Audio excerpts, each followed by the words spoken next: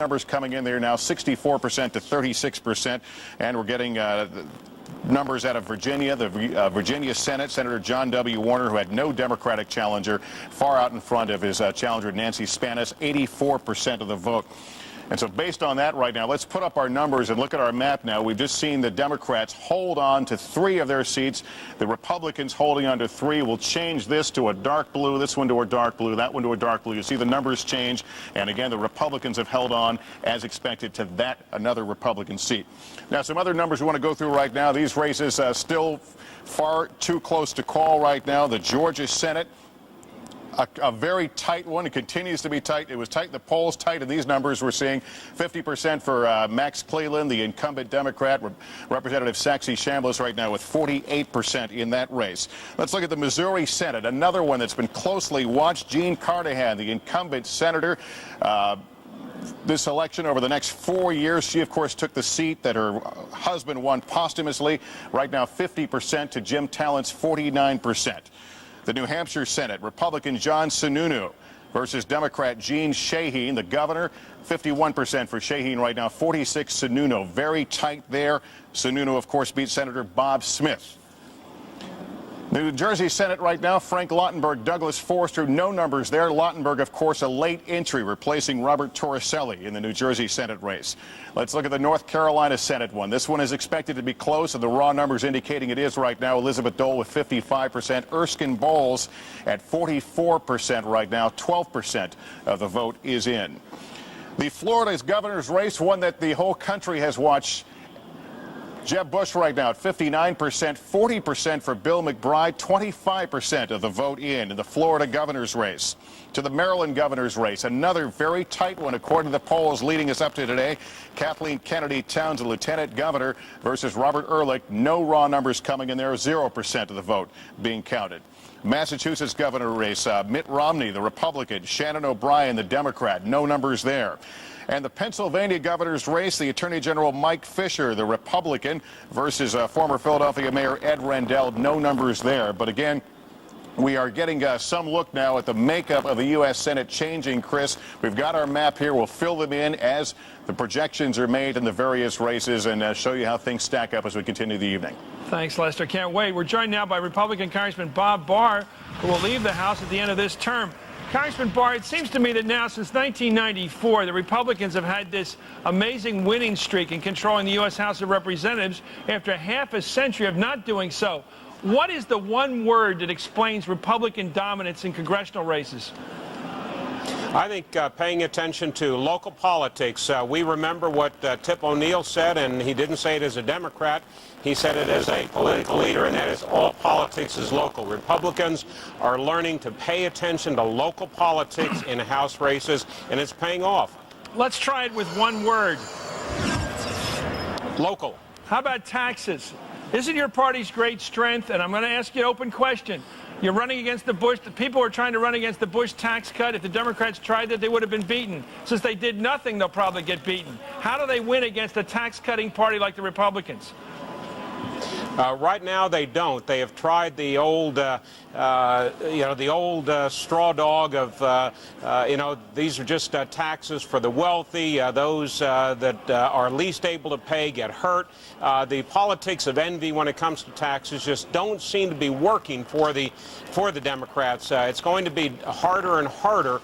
The American people, Chris, appreciated the tax cut that the president was able to get through the Congress a year and a half ago, and I think they resent the fact that for a year and a half since then, since the Senate has been under Democrat control by that one-vote margin, they have stopped tax relief bill after tax relief bill, and I think it's really starting to hurt the Democrat Party. Who runs this country, the Republican Party, or as you call them, the Democrat Party? I mean, who runs the country? I mean, I get the feeling that the Republican White House now, the Republican House now, are you guys going to be basically calling the shots after this election?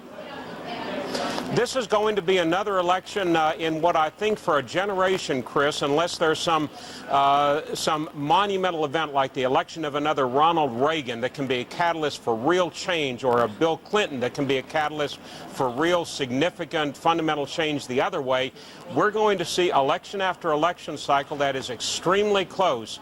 The country really is very evenly balanced, and it's going to take a cataclysmic event or a real leader that we don't see on the horizon right now to change that. So I think whoever controls the House, I think it's going to continue to be the Republicans. Whoever controls the Senate, and it's going to be by a one-vote margin one way or the other, that's going to continue to be what the president has to pay attention to. No president right now is going to be able to declare a mandate and just move forward with bold new initiatives, because the country has not made up its mind which way it wants to go. Let me ask you about the president's power down there. I've been watching that race. We have no idea how it's going to turn out by tomorrow morning sometime. But Max Cleland was a pretty, we thought, solid incumbent down there, the Democratic war veteran who lost 3 limbs in the Vietnam War. We thought, watching this from Washington and New York, that this guy would get reelected. In the last couple of days, something's happened in your state. What is it to jeopardize the tenure of Max Cleland and make it even likely that Saxby Chambliss, the Republican nominee, might win tonight? Part of it is local politics. There are some local issues, Chris, but the one major factor in that race in particular, and I know this sort of goes against the grain of what I was just saying, was the popularity, the personal popularity of George W. Bush. He carried the state by a wide margin 2 years ago, and I think the Democrats underestimated how popular this man really is right now. He has been in the state twice within the last 3 weeks, and it has really paid off in a very close race. Okay, thank you very much, Congressman Bob Barr. Pat Goodell, this president, has he been once again in his history, his career, been underestimated, George W. Bush? Absolutely. I mean, as I said, he walked off the pedestal of being a war leader, which I'm sure people advised him not to do, to maintain that aura, and went out and campaigned his... No Oval Office strategy, a Rose Garden strategy for this guy. 16 stops last few days. I mean, just being the political president, it's very dangerous. But I got to say, in this Georgia race, I hope to God that, Max Cleland, here's a person who gave up 3 limbs, who nearly lost his life for this country, being attacked. This is our politics, being attacked by a guy who avoided the draft, being attacked as some sort of guy weak on defense and weak on the security of America. Our politics are a little bit out of order. And I think, and the president, yeah, he delivered in that state, but I think that the message here is a little bit ugly. Isn't that the closer fact here, Donna? It's a very undecided state. Georgia is not a deep South, hard conservative state. It's not predictable in either column, right? That is correct. And look, Roy Barnes is going to do a great job in winning re-election as governor. Georgia will perhaps send as many as 4, if not 5 African Americans to Congress this cycle. And look, it's a pretty progressive state in some areas, especially around Atlanta, and it's very conservative in the southern portion. Has it been stratified racially in the state to the point that it hurts white candidates for statewide office? Is that on the Democratic side? Is that what's going on down there? No, I mean, the white Democrats tend to be social conservatives and cultural conservatives, and African Americans still support them. Well, why is Cleland in trouble tonight, if that's true? Why can a guy like him be beaten here? Okay, what happened was, by including in the Homeland Security bill, Right, a provision requiring basically the abolition or the restriction on federal unions. Right. The White House created an open shot.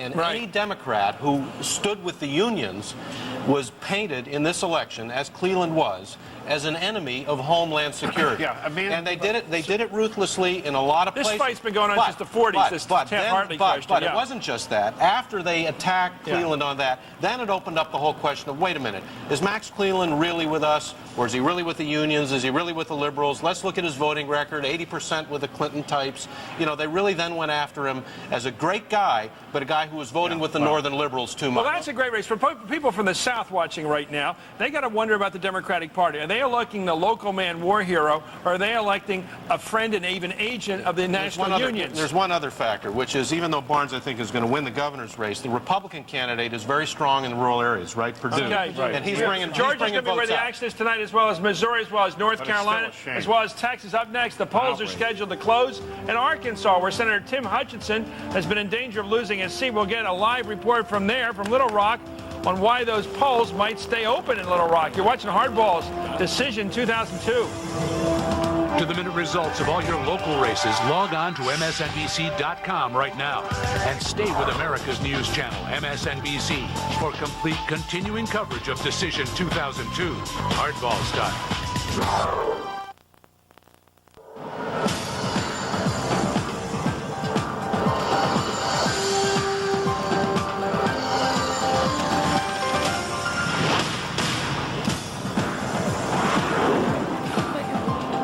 In a few moments, we're expecting a victory speech from Republican Senator Mitch McConnell of Kentucky. First, it's after 8:30 on the East Coast, and that means the voting has scheduled to end in Arkansas, where Republican Senator Tim Hutchinson has been fighting for his political life against Democrat Mark Pryor. Now it looks like in some places those polls are going to stay open. Hardball correspondent David Schuster is at Hutchinson headquarters in Little Rock. David. Well, Chris, the governor of Arkansas has many times called this state a banana republic, and tonight he's got another example to support his claim. A few minutes ago, a local judge, a circuit court judge, granted the Democratic Party's request for an injunction that will keep the polls open in Pulaski County, which is Arkansas's largest county. The polls will be kept open for an extra 90 minutes. Pulaski County has more than 270,000 voters, is the largest in the state. 1 out of every 6 ballots will be cast here. It is a Democratic stronghold, so the fact that these polls are going to be kept open will help the Democrats. This is an area that Attorney General Mark Pryor needs to run very strong in order to defeat the Republican incumbent Tim Hutchinson. One of the problems that they've had in Pulaski County is that there are 107 different ballot types because of all the various hamlets and villages and the various sheriffs and local treasurers and county commissioners. And again, a judge tonight granting the Democratic request to keep the polls open an extra 90 minutes. This, of course, is a seat that the Republican Party would dearly love to hold on to. Tim Hutchinson 6 years ago became the first Republican in Arkansas history to be elected to the Senate. He took the seat after David Pryor, longtime Arkansas senator and popular governor, vacated the office. David Pryor, of course, it's his son, Mark Pryor, 39 years old, who is trying to recapture the Senate seat for the Democrats. Chris? Thanks, David. Lester Holt has more results to report. Lester. All right, we've got some news in a couple of states right now. The state of New Jersey, based on information provided by Voter News Service, NBC makes the following projection that Frank Lautenberg, the former senator, will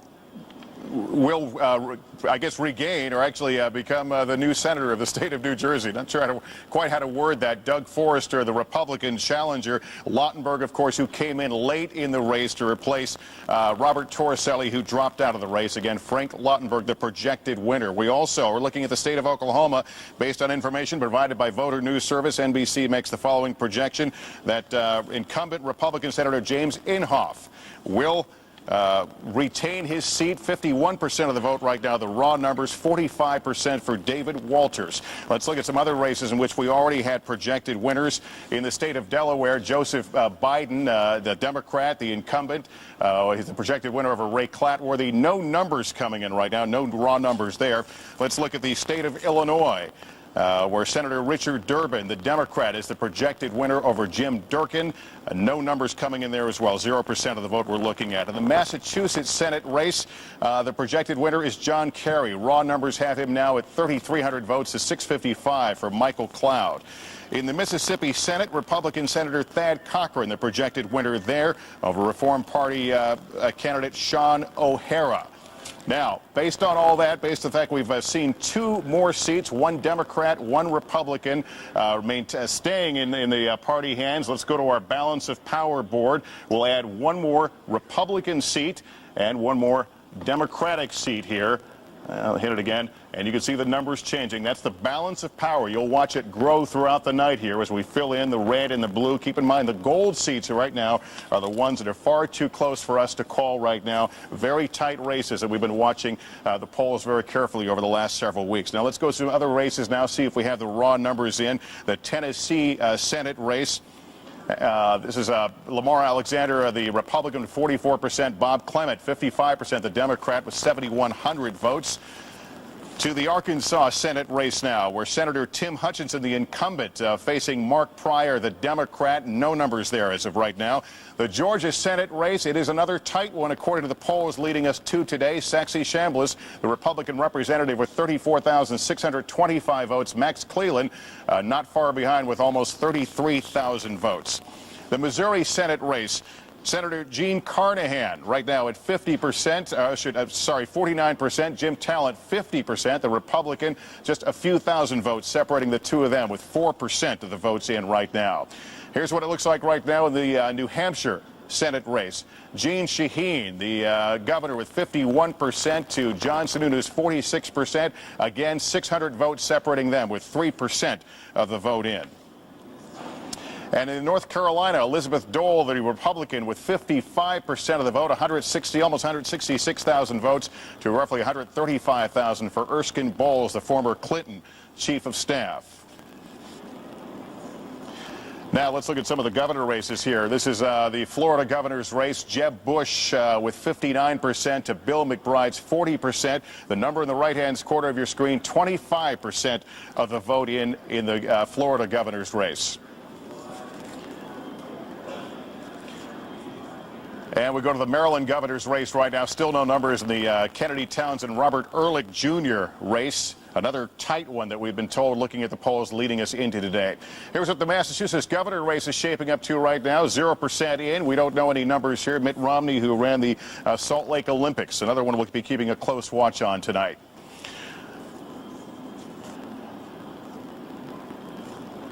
And here's the Arkansas governor race right now. Again, no numbers coming in here. Jimmy Lou Fisher versus Mike Huckabee. President Bush stumping on behalf of Huckabee just a day or so ago.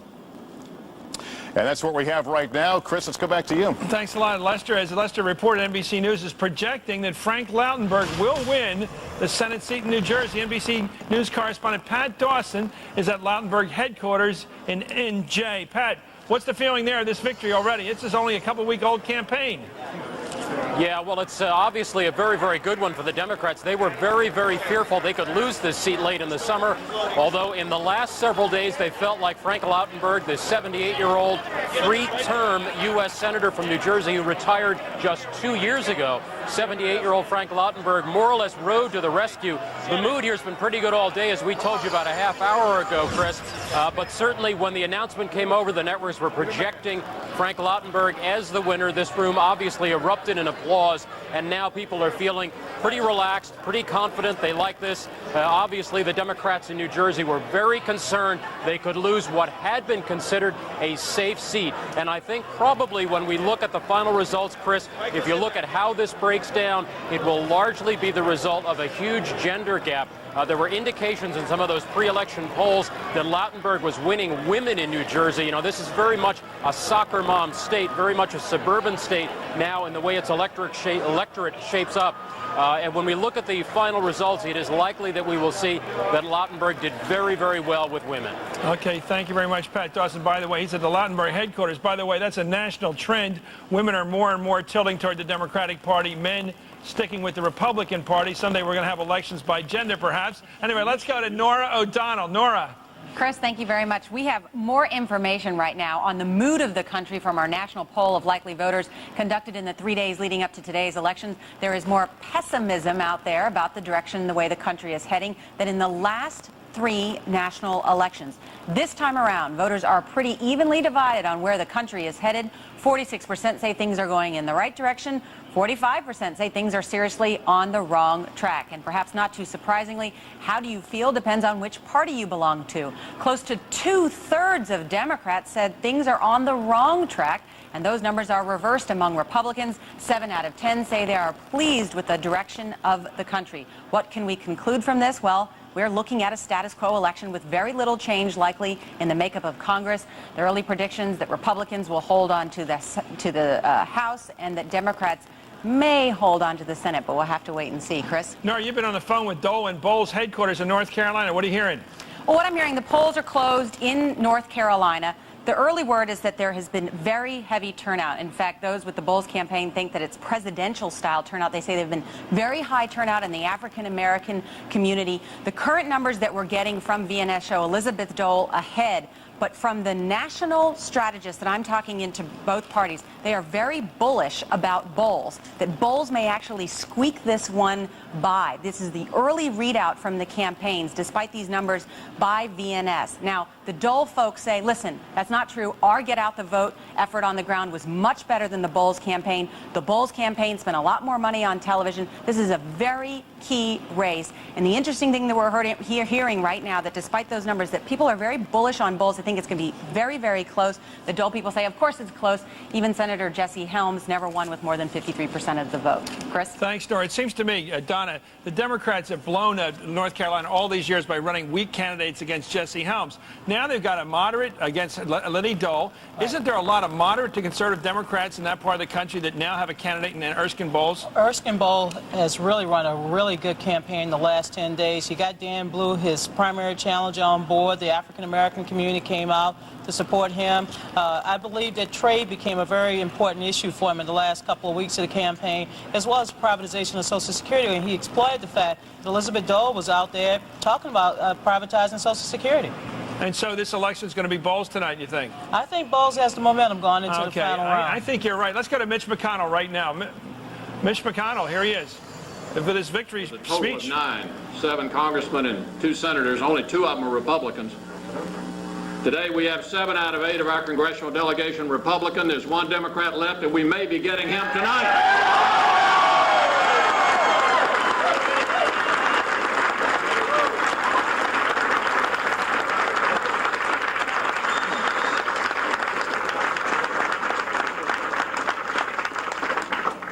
And we had an extraordinary breakthrough in Frankfurt in 1999. And as a result of 2 courageous party switches, the state Senate became Republican for the first time in the history of the Commonwealth. The key player in that was Senator Dan Syme of Jefferson County.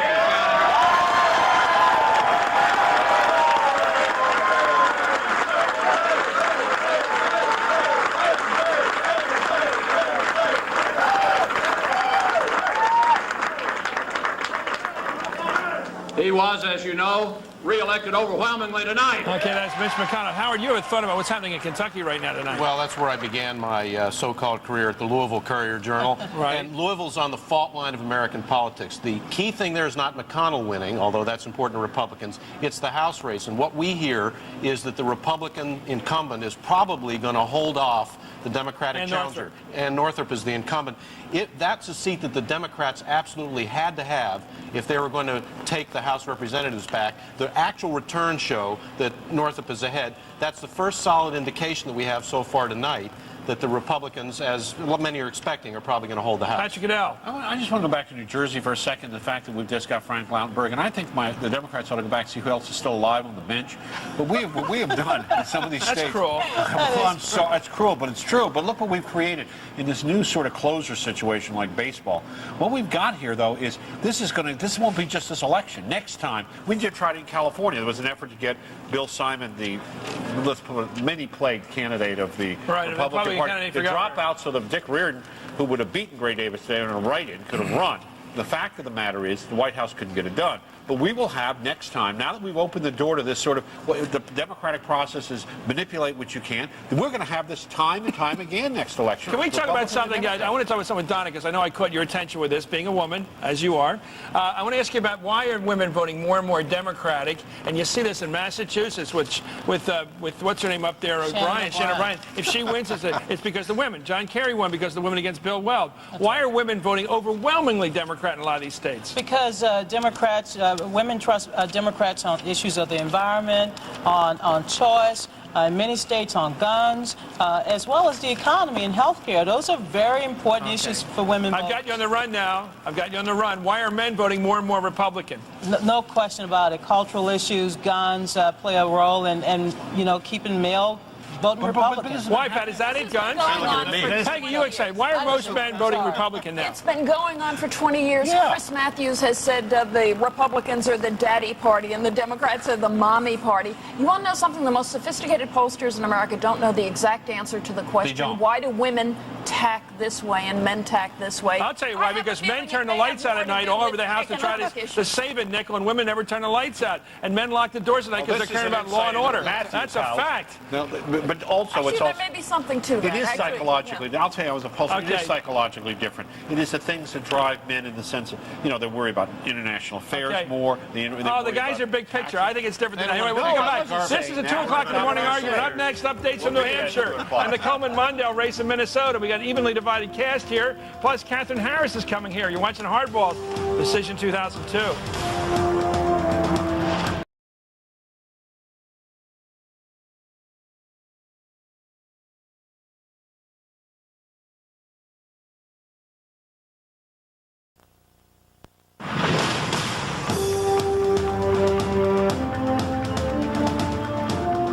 The appetites are whetted for the numbers, and they're going to start rolling in soon. The polls are closed, and they're counting the votes in New Hampshire, where Democratic Governor Jeanne Shaheen is in a tough race with Republican John Sununu. Mike Barnickel's at Shaheen headquarters in Manchester. Mike. Chris, how are you? I'm waiting for the big results. This is like the Academy Awards. We're getting the what do you call them, supporting actor roles. I want the big ones. Well, it's New Hampshire's version of the Academy Awards, Chris, and of course it is actually the kickoff to the 2004 presidential primary in a way. A lot of attention here, very small state. The governor of the state running against a long-term incumbent, son of a famous political family, former governor of the state, John Sununu Jr. The only declared winner here tonight thus far, Christopher, is the local Dunkin' Donuts guy, because people are going to have to drink a lot of coffee, stay up pretty late, because with 8% of the vote in here, it's about 49% to 48%, not even worth talking about. It's going to be a long night. By the way, a polling question. My friend Ed Markey, who's a congressman from Massachusetts, says you can tell the Democratic districts in New England because they have all the Dunkin' Donuts, whereas the Starbucks are in the Republican areas. That's exactly right. It gets to your question that you were just talking with the panel about men and women. Guys are more likely to be in Dunkin' Donuts. Women are more likely to be in Starbucks, or at least affluent women, because it costs $7 for a cup of coffee. And the highlight of the night thus far for me, watching Hardball, is Pat Caddell's reference to the fact that American politics has changed, and we now have closers being brought in Senate races. Not only that, a great idea. But Michael, Randy Johnson got won the Cy Young again this year. How about that for today's election? Thank you, Mike. Coming up at 9 o'clock Eastern, the polls will close in Minnesota and South Dakota. Kelly O'Donnell's at Mondale headquarters in St. Paul. Jim Avila's at Senator Tim Johnson's headquarters in Sioux Falls. We begin with Kelly O'Donnell. Kelly, what's happening? Good evening, Chris. Even though the polls have another 10 minutes or so to go, we're told that there are long lines in several places, and the concern is, will all those people get to vote? So there have been questions raised, and of course anybody in line by the time the polls close will get to vote. That's an indication of how strong voter turnout has been. In the days that I've been in Minnesota, people here are quick to tell me that this state is among the highest in voter turnout. They believe that'll be significant today. One thing that's thrown everything into sort of unknown territory, no one expects results anytime soon. In the U.S. Senate race between Walter Mondale and Norm Coleman, all 3 million ballots have to be counted by hand. All the absentee ballots, about 100,000, have to be opened and reviewed after polls close. Typically that would have been done during the day, but in this race they're letting people re-vote if they received a well-stoned ballot by absentee, and most did. We also know that both candidates, when I talked to them today, they said they expected to probably come out tonight and thank supporters, but neither one expected an acceptance or a concession speech in the normal time frame. It may happen tomorrow. We just don't know. So I've got my coffee and my patience, and here we go. That's great, Kelly O'Donnell. Now to South Dakota, where Tim Johnson faces Republican John Thune, and Jim Avila is at Johnson headquarters in Sioux Falls. Jim.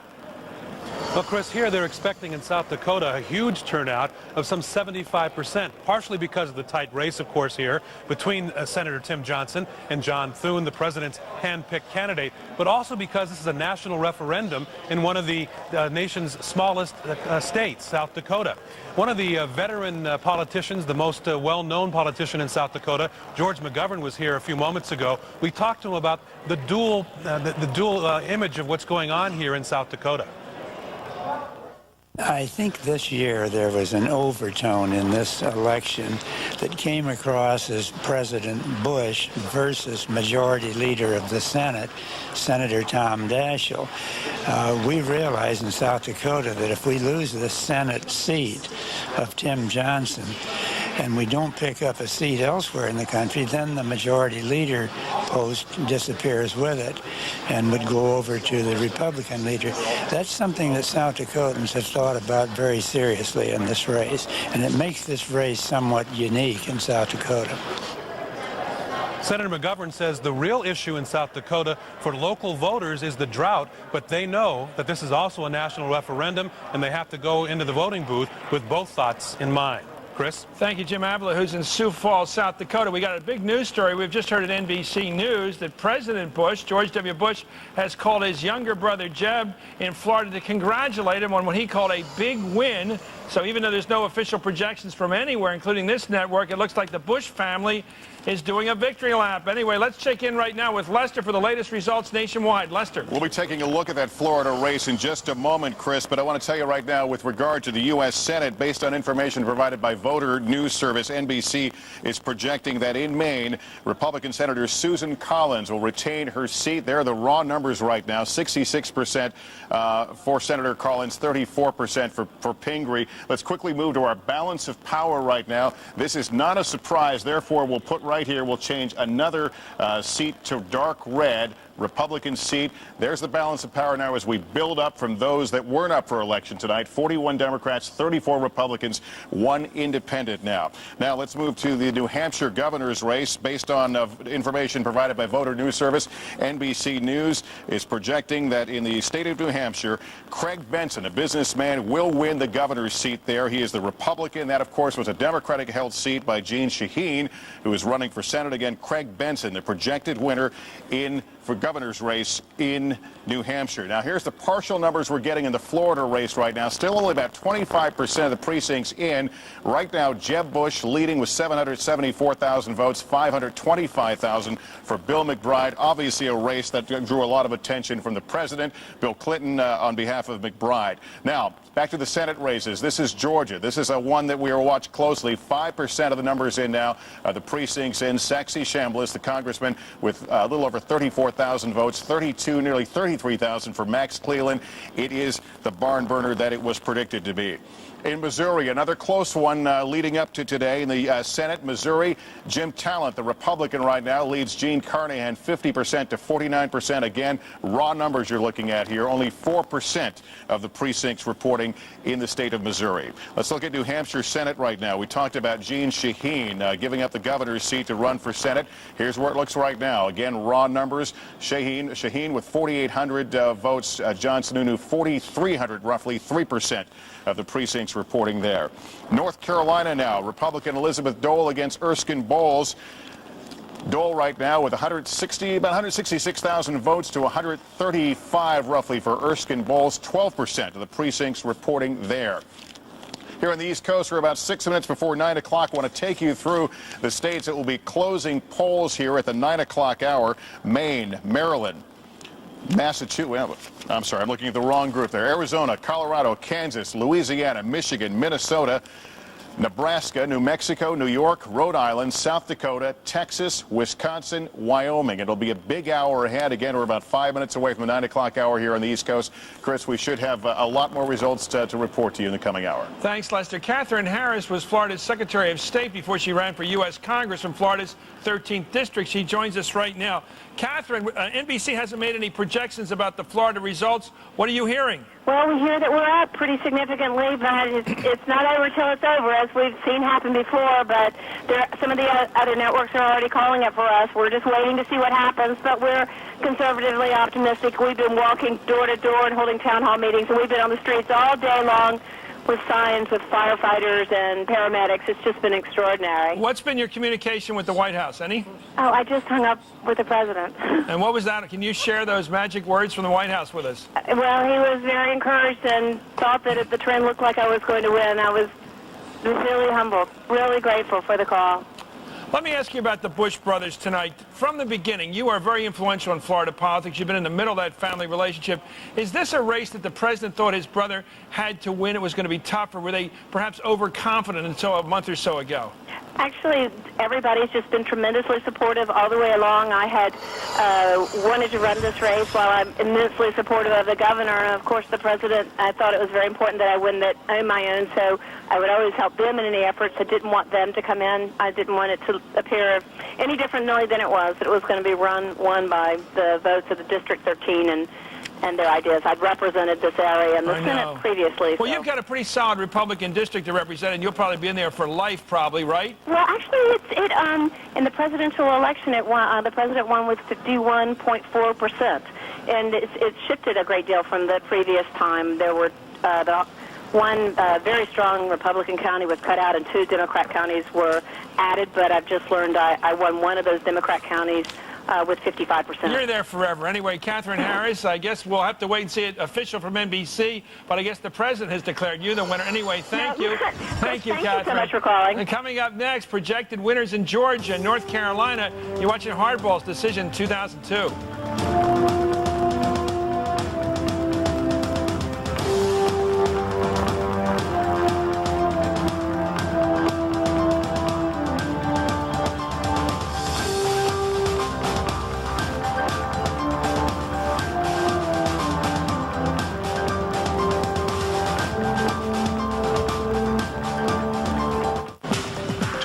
Presents Image of the Day.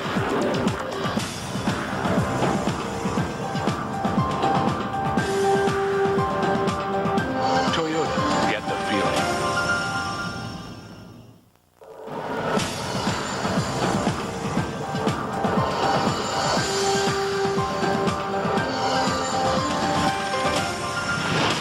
Live from MSNBC World Headquarters, Hardball's Decision 2002.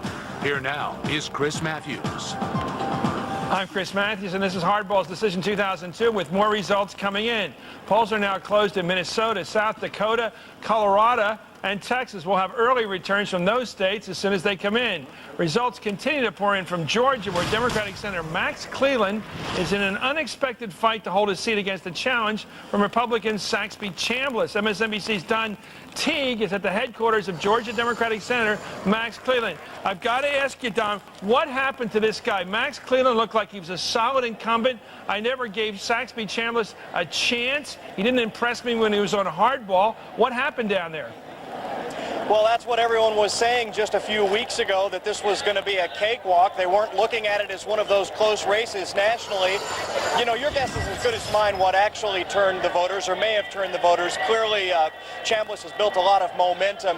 What we're hearing and what we know Chambliss has been pushing a lot was Homeland Security as his big issue, and that he was going to go to Washington and in the Senate get that done. Also, a lot of the coattails of the president. The president was here for 6 hours on Saturday. Rudolph Giuliani was here this weekend. A lot of big-name Republicans decided to swoop into the state and do everything they could to bolster Chambliss, and it seems to have had some impact. It's awfully close here tonight. I can tell you that this is billed as a Democratic victory party. Well, I've been to victory parties before, and this isn't one of those yet. No one's panicking, but they're sort of subdued right now. Chris? Okay, thanks a lot, Don Teague from Atlanta. Some news now, big news, not electoral but political. NBC has learned that the SEC chairman, the chairman of the Securities and Exchange Commission, Harvey Pitt, has resigned. Howard? Big news. Well, you're cheering, Donna, because the Democrats have been calling for his head. But go ahead. Go ahead, Howard. Well, this is a big deal. George Bush was under attack. His administration was under attack on the whole question of corporate responsibility. Harvey Pitt became the symbol of it. It's interesting, though, that they waited until today, until the end of Election Day, to make this happen. A little too clever by him. We'll have a thoughts for more coming back. Thanks, Howard. Lester Holt is standing by with more results. Lester. Looks like a big night for the incumbents early, at least, Chris. NBC News, we can tell you that Voter News Service, based on the information they're providing, NBC News is making the following projections that in the state of, I'm sorry, I guess we're going to the governor races first. In Pennsylvania, that Ed Rendell will win the governor's seat there, the Democrat. Raw numbers right now, 58% to Mike Fisher's 42%. Okay, we're going to the Senate now? All right, again, Voter News Service information provided NBC News. We are making the following projection that in the state of Kansas, Senator Pat Roberts will retain his seat. There are the raw numbers, 73%. That in the state of Michigan, Senator Carl Levin, Democrat, will retain his seat. He was up against Andrew Ruskowski, the Republican. No raw numbers coming into that race as of yet. In the state of Nebraska, information provided by Voter News Service to NBC making the following projection that Senator Chuck Hagel will retain his seat, the Republican. That in the state of New Mexico, Republican Pete Domenici will hang on to his seat over Gloria Tristani. That in the state of Wyoming, Senator Mike Enzi will hang on to his seat, the Republican. And in Rhode Island, the Senate, that Senator Jack Reed, the Democrat, will hang on to his seat as well. And as we reported a short while ago, the projected winner in the state of Maine, Senator Susan Collins. Now, I want to put up our balance of power board right now and update you as to where we are. We're filling in the seats as we get them now. That's 5 Republican seats we're going to add that we're going to turn to the bright red, indicating that that's 2, let's try it again, 3, 4, and 5. And I think we just added, 2 Democratic seats as well that will turn dark blue there. And it again. There it is. Oh, it turned red. Let's try it again. All right, blue. We don't want to alter this any way, shape, or form, but there are the numbers right now. Democrats 43, Republicans 39. Now, there's some other races I want to take you through as well that we're watching right now in terms of numbers. The Nebraska governor's race, no raw numbers coming in here, but the projection is that Mike Johans wins, the Republican, in the state of Nebraska. In the New Hampshire's governor's race, Craig Benson, the projected winner with 55% to Mark Fernald. These are partials now. This is the Florida governor's race, closely watched. Jeb Bush right now, 774,000 votes to 525,000 to Bill McBride, 59% to 40%. Keep in mind again, those are raw numbers you're looking at. The Kansas governor's race, Kathleen Sebelius with 67%, the Democrat. Moving to the state of Texas, Rick Perry with 51% to Tony Sanchez's 41%. President Bush was in Texas yesterday campaigning on behalf of Governor Perry. In the state of Georgia, Sonny Perdue is slightly out of front of Roy Barnes, Republican now. Perdue with 49% to 48 for Barnes. Just a few hundred votes separating the two of them there. That's where things stand. A lot of calls, a lot of projections, a lot of races, though, will clearly keep us up very late tonight, Chris. Okay, now for some update from hot races where the polls have recently closed. NBC's Jim Avila is in Sioux Falls, South Dakota. It's Tim Johnson's headquarters, and that's where he's at. Jim. Well, as you say, Chris, it is still very early. The polls closing just a few minutes ago, 5 or 6 minutes ago. In fact, the Secretary of State's office reporting on their computer link that there's only 1 precinct so far counted. We assume that's here in this part of the state near Sioux Falls, and it really has nothing to say about who's ahead. That's very tight even in that 1 precinct with John Thune showing a small lead. It could be a long night. There are paper ballots here in South Dakota. It could take some time for those votes to be counted. And as we've been telling you, this, of course, is the kind of race where people went into the voting booth with lots on their mind. They had to think about their local issues, which are mostly about drought and the farming issues, and at the same time realize that they were participating in what became a national referendum, sort of a grudge match between the President of the United States and the Senate Majority Leader, Tom Daschle. President Bush, of course, coming here some 5 times in the last 2 years, more than any other sitting president visiting South Dakota. Chris? Isn't it true that the Democrats in the last 24 hours or 48 hours made a point of saying if you lose Johnson, you lose Daschle as well as Democratic leader? Absolutely. There have been a couple of strong messages nationally going on. President Bush, in fact, name being used by people today calling out for votes in the John Thune campaign, calling on the phone to registered voters saying President Bush needs you to go to the polls. On the Democratic side, of course, Tim Johnson, his message has been to voters here that if Tim Johnson loses, there's a good chance that Senator Daschle will lose all his clout. That's important here in South Dakota. It's a small state. This is one of those states, Chris, where they actually get back in federal dollars more money than they pay in federal taxes. And that, of course, could come to an end if Daschle loses his seat. Okay, thanks a lot, Jim Avila in Sioux Falls. NBC News correspondent Kelly O'Donnell is at Mondale headquarters in St. Paul, Minnesota.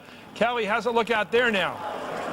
Well, there isn't the kind of relief you would expect a few minutes after polls are closed. That's because everyone here knows it will be a long night. And they're talking strategy, how to know what the results are before you know the results. One of the things they're telling me is that for Democrats, they think good news in their view would come later in the evening because the densely populated voting areas like Minneapolis, St. Paul, heavily Democratic, because of the volume of ballots, that's going to take longer to count by hand. Again, all of the U.S. Senate votes must be counted by hand. They expect that will take them deep into the night. One of the things they're looking at is some of the down ballot races where they have state legislators around the state who have got a sense of how voters have gone for those other races. Maybe some sort of tea leaves can be read about what happened in the U.S. Senate race. This ballroom has just begun to fill up ever so slightly. The band took a few minutes of playing time, but this is not a party happening anytime soon. It will be quite a while. Also, absentee ballots, one of the things they have to do is check after the polls are now closed. It's been a few minutes. They will look to see if the absentee ballot that's been sent in matches someone coming in person today. Because of the unusual circumstances here, someone who might have voted for Paul Wellstone absentee gets another chance. That cross-checking is simply going to take time, 100,000 votes. So it will be a tedious process. Republicans tell me they think voter turnout could be as high as 60%.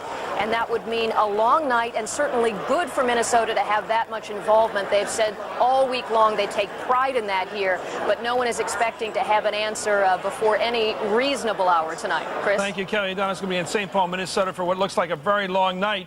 The biggest news tonight so far, apart from the elections, is the resignation of Harvey Pitt as chairman of the Securities and Exchange Commission. There has never been a time in my life when there was so much focus on corporate sleaze and corruption and inside trading and all the worst parts of corporate life. Pat, you've been saying in the last couple of days the Democrats failed to exploit this issue.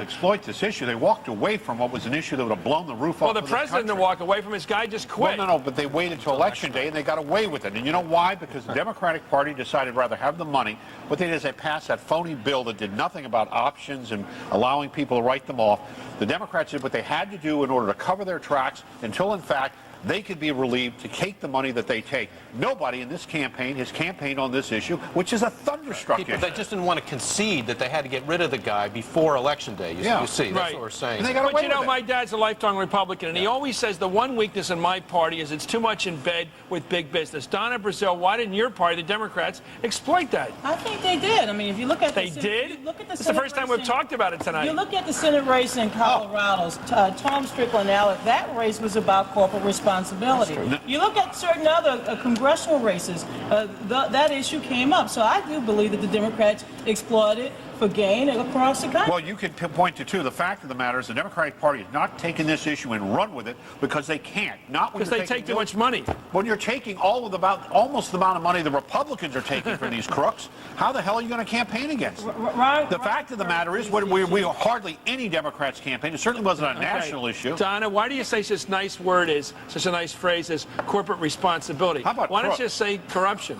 I could call them sleazeballs. I could call them crooks. I could call them crooks, but I'm just telling you that was the code word that the president used when he came out. And he got away with it. I think Peggy's getting ready to pounce in her Regular gentle way Republicans, cloth coat Republicans, don't own a lot of stock. They're not in country clubs. How come the Republicans haven't tried to change this faster? Waiting till election night to dump the guy? I think there is a case to be made, as Pat does, that when it comes to corporate connections, each party, they're like two halves of the same hypocrisy. I understand the point. I think there is truth in it.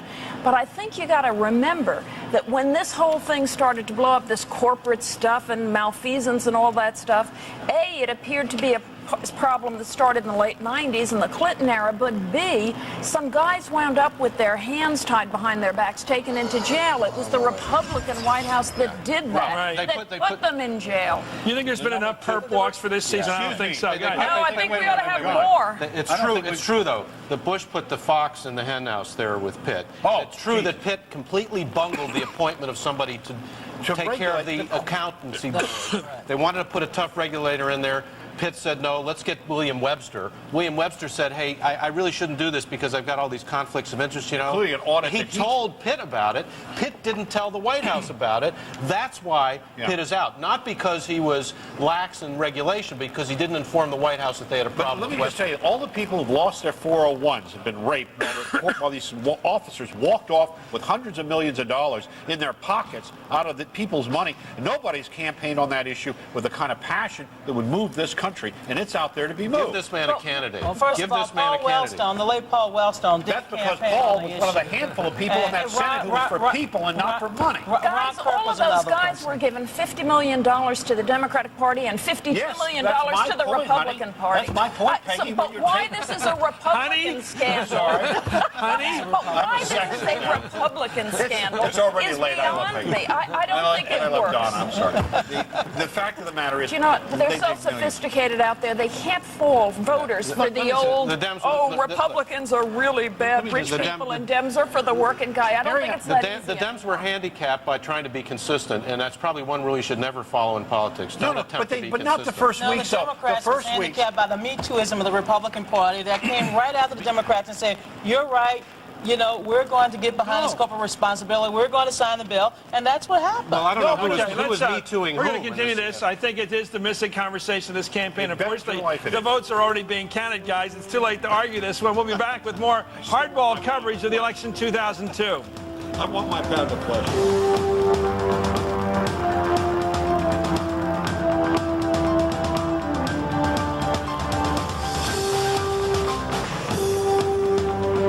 Welcome back to Hardball's coverage of Decision 2002. Let's go to Nora O'Donnell for more polls on how people are thinking who voted today. Chris, we've got some numbers that may give people a clue about which party wins tonight, or if either party wins big. Republicans got up this morning hoping that voters would, and their concerns about Homeland Security and the possibility of U.S. military action in Iraq would propel them to victory, and Democrats, on the other hand, were eager to see whether voters' concerns about a wobbly economy and education would translate to votes for them. Now, an NBC News poll of likely voters conducted in the past several days before the election found that no single issue was dominant. Instead, there were a lot of different issues that showed up on the electorate's radar screen.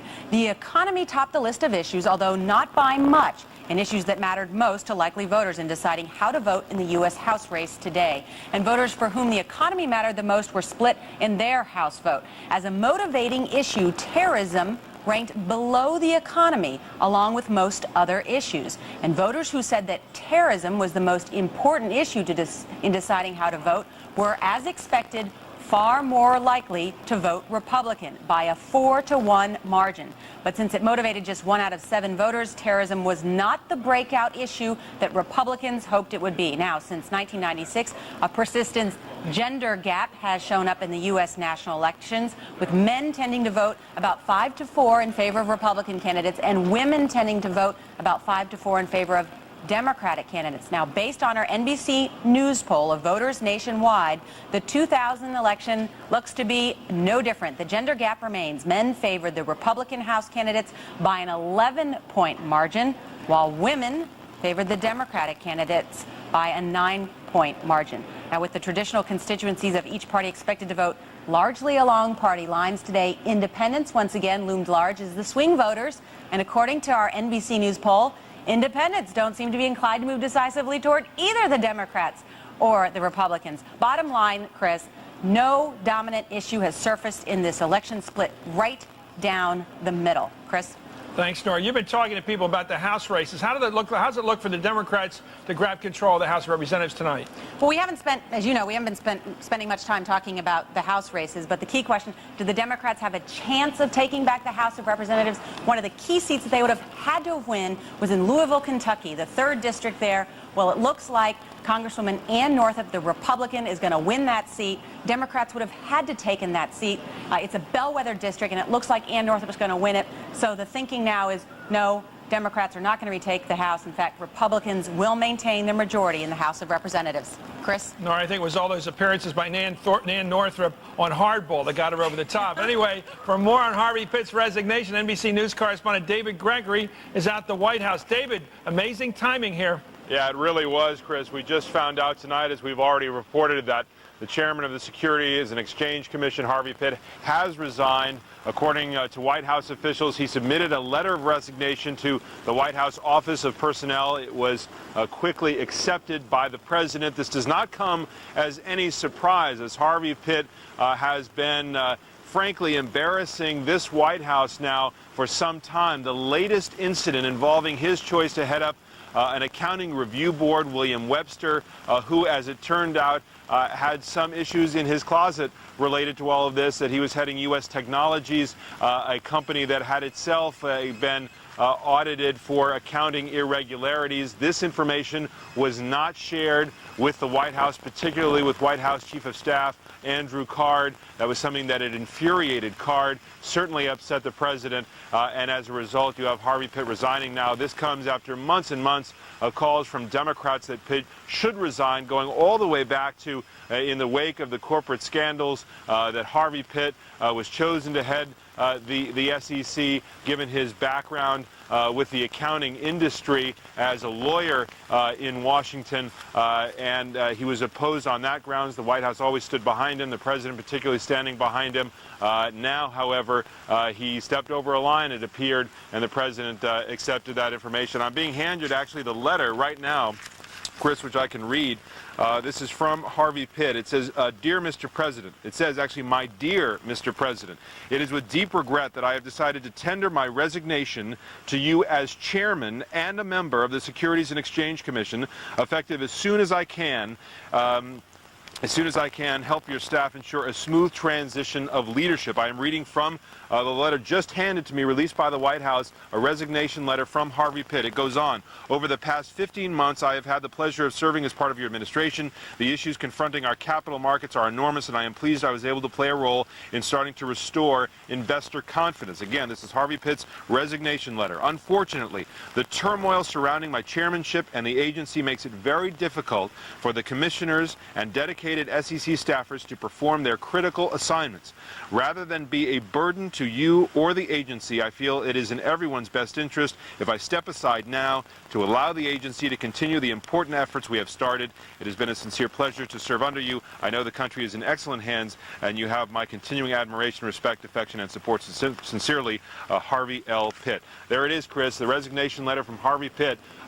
Certainly, the timing was a bit of a shock. The issues surrounding his disfavor within the administration and the reasons for his resignation were certainly not a surprise to those of us covering some of the issues surrounding him, but his resignation accepted by the president tonight. Thanks a lot, David Gregory. He's at the White House. Lester Holt is standing by with more numbers. Here he is, Lester. Want to take you, Chris, through some of the Senate races that likely will take us late into the night. Those that the polls have told us leading into today were very, very tight. Let's look at the Senate race in Arkansas. The Democrat Mark Pryor trying to take the seat from Senator Tim Hutchinson. No numbers coming out of there right now. The polls are closed, but no numbers to share with you. In the Colorado Senate race, it's incumbent Republican Senator Wayne Allard meeting Democrat Tom Strickland. No numbers there. Of course, it's a rematch there. A lot of undecided voters in Colorado. In the Louisiana Senate, it's a very interesting race. Of course, there are a lot of candidates, 2 Democrats, 3 Republicans. Senator Mary Landrieu, there's one of her Republican opponents there. This is the race where if Landrieu doesn't get more than 50%, we're looking at a December 7th runoff. The Minnesota Senate race is one that the nation has been transfixed to since the death of Senator Paul Wellstone. Of course, it's Walter Mondale and Norm Coleman. The polls closed there a short time ago. No numbers coming out, but again, one we're watching very closely tonight. The Missouri Senate, another one. We are getting some numbers there. 4% the precincts reporting right now. It is very close. 3,000 votes separating Jim Talent, the Republican, slightly ahead of incumbent Democratic Senator Gene Carnahan. The New Hampshire Senate, again, another close one. 600 votes separate Jeanne Shaheen from Republican John Sununu there. Jeanne Shaheen now 51%. Again, 3% of the precincts reporting there. Let's look at the South Dakota Senate. This is one that has drawn very close in recent weeks. Democratic Senator Tim Johnson defending his seat from Republican John Thune. Again, no numbers there. Another one that may keep us up late. The Texas Senate race. Another interesting one, the president in Texas only yesterday, Republican John Cornyn versus Ron Kirk, the Democrat. Right now, Cornyn with 57% of the vote, 453,000. Now, we're getting news out of the state of Illinois regarding the governor's race. Chris, we can say based on information provided by voter news service NBC News makes the following projection that Democrat Rod Blagojevich will win the governor's seat over Republican Jim Ryan, the Attorney General in Illinois. Republicans pick up, if this becomes official, Republicans would pick up, Democrats would pick up what is now a Republican governor's seat. Again, Rod Blagojevich, the congressman, no raw numbers coming in there. Chris, let's send it back to you for now. Thanks. Apparently, the Arkansas polls are remaining open. And, boy, it looks like a trend there with Pennsylvania and Illinois both electing new hotshot governors. NBC's Jack Chestnut is at the Colorado headquarters of Senator Wayne Allard in Denver. Jack. Hey, Chris. Listen, you'd never know it that all the pre-election day polling showed Wayne Allard slipping a little bit in the polls, even slightly falling behind Tom Strickland among those voters who were polled. Tonight, they just got through playing the Boogie Woogie Bugle Boy of Company B, and I just got off the phone with Allard's campaign chairman, and they're feeling very good. They say for 2 reasons. They say they got a very good voter turnout in the northeastern part of the state, a very agricultural area, which has been a very strong stronghold for Wayne Allard. And also, even better news, they say, and that's the vote that they had a huge turnout down in Colorado Springs, which is a big military town. And certainly Wayne Allard over the years has been a big friend of all the military budgets, always voted in favor of the military. So it may be the Pollyanna effect, but the Allard folks are feeling pretty good. No results back yet. We just checked the Secretary of State's website. They have not even posted any voting results yet. But anecdotally around the state, we checked around some today.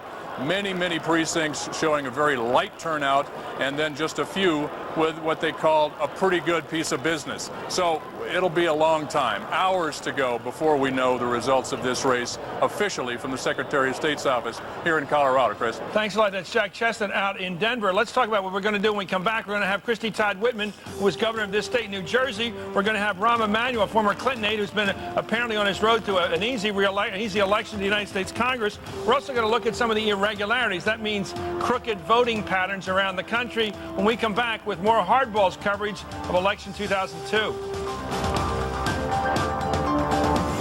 For up-to-the-minute results of all your local races, log on to MSNBC.com right now and stay with America's news channel, MSNBC, for complete continuing coverage of Decision 2002, hardball style.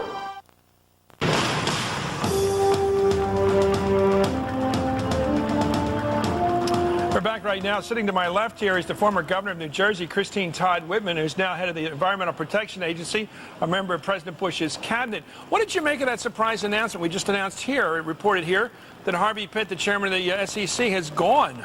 Well, He's left town. It's over. guess I wasn't totally surprised in that he's been under a lot of pressure recently, and so in the best interests of the administration, I think he took this step to preempt any more of this. Do you kind think of he got a controversy. whisper from one of the chief of staffs of the White House or someone like that, or the president sent word, it's time for you to leave, Harvey? I don't think the president did. The president's been pretty busy of late. Right? You don't think he other told him to things. leave? I don't think so. I don't think he had time for that call. Let's talk about this cabinet and this president. George W. Bush, why do you think I've been asking this question all night because it could prove to be an historic question. Unlike so many presidents, he has risked it all politically by going out and campaigning in so many states. If he loses in many of those states tonight, he'll look like a weak man before the world. Why do you risk it? Well, because he believes in the candidates, and he is facing such frustration on the home front level, particularly in the Senate. I mean, there should be no question, but we need a Department of Homeland Security. We don't have one. And he has been trying to get a whole series of issues through on Social Security, on education. He's gotten some legislation through, but there's been so much legislation that's been stalled that he really believes deeply that in order to do the job that people elected him to do, he needs that kind of support. Is the message here, you better fear me from now on? There's a problem with the U.S. Senate. They don't seem to be afraid of George W. Bush. Will he, in defeating 2 or 3 incumbents, be able to spread some fear in the Senate that they're next? I'm not so sure it's fear that he's looking to spread. It's, look, here's How what else the do you American rule in people Washington want. if it's not fear? This is what the Right. American people want. Right. Don't fear me. Fear your voters at home. They're sending messages. They want to make sure that we have the kind of homeland defense that we need, that we have the kind of support for the president that he needs, that tax cuts, the kind of program that he as president has put together. This is what the American people want. Is there any chance that this president will be able to come out of it tonight with the winning of the trifecta, as I've called it, the House, the Senate, and his brother reelected? Can he win all 3 tonight? Well, he can certainly win his brother because they've already declared that one. I think he can win all 3, but it's historic anyway. If we hold the House, it's historic, much less add seats in the House and pick up the Senate.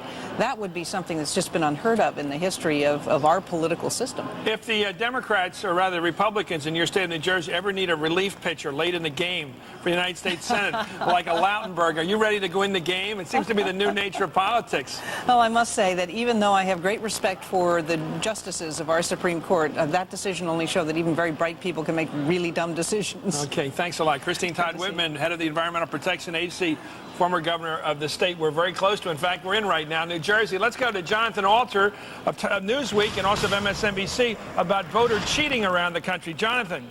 Hey, Chris, how you doing? Great. You've heard about Arkansas, where they've got problems that made a judge leave the polls open for an extra 90 minutes, and that could possibly affect that very tight Senate race down there. We've got several other states where there's some, at least potential irregularities. In Texas, in Fort Worth, Texas, they're going to have to recount as many as 100,000 ballots. If voters tried to vote a straight party ticket, the computer didn't register it, so they've got a big confusion down in Texas, and of course a very close Senate race down there. In Massachusetts, Mitt Romney's forces are saying that the Democrats are using union folks to intimidate voters in Jamaica Plain.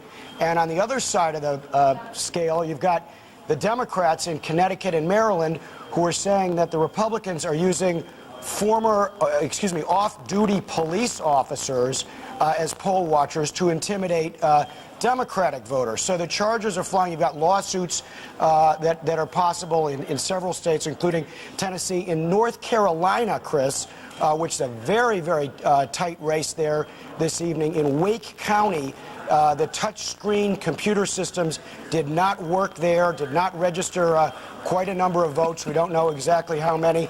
And in Georgia, another tight Senate race there, you've got at least 3 counties of reporting problems with the computer voting, the Optiscan system that they have down there. Let me ask you, Jonathan, how much of this is incompetence and how much it is corruption? It seems to me we have a problem. Nobody seems to train anybody in how to use this machinery. The Democrats, is where they have a lot of people voting, perhaps older people in both parties. They never seem to train their voters how to use these machines. Is this the only place in American life where you're supposed to do it the first time without any training at all? What happened to the political party's role in this? Well, that's a great question. You know, you've got a lot of states that are road testing these brand new systems after the 2000 debacle. They went out, bought expensive computer systems, but they're not sure whether they work or not. So it's natural you're going to Why don't they just set them up in supermarkets like Safeway, and when you're shopping, you go by and you try it out on the way to buy some groceries. Just do it casually, so when it comes to Election Day, you go in there and pop in your vote, and you're out of there. Well, that would help in terms of training voters so that the lines would move more quickly, but there are also just going to be some glitches in the system, in the computer system, where they have to reboot these computers, things that happen in anybody in all of our offices. We know that the computers sometimes mess up. The problem is the stakes are very high when they mess up in this kind of case. Sure is. Thank you very much for joining me, Jonathan Alder. You know, everybody here can jump on this question, but I heard reports, as we all did tonight, where they didn't even get the keys to the voting booth, so everybody's outside voting outside. The incompetence in the last Florida primary, you know, Donna, they didn't even, the older folks who were running the machinery didn't even plug in the computers. They didn't know how. This is clownish behavior, Donna. Well, we also have problems in Pulaski County. That's one of the reasons In why Arkansas. the polls is, that's right, in Little Rock. The reason why the polls are staying open is because they ran out of ballots in certain precincts in Charleston. Don't they, you know, they have fire drills and air raid drills when we were growing up, some of us. How come they don't have voting drills and teach people how to vote? Pat. Chris, look, I said last night when we talked about this, I said this was going to happen, right? Guaranteed. We all agreed. It is now happening. We shouldn't be surprised. Nobody trains anybody. No one gets trained. They see a crisis and they panic. Oh, Florida had a terrible problem, so we'll solve it, and we'll go out and buy new stuff, but we won't teach our people how to use it, nor do we do what you say, show voters, do it in schools, have parents come in for it. There's no effort to do this. It is let technology be our answer rather than common sense. And this is ludicrous what's going on. The voting is getting harder, not easier. The less people that vote, the less votes get counted. That's an important point. It's not like in most places the turnout has been truly overwhelming. I think the bottom line by tomorrow is going to be a low turnout by historical standards. I think it's partly because people don't feel, voters don't feel as much a part of the system as they used to. Well, especially since there's no debate. There are no debates, and and so they don't feel as much a part of it. And most of the officials know that the voters aren't going to raise hell about it. But how do you motivate people to get out to vote when they hear that the machines may not be working, the poll workers? Can you? I want to now. I know I do this to Donna. I apologize, man. You were so nice, but you're the official Democrat here. I've got to ask you the question.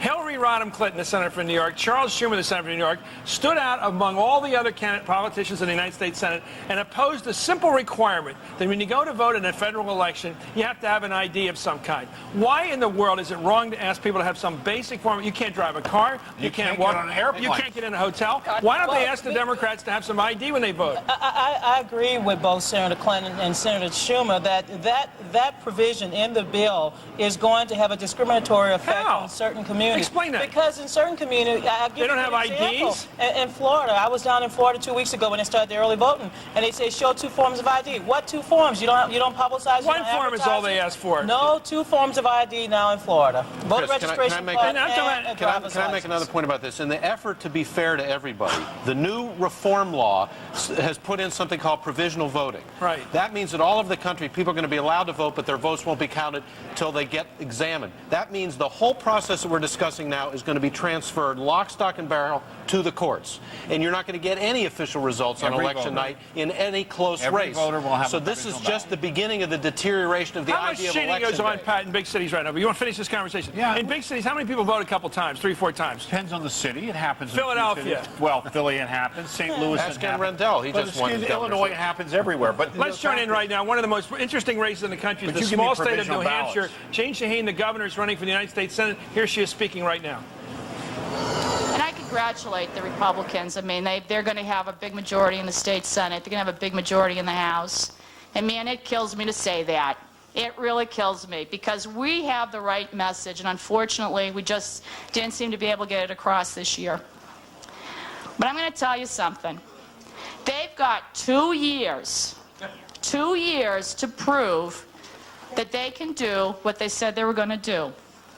Slash spending without cutting state services to the people who need them. They have to prove that they can balance the state budget without addressing revenues. They have to prove that they think that educating our children is a privilege and not Okay, let's a get back to the burden. panel right now and talk about something fascinating that NBC News has called Jeb Bush If all the votes are counted as they expect now, based upon the projections of the voter news service, that Jeb Bush will be the next governor, in fact, continue as the governor of Florida. We thought this was going to be close. Apparently, it's not going to be. No, and it means everything to George Bush, not only personally, but politically, because Florida is where it all happens in terms of the Electoral College map. He went back to Florida the other day. Everybody said, why are you going back there? I think he went back to win it by a number of lengths. You know, he wanted to make it. This is a statement game. He rolled it up. He rolled. Well, no, I'm not saying there's anything wrong with it. That from his point of view, that's what he wanted to do. Well, he squashed Terry McAuliffe like a bug because Terry McAuliffe said, we got to go in there and beat the brother. Donna, once again, the Democrat on the spot. I hate to do it, dear, but here he is again. Terry McAuliffe, who raises all this money for himself and for your party, has made a bad strategic decision. He tried to decapitate the president's brother. The brother's winning in a landslide. Well, McBride ran a very good campaign. The campaign stalled a week ago, and I think that's when it went down the tubes. But look, let me just say this. Why did it stall? Florida, because he couldn't answer a question he should have been able to answer. I think that hurt him with independents and moderate voters. But let me just say, Florida will still be a battleground in 2004. Let me just say this. The minute that Terry McAuliffe announced that this was the election that mattered above all other elections, Florida, this thing started blowing open for Jeb Bush, first of all, last week. Secondly, if you want to read it, I'll tell you why the president was there. People in Tehran and Caracas and other places may not understand our electoral system, but they've heard about Florida. And they know about families. And they know about family. And they know about family. Don't And Jeb embarrass Bush the was in brother. trouble, and the brother wins big. That's a big message. That's how the But I Saudis just think. want to tell you something. I still don't believe until they get all the votes counted after we well, you're from Florida and you began your polling career down there, but it seems to me you may have a point there. The Saudi Arabians could not imagine a brother of the king. They want the brother of the king. That would have been a bad sign, man. That would have been a bad sign. You got to point out that Jeb Bush was also a popular governor. He went into this looking pretty big, pretty good. He had a lot of support. It looks like he just won by 19 points. He wasn't that popular. That is huge. Yeah, he was. Just He on the has ground problems. in a solid way. They all do. But he was a popular guy. It looked like this for a while. He just pulled it up by 19 Were they votes. wrong down there, your party, to run an amateur, Bill McBride? No, I think they ran a. Well, didn't he Bill show McBride himself to be an ran a amateur the real- last week by not being able to answer the question how he's going to pay for his education agenda? I believe that hurt him, but I agree with Pat. I think the votes are not in. We still have some That's a more. fact. We're talking about an NBC projection. There are 4 places, Chris. Oh, there's the Bush family. That's one of those wonderful family pictures God, of Bushes here we all go. together. I don't know why they're watching the TV set. Apparently they're watching movies on TV. They're so complacent That's here. the House of Bush. Boy, do they rent big apartments. Look at the size of that room. It's the House of Bush, and I'll tell you what, every member of the Bush family was down there. I mean, Barbara Bush was crisscrossing the state. George P. was working it. The president was down there repeatedly. And they raised $40 million. And this was a $40 million. terribly strategic mistake to put the Democratic Party in the emotional. And this is again the problem of saying what we count on is Jeb Bush. Win this race was very tough. Can we do some psychobabble here? Because I want to do psychobabble.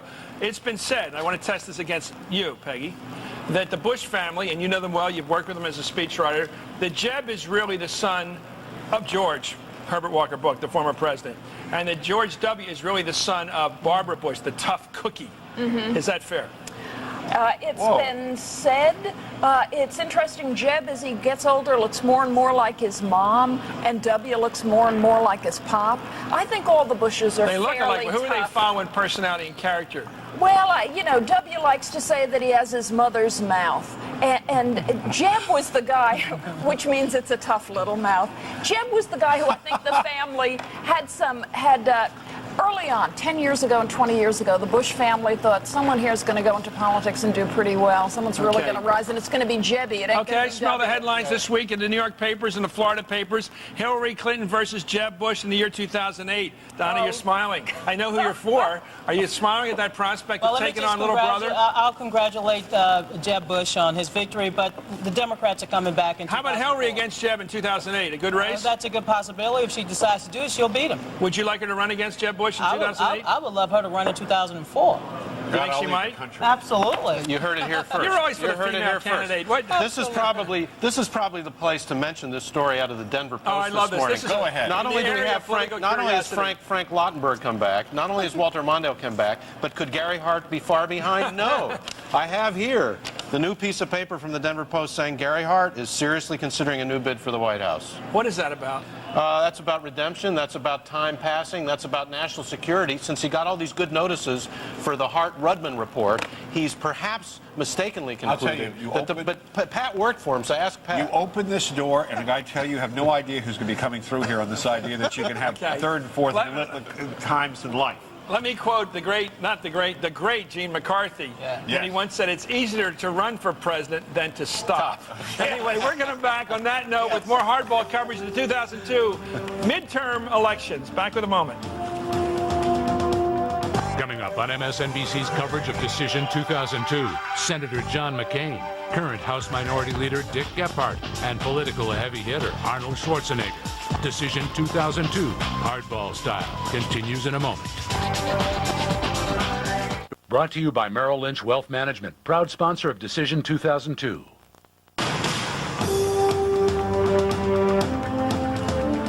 Big night for hardball. Regulars. We're joined right now from Chicago by former Clinton aide Rahm Emanuel, who's now the projected winner in Illinois' 5th congressional district, according to the Associated Press. Congratulations, Rahm. Thank you, Chris. Well, what do you think? What's going on out there in Illinois? Blagojevich is doing well. Looks like he's been projected by NBC to end up the winner tonight. Yeah. It's a very good result across the state, and I think Rod ran on a message of hope and going into the future, and he's going to be the first Democratic governor elected in 30 years. And I think it speaks volumes about what we've done as a Democratic Party here in the state with his leadership. Is now Illinois a safe Democratic state for 2008? Well, if you talk about 2004, the things that matter to people, I know what you meant, Chris. It's, Rod talked about affording college education, prescription drug plan, an economic plan to create jobs, and there's no doubt that, if you look in the past, Bill Clinton won them in both 92 and 96. Al Gore won them comfortably in 2000. And I think now we've elected our first Democratic governor. We have a Democratic senator. I think we're going to have a Democratic attorney general. And we have a Democratic House and State Senate. So let's just do the math. And we have a great Democratic mayor. Hey, Rahm, let's talk about this. Let's talk about something really fascinating, the personal role being played in American politics by former President Clinton. It seems to me that he has had his hand in some very effective political maneuvering in terms of, let's go to getting Fritz Mondale to run as the Democratic candidate for Senate when Paul Wellstone was killed, to help move out Torricelli, to move in Frank Lautenberg, and he's been declared the winner tonight, or a projected winner, to move Andrew Cuomo out and Carl McCall in, and maybe that's going to be a closer race than we thought. He seems like he's almost a standard old-school political boss, a real power behind the scenes. How do you see him? I mean, you're showing your Boston roots there. Yeah, but don't you think he's got a boss tweed Tammany quality now? No, listen, look. A, let me tell you something about he always told me. A, elections are about the future, not the past. B, they're about people's lives, not him. And C, he would agree with A and B. Right. And he's playing a role. He's a former president, and he's a leader of the Democratic Party, and one of many. And that's a prop. And if people didn't want him, they'd ask him not to play that role. They clearly want him involved, and he has a lot of experience in this. Do you think, knowing him and knowing former First Lady Hillary Clinton, that the Clintons would like to get back in the White House as soon as 2004? I mean, the only way they can do it is if she's the nominee. Do you think they want to get back? No, look. I think they want to change the direction the country's going in. I think if I understand it, the First Lady, or Senator Clinton, has been clear that she's not running in 2004, and that's But do they think that we need to elect a Democrat who will put the Democratic imprint on the direction when it comes to paying for college, health care affordability, tax policy that reflects middle-class values and middle-class economics? All us Democrats agree with that, and I think the Clintons do. But that's where I think they would place it. I think it's a priority. Congratulations. You're the projected winner by Associated Press. It doesn't mean Chris, I don't think you're going to be showing any more respect, are you? I've tried to escalate my respect to you as you won the nomination. Don't worry. And now you're projected to win the congressional seat. But I will not allow you to say... respect, we're going to have to put you in a witness protection. I will not allow you to say anything you feel like on hardball. You're going to answer my damn questions when you come on. Anyway, thank you. Your questions. Yes, you are. Anyway, let's go. Let's talk about some of these other winners. Thank you, Rahm. Congratulations. I mean it. Let's talk about Bill Richardson winning. Apparently, he's running. Let's be careful. I got to be careful. Bill Richardson's running for governor of New Mexico, a very popular fellow. Erskine Bowles apparently in a real horse race in North Carolina. Here's this fellow, younger fellow, Rahm Emanuel, elected apparently to Congress from Illinois. the Clinton people are branching out and winning. Absolutely. Donna?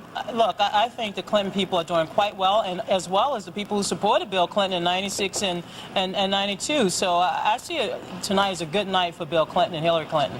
What interests me here is that the Democrats are doing well in the governorships. They're going to do extremely well in the governorships. Right. In Michigan, a lot of these other places. Why are they doing so well? And the National Party in the House and Senate seem to be doing a push at best. Let's go back for more numbers with Lester Holt. He's tracking the latest results. Lester. Chris, fair to say you brought the headline of the hour right now, and it comes out of the state of Florida. Projected winner in the governor's race in Florida, Governor Jeb Bush, expected to win re-election. Keep in mind these projections unofficial. This we're looking at, that was a manual race in Illinois. But again, Jeb Bush, the projected winner right now in the state of Florida. Let's look at the state of Colorado. Information from Voter News Service, NBC News, projects at the end, Republican Governor Bill Owens will retain his seat as governor of the state of Colorado. Now, in a moment, I want to take you through some of the Senate races that are too close right now for projections, but let me show you where we stand right now. We began the evening with 34 Senate seats open. So far, we have 17 projected winners, 17 left. The ones we're watching right now are these I circled, the gold seats. Those are the ones that have been way too close to call in the polls leading up to today. They may keep us up very late. None of those races so far even close to being decided. Let me share with you numbers, though, as we have them in some of those gold seat races, I like to call them. Let's look first at the North Carolina Senate rate. Now, 57% of the precincts reporting in there. Elizabeth Dole right now with 673,000 votes. Again, these are raw numbers, folks. Erskine Bowles, former Clinton chief of staff, at 564,000 votes, 54% to 45%.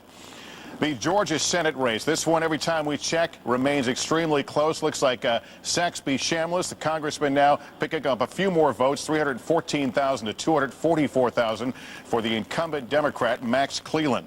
The Missouri Senate race, Jean Carnahan, in her first election, the Democrat right now with 186,000 votes to 175,000 for Republican Jim Talent, less than 10,000 separating them here, 13% of the precincts in Missouri. The New Hampshire Senate race, John Sununu, the Republican, with 120, almost 128,000 votes now. Jean Shaheen at 113,000. A little over half the precincts are in the New Hampshire Senate race. Here's where things are shaping up right now in Texas. Still a very small percentage, and it's only 4%. But here are the numbers. 519,000 votes for John Cornyn, the Republican. Ron Kirk at 379,000 votes, the Democrat. Want to let you know we've got some more poll closings now in about a little less than 4 minutes from now. Iowa, Montana, Nevada, all closing at 10 o'clock Eastern time. Again, we're about 4 minutes from there. From 10 o'clock here on the East Coast, we should have some more information for you very shortly. Chris. Thank you very much, Lester. Newsweek's Howard Fineman is also an NBC News political analyst, Wall Street Journal columnist. Peggy Noonan is a former Ronald Reagan speechwriter. The Democratic National Committee's Donna Brazile has been handling things for her party. She's, of course, the genius behind the Gore campaign last time around. Just kidding. I'm not just kidding. And they're all coming back. Former Democratic pollster Pat Goodell. More hardball coverage of the 2002 national elections. Coming back after this. Chris.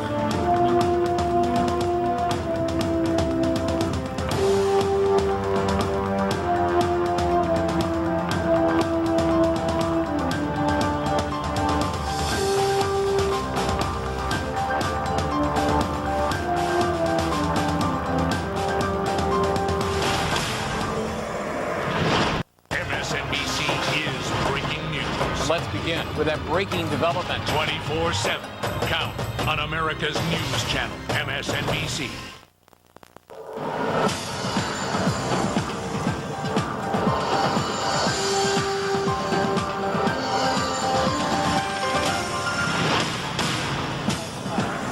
I'm Chris Matthews, and this is Hardball's Decision 2002, and it's already been an exciting evening. Incumbent Governor Jeb Bush, John Edward Bush, is the projected winner in Florida. We're going to hear from him in just a few moments. And NBC News has projected winners in 17 of the 34 Senate races at large. At stake tonight, polls in all the Big Ten states, as we're calling them, are closed. That's Arkansas, Colorado, Georgia, Louisiana, Minnesota, Missouri, New Hampshire, North Carolina, South Dakota, and Texas. We'll get all those results as they come in. First, let's go to Ashley Banfield, who's at Jeb Bush headquarters in Miami. Ashley, I guess they think it's over now, huh?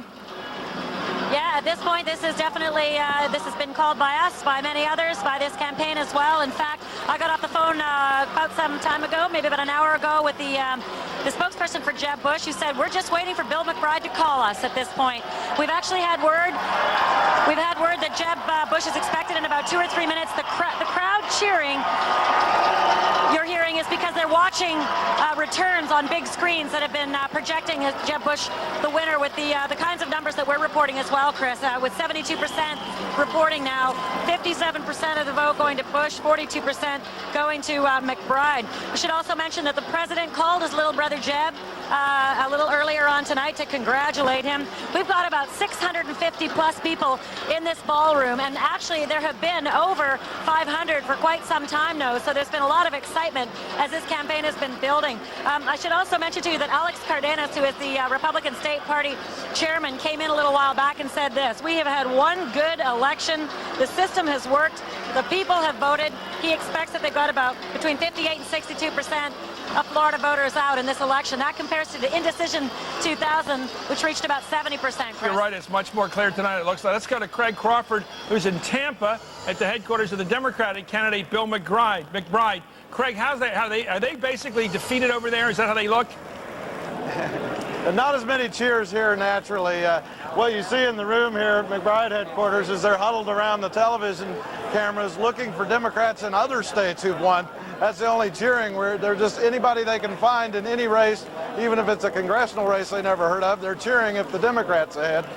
You know, I think, Chris, this is a real example for future politicians that you can't run on tax increases. This was a newcomer who thought he could run on it. Back in April, I was in Orlando when he announced a $1 billion tax increase plan to fund education. I think that sowed the seeds of his defeat because Jeb Bush turned it into a tax issue, and that's what beat this man in the end. Well, that's what I've been saying tonight. I think the tax issue is the Republicans' victory solution. It's their recipe for victory, and it is the Democrats' downfall in races like that. Craig, what happened to all those issues that were supposed to hurt Governor Bush down there? The Haitian vote and how it came in and it seemed to have embarrassed him, or did it? The question of losing that child in the child welfare system, losing a kid in the system somewhere. The screw-ups in the elections again this year and last time. How come none of this seemed to hurt Jeb Bush? Because it didn't turn out to black voters, Chris. I've been a broken record about this black vote issue. I've been sensing that the black vote was not going to turn out for this Democrat as in other states, and I think that made the difference here. Democrats thought those issues and bringing Bill Clinton in and Jesse Jackson and Al Gore would turn that vote out. But it didn't work, and the Haitian issue was one they thought would be the winner for them to get that vote out, and it just didn't happen. We're expecting, as I said, thank you very much, Craig. As I said, we're going to be hearing from Jeb Bush any moment now with his apparent victory speech. We expect that to be coming pretty soon. But let's go right now to Lester Holt, who has other results. Lester. Other results from governor's races, Chris, right now in Ohio, based on information provided by voter news service NBC News, is projecting that Bob Taft, the Republican incumbent, wins re-election in the state of Ohio. In the state of Nevada, NBC News projecting that Governor Kenny Quinn, the Republican, will retain his seat, the projected winner in the state of Nevada. And as you've been reporting, Chris, in Florida, projected winner, Republican incumbent Governor Jeb Bush in the state of Florida. We also have news from the Senate race in Montana. Based on information from Voter News Service, NBC News is projecting that Democratic incumbent Senator Max Baucus will win re-election again in the state of Montana in the Senate. Let's put up our balance of power right now. That's a Democratic seat that we can turn dark blue here. I'll push it one more time, and you see the numbers change. Here's where we stand right now. Keep in mind, we began with 34 seats up for election today in the Senate. Right now, Democrats at 44, Republicans 39, one independent. There are still a number, about 16, I think, is the number we're at right now. We're still waiting for. Again, all these numbers right now based on projections, unofficial right now. Let me take you to some other races right now as I find my stack here of some close Senate races we've been keeping an eye on. North Carolina, where 65% of the precincts in now. Elizabeth Dole at 53%. She's got 785,000 votes to Erskine Bowles, 664. Let's show you what's going on in Georgia right now. Representative Saxby Chambliss at 343,000 votes at 269 for the incumbent Democrat, Senator Max Cleland. In Louisiana, this is one that we all watch, and it could take us all the way to December. The issue is whether Mary Landrieu, Senator Landrieu, the Democrat, will get over 50% of the vote. Right now, she's at 43%, but keep in mind only 18% of the precincts in. And a reminder, you're looking at raw numbers here at this point. Senate race in Arkansas. The incumbent is Republican Senator Tim Hutchinson. Right now, he trails 55,000 to 43,000 votes. Only 12% of the precincts here. Again, raw numbers. Colorado Senate race, another one of those that we knew would be very close going into today.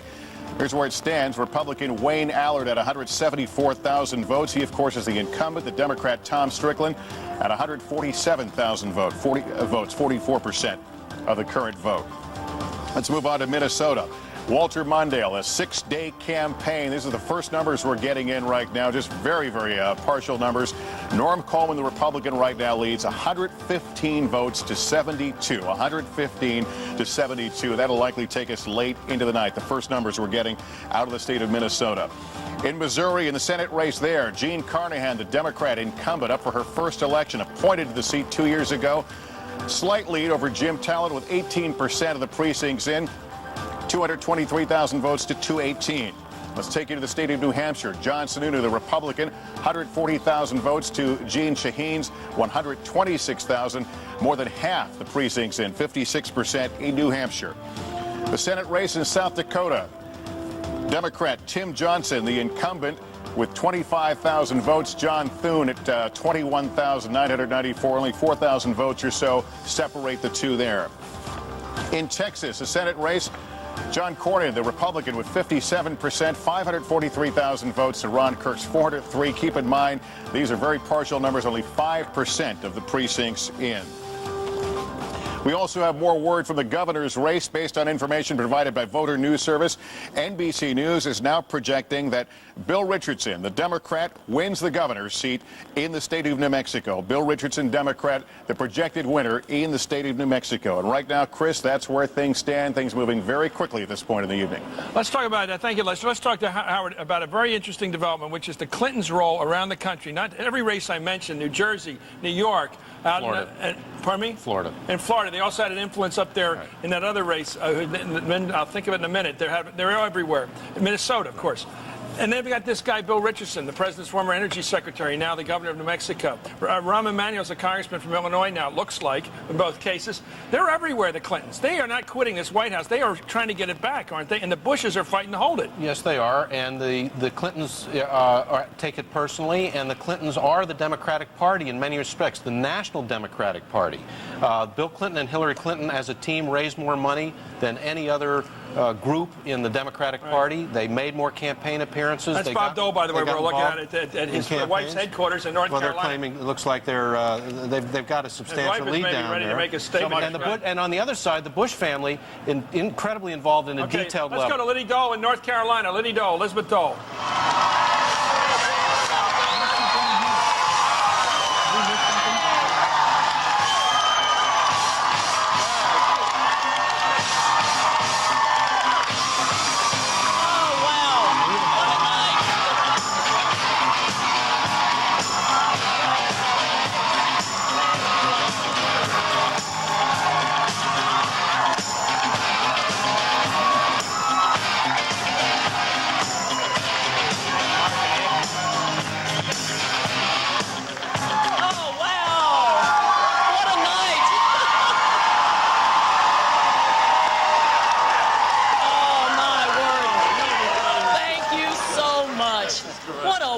Warm welcome. I'm thrilled to see you all. Well, I am just as thrilled as you are. We'll never forget this night, will we?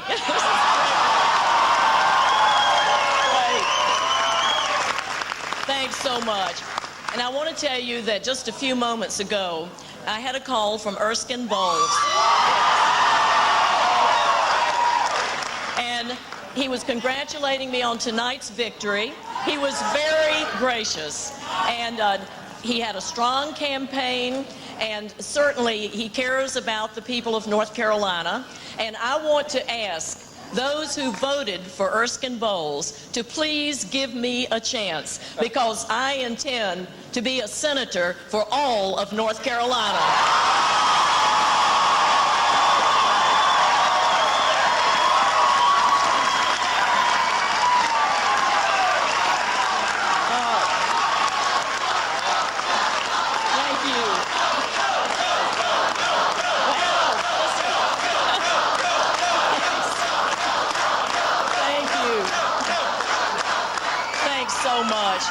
And tonight, of course, we're enjoying every moment, but this is a night for heartfelt thanks to all of those who put their trust in me. For 14 months, we've been working hard. And I think about all the people, you know, the dozens of tremendous staff in Salisbury and all across the state, and the hundreds of volunteers who've just worked their heart out. And yes, go right ahead. What a great...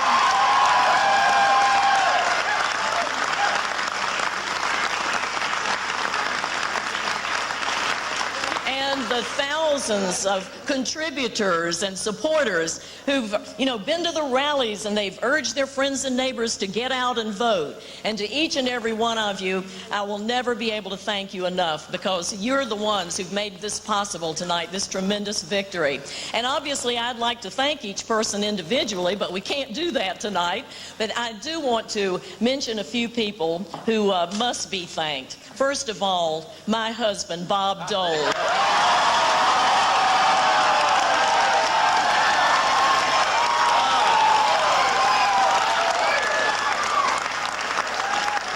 Let me tell you, he's the best surrogate a candidate could have.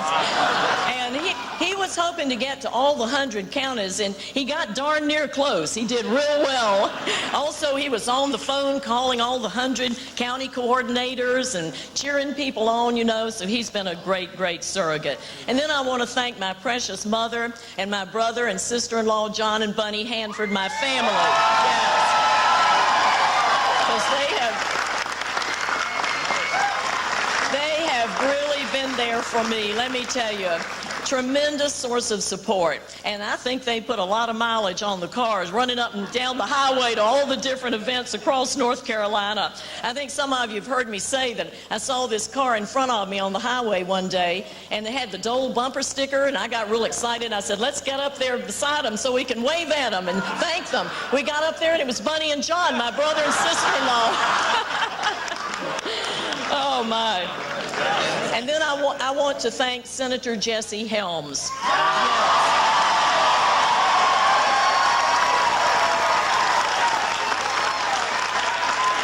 You know, right.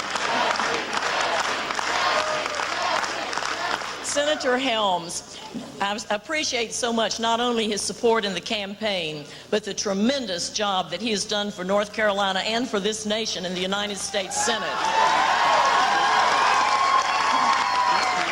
And you know, my dad used to say that Jesse was a relentless watchdog for North Carolina.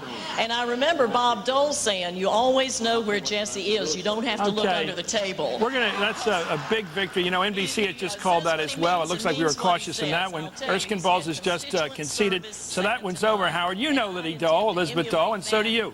Peggy? I think this is a fabulous kind of comeback. That's how I'm experiencing it. The Doles, in effect, left public life late in 1996 when Bob Dole lost the presidency. And they sort of went away a bit. Now it's the elections of 2002. She is back. As Howard had said earlier, a lady who was once all resume now has something very serious to back it up. She wasn't all resume. She was in a president's cabinet. Right. She was, That's the way it felt, though. Yeah, but do you know what I mean? This is really substantive. It is really big, and it is going to be fabulous, Chris, to see Bob Dole going to Senate spouse teas. I think he's going to be loads of fun. Showing up, being Bob. You mean when they go on junkets, he'll be the one shopping and she'll be the one playing golf? He'll be saying yes, dear. He'll be back. He'll be back up in the Senate. We'll have a great time. But I covered her very short and not memorable presidential campaign, and I was never convinced she could connect with voters. But a win this big in that state means that she can do so, and that's something she's never been able to do. Is this the new kind of dynasty? It's not going forward; it's going sideways. Like Bill Clinton turns it over to his wife. We're just all happy to have Bob Dole back. Now, can I correct this Clinton bonanza we were having? Sure. Because Mr. Bowles is not going to get elected tonight. Right. Rahm Emanuel got elected in a seat that a dog could not lose. Well, he got elected by the dailies, not by the Clintons. By the dailies, by the way. Bill Richardson has been a hero and a major force in New Mexico politics long before the Clinton presidency. But, and I want to say this, the places that he went to Florida, places that he went to California and go, there are not many places he's going to take because there's some other problems. One of them has to do with he's the person responsible for the fact this party has become a money party. He's the person that said, don't attack big business, don't upset big business. And he's the person that was collecting on Mark Rich and every other pardon he could get on. And we're not done with that. Don't pretend that he can run around and be resurrected national life without paying a price for some of those things. And the Republicans will make him pay it. Yeah, but the interesting thing is his role, most successful role, as a backroom operator. Doesn't that tell you That's interesting. He's the backroom operator. The Lautenberg deal, as I said, if the Democrats keep the Senate, that Lautenberg deal alone may be the reason. And that was Bill's work. And that was let me just say, if Richard Nixon was still alive next time, he would be doing the same thing. So you're saying Bill is a beneficent president of the Democratic Party, still helping them? He's a great strategist. I'm saying he better do it behind doors because publicly, except in a couple of places, he is not the positive they think he is. What happened to the vote in Florida, Donna? Why didn't the minority vote get out there and clobber this incumbent Republican? Look, I believe the minority vote did get out in Florida, and I don't know what happened to perhaps some of the rural vote. Right. Were they scared of taxes? Perhaps that scared them off. Who knows what scared them off? I think the minority vote got out this morning because based on what I saw this morning and heard on the radio, they were coming out. And to speak to real issues in Florida rather than just politics, maybe now that Jeb Bush has gotten elected, he can stop putting all of those children, it's the highest number in the country, in adult prisons where they're being killed and hurt. Let me ask you about this problem with Bill McBride. Could the Democrats have ran too cautious a candidate, too much a good old boy, more the candidate of the panhandle than South Florida among minorities? Maybe did he not have the appeal among poor people or people living along the coast of Florida? I don't think the minority community knew Bill McBride. They knew Janet Reno. They felt very passionate about Janet Reno. I think Bill McBride did go a long way to try to bring them up. There he is giving the last words of his concession speech. Bill McBride was not a grassroots candidate in the sense that he was the candidate of the Democratic Party establishment. They were scared of Janet Reno. They thought Janet Reno was a loser, and they put this guy in. He's the biggest from the biggest law firm. I just love the way this town, this American politics shifts. A week ago, he was the stud duck of Democratic politics. Now he's the biggest fat big loser. You guys are unbelievable. No, not me. I never said that. That is never wrong. I never said this. But I'll tell you what. I remember I said to you when they dumped Janet Reno, and she won that primary, basically, except for the way they counted the votes, and nobody protested because they wanted McBride. Problem is in South Florida, she got almost 65% of the vote in that primary in South Florida. Are you saying she would have gotten a better percentage? No, she lost even bigger. Lost even worse. But I'm just saying he had no base down there to assume that he was a strong candidate. Okay, let's go to David Schuster of MSNBC. He's got some breaking news. David. Worse, are you kidding? Chris, the Arkansas Supreme Court has now voided an order by a lower court judge that was to keep the polls open in Arkansas from 7:30 Central Time to 9 o'clock or 10 o'clock Eastern. Many of these polls, because of the lower judge's order, did stay open. But now the Supreme Court, in voiding that order, has given the Republican Party somewhat of an opportunity, because if either the Senate race or the governor's race is very close, the Republican Party can now challenge any of the ballots from anybody who showed up at the polls after 7:30 Central Time, 8:30 Eastern. Again, the Supreme Court just moments ago now saying that that decision to keep the polls open in Arkansas's largest county for an extra 90 minutes, that decision has been voided. It caused a lot of chaos today. This is Arkansas's largest county, has some 270,000 voters. There were problems reported all day, problems about not enough ballots, that some of the ballots had been printed improperly, that there were the wrong ballots issued to the wrong precincts. But in any case, at about 7:30 Eastern Time tonight, the Democratic Party was able to get a court injunction to keep this this district open. This was considered essential to Democratic challenger Mark Pryor, who's trying to wrestle away the Senate seat from the Republican incumbent Tim Hutchinson. It was also said to be essential to the Democratic challenger for governor. It's unclear exactly how many hundreds or perhaps thousands of voters in central Arkansas actually went to the polls after the polls were supposed to close, after having thought that the polls would stay open another 90 minutes. But again, In a very bizarre race, the Arkansas Supreme Court has now weighed in and said that that lower court decision is nullified and void, and this means that if, in fact, this goes to some sort of recount or that the Senate race is too close to call or they can't declare a winner, this gives the Republican Party an opportunity to challenge ballots in the stronghold of Mark Pryor, to challenge any ballots that were cast after 7:30 Central Time, 8:30 Eastern. Chris? Thanks for joining us from Little Rock. Let's go to John McCain, the senator from Arizona. Senator McCain, thanks for joining us. Why don't we let Walt Disney run our elections? You know, when you go to Disney World or Disneyland, everything works great, and every time we hold an election in this country, things get fouled up.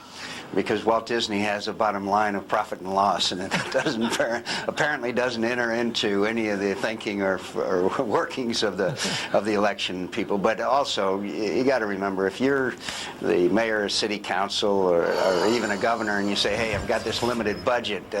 You know, are we going to spend it on the once every 2-year thing we go through, or are we going to spend it on child care or health care, whatever it is?" And but it's really unfortunate and somewhat embarrassing, to say the least. Let's talk about the overall look of the campaign tonight. We're just getting early returns. The president's brother's been apparently voted on his way to re-election. He looks like the projected winner by everybody. Certainly Elizabeth Dole, the former Secretary of Labor in Republican administrations, she looks like she's going to win big. Her opponent, Erskine Bowles, the former Clinton chief of staff, has conceded that race. NBC has projected her as the eventual winner tonight. It looks like it's beginning to look like a pretty good Republican night, a pretty good GOP showing tonight. I think it's a Republican breeze, and you got to give the President of the United States a great credit. He campaigned frenetically, and he put a lot at risk there, and apparently we're going to probably take control of the Senate again, either through 50-50 or with a one-vote margin, and a lot of people did not predict that a few days ago. And again, I'm not sure what the Democrats gave people a reason to vote for him. Good point. Let's talk to the maverick John McCain, not the loyalist John McCain. I like the other guy a lot better. Let's talk about McCain, the guy who says that big money is the rotten sewer of politics. Down in Florida, not to rain on the Bush's parade. I happen to like those people personally, but wasn't it the boodle of money they dropped in Florida in the last week? The tons of money they dropped and outspent McBride that won that election. Same thing probably in other races. I think in the They're richer, the Republicans, than the Democrats. I think in the case of the Florida race, I think Pat Goodell would probably agree with me. It was McBride wasn't ready for prime time when he got into that debate that Tim Russert moderated, and I think that showed great vulnerability or lack of grasp of the issues. There was a turnaround as of that time. But look, anybody who watched this election cycle is sick and tired of call so-and-so to call so-and-so to call so-and-so. Sham sewer money-funded ads is a disgrace, and what it does, it's a disincentive for young people to run for public office. Okay, we're looking now, by the way, Senator, at George Bush Sr., the former president, and the beloved Barbara Bush, who are right in there for the victory. It looks like they are welcoming their second oldest son, John Ellis Bush. As I've been corrected, it's not John Edward, it's Jeb Bush, named for Jeb Stewart, obviously. Senator, do you have a feeling that George W. Bush is going to run for re-election, and therefore you can't run for president next time? So I was down last Saturday with Jeb Bush, and I could detect that strengthening of his. You can feel momentum in a campaign. Of course, I think he's going to run for re-election, and no, I do not envision the scenario where I would run for president of the United States. What about the 2008 election? Do you think that Jeb may well be bolstered enough by this sweep to plan an election campaign of his own for president come time to run against Hillary? And he has a very attractive son, and I think you could see perhaps and the Bushes, George and Laura, have two attractive daughters. We could see Bushes in the presidency for the rest of the 21st century. Whoa. Does that delight you? I'm surprised. Boy, you are. Senator. Let's go right now to former President Bush. Thank you, Senator McCain. Thank you. There he is. The grand old man, the grandee. It is my distinct honor and privilege to introduce to you the current governor of Florida and the next governor of Florida, Jeb Bush.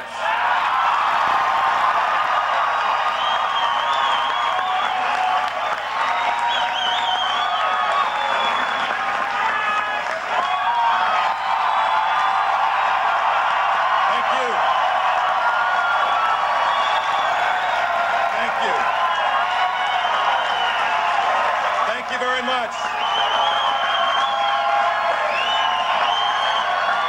Thank you. Thanks.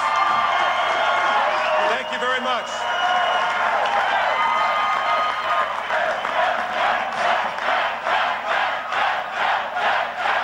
Thank you.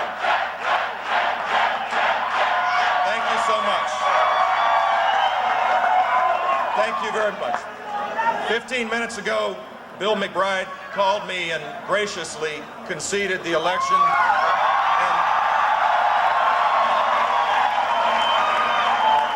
I told him that he ran a hard race and that I look forward to working with him to build a better Florida.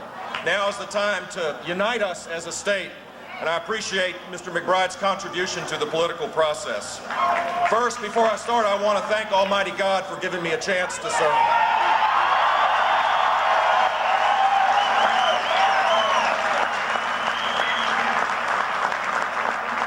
I want to thank my great Lieutenant Governor who's been a great partner. Frank, always looking for the dramatic moment, has some other news today, which is that he announced that he is engaged to Courtney.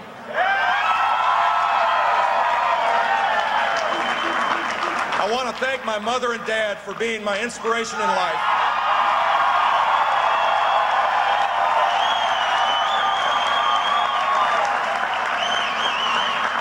And I want to thank our great President of the United States for coming down and lending a hand to his little brother.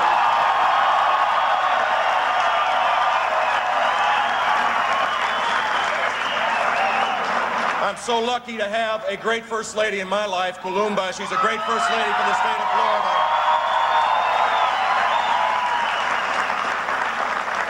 And to have my family here this special night means a whole lot to me. George and Jeb, thank you for coming. Where'd you go? Thanks, you guys.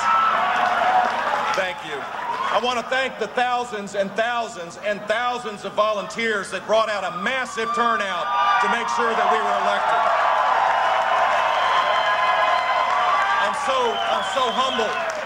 I'm so humbled and grateful for the support that existed all across this state. I want to thank our great team, greatest state party chairman of all the 50 states, Al Cardenas, Republican Party Finance Chairman Al Austin, Al Hoffman, who gave up a lot to make sure that we had an adequately funded race. My co-chairmans, Julia Johnson is one of them that was here, and a great campaign team led by Karen Unger and Ann Herberger. I thank you all so much.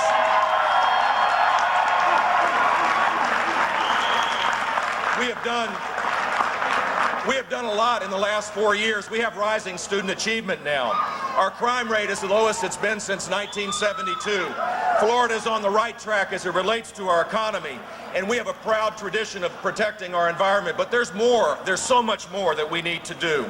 My passion and belief is that if we can make sure that every third grader is reading at third grade level, incredible things will happen to our state, and I intend to work hard over the next 4 years to assure that happens.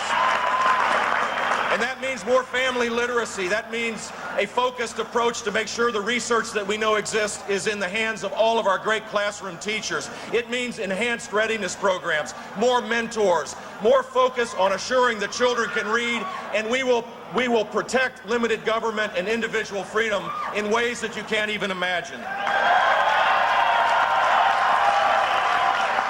Over the next 4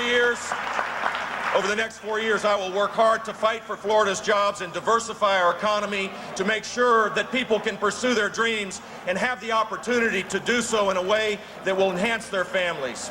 And finally, over the next 4 years, I want to create a climate where strong families can prevail and their quality of life will enhance. We need to make sure that working moms struggling to make ends meet for their children have the best child support they can possibly have. We need to lessen the abuses of domestic violence. We need to protect the developmentally disabled. We need to create a climate in this state that is the envy for the rest of the country about how families can grow and prosper together. I am so grateful for your support, and I thank you from the bottom of my heart. I will not let you down. I will work as hard as I can on behalf of this state.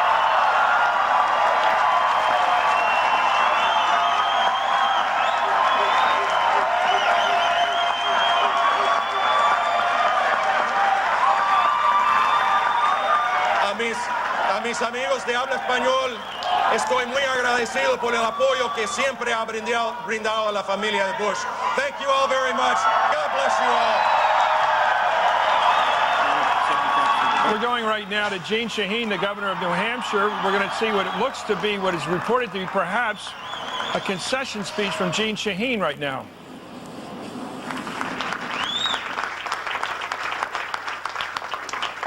To protect a woman's right to choose.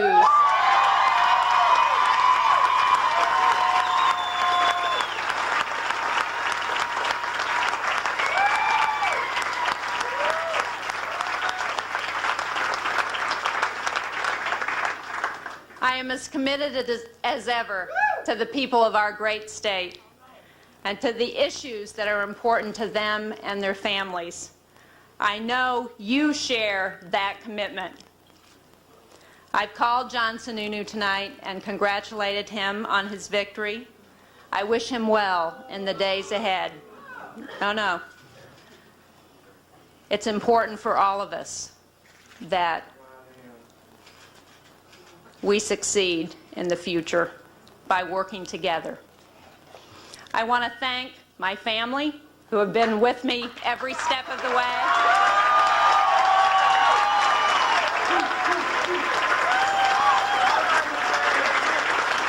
Well, this is a big development tonight on the across-the-country look at the 10 top races we're looking at. This was a race where the Republican control of that seat in New Hampshire was very much in danger. John Sununu had come from the House to defeat Bob Smith, the incumbent, so the Republicans would have a better shot at Jeanne Shaheen, but it was considered a very tough, in fact, uphill race toward the end. And there we have the Democrat, the governor of New Hampshire, conceding. We haven't heard yet from John Sununu. We'll hear from him soon. Pat Caddell, this shows a big Republican pattern so far. North Carolina, Florida, now New Hampshire. The three races, those races that were supposed to be close are not turning out to be close. Some of them that are, but the fact of the matter is Democrats have to worry right now. I'm not worried about whether the Republicans can gain the House. Democrats better worry if they're going to be even holding the Senate.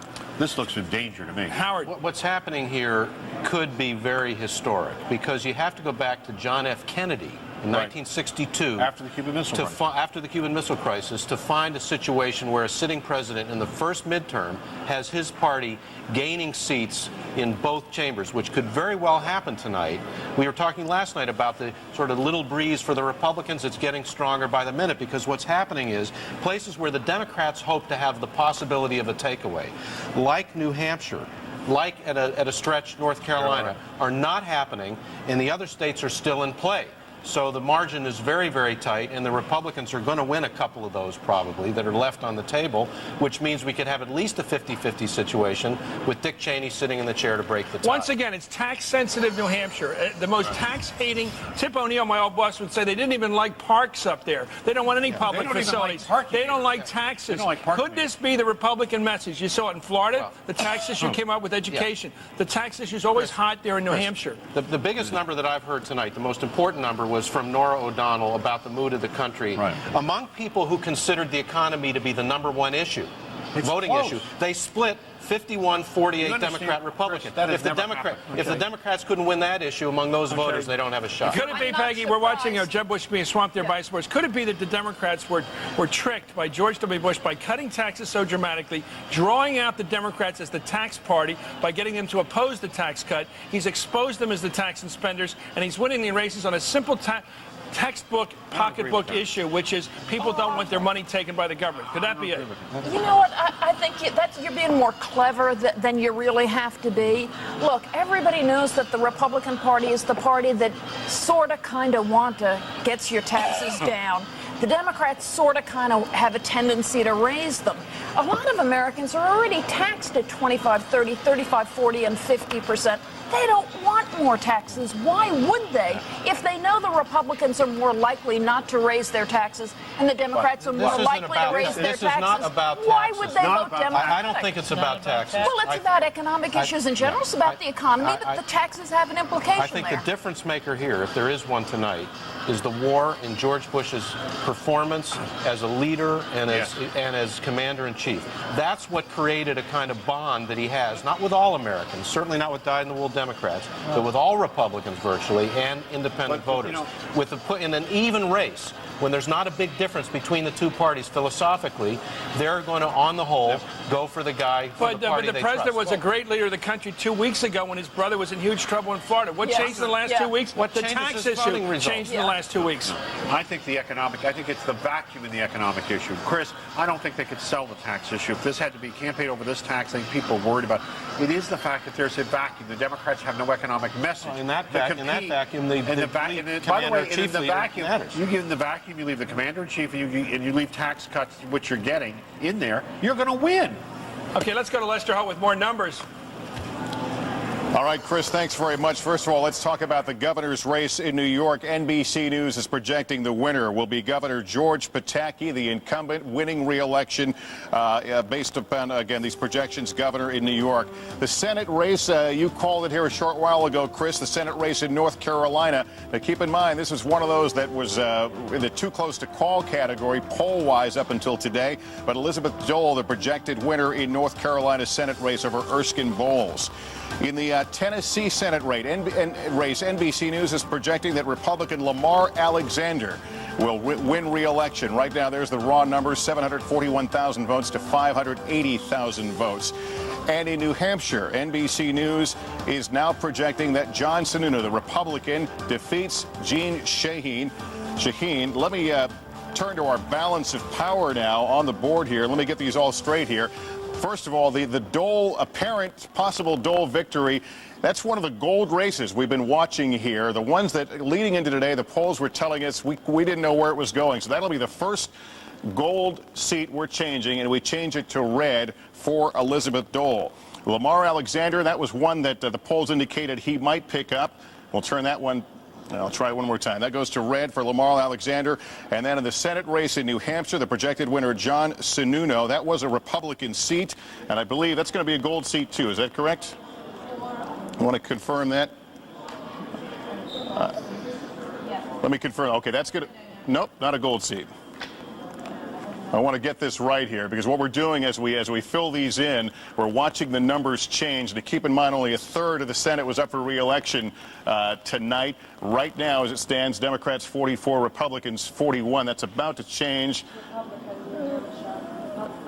Okay, that's not going to be a gold seat. All right, then we will change one of those to another red. So that's where we stand right now. 44-42 Republicans, 1 independent. Now, we got some other results we want to go through right now. These are going to be raw numbers we'll take you through.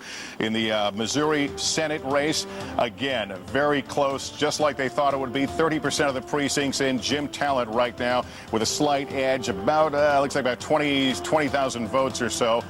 In that race, 51% to 48% over the incumbent Gene Carnahan. Let's look at Arkansas. Another close one. Mark Pryor, though, maintaining a bit of a lead now, 102,000 votes to 88,000 over the incumbent Republican Tim Hutchinson. To the Senate race in Colorado, incumbent Senator Wayne Allard, the Republican, maintaining a lead over his Democratic challenger Tom Strickland right now. 27% of the precincts are in there. The Minnesota Senate race, here's where we stand right now. Norm Coleman, the Republican, with 791 votes. Walter Mondale, 508. Just a tiny fraction of the votes in right there. This will be a long night, of course. Walter Mondale running what amounted to a 6-day campaign. To South Dakota, let's look at the numbers there. Again, raw numbers we're looking at here. Tim Johnson, the Democrat, the incumbent Democrat right now, maintaining a lead over Republican John Thune, 41,000 to 38,000 votes, 25% of the precincts in there as well. Texas Senate race. John Cornyn, the Republican, maintaining a fairly sizable lead over Ron Kirk, the Democrat right now, 8% of the precincts in there. And we're getting more information in for Iowa now. NBC News is projecting that Senator Tom Harkin, the Democrat incumbent, will retain his seat in Iowa. Again, Senator Tom Harkin is the Iowa projected winner. Let's see if we can go back quickly to our balance of power board now. We will fill in a blue seat here. We go to the blue side of the aisle, and there was one more that we had light blue. We changed that. Here's where it stands right now. 45 Democrats, 42 Republicans, 1 independent. Keep in mind, we're filling this in based on projections. Nothing's official, but this gives you an idea where things may finish up tomorrow. Chris, back to you. Let's go back to the panel to talk about this. Howard, this race hasn't quite taken shape yet, but looking at the results as we've projected them at NBC, and we looked at the concessions, which are moving pretty fast tonight. There's a lot of concession speeches coming across the screen. It looks like the Republicans surprised everybody by knocking off Shaheen, surprised everybody by the big roll-up apparently in Florida, and by Liddy Doe, who was being faced by, it looked like a stiff challenge at the end. Apparently that faded from Erskine Bowles, the Clinton guy. It just has the feel of a slowly gathering Republican night here, which, placed against history, is a big deal.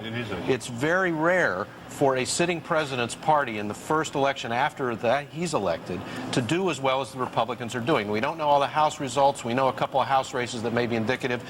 But what's happening is, again, the Democrats' chances for takeaways are disappearing.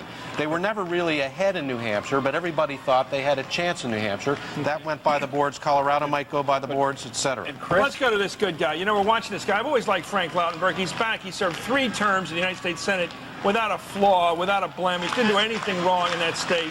That state needs a few clean politicians like this guy. And he's back. He's a good guy. He made a lot of jobs in the private sector before he became a senator.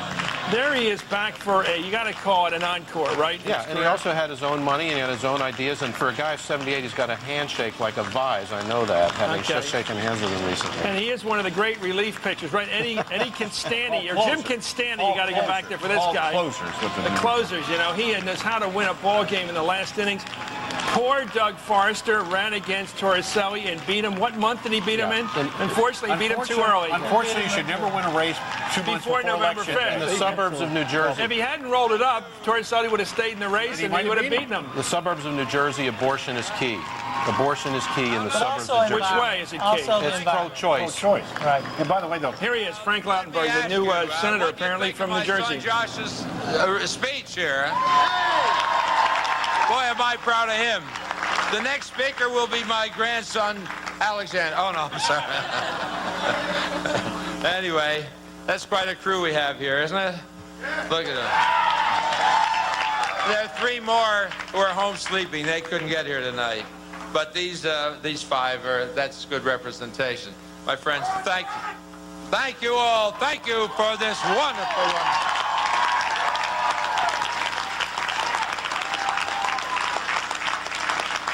Quite a surprise. Quite a surprise. We squeezed 10 months into 5 weeks. Got it all done. Got it all done. And tonight we stand here with a mandate to go ahead to Washington, stand up there for all the people of New Jersey and the people of this country and do the right thing.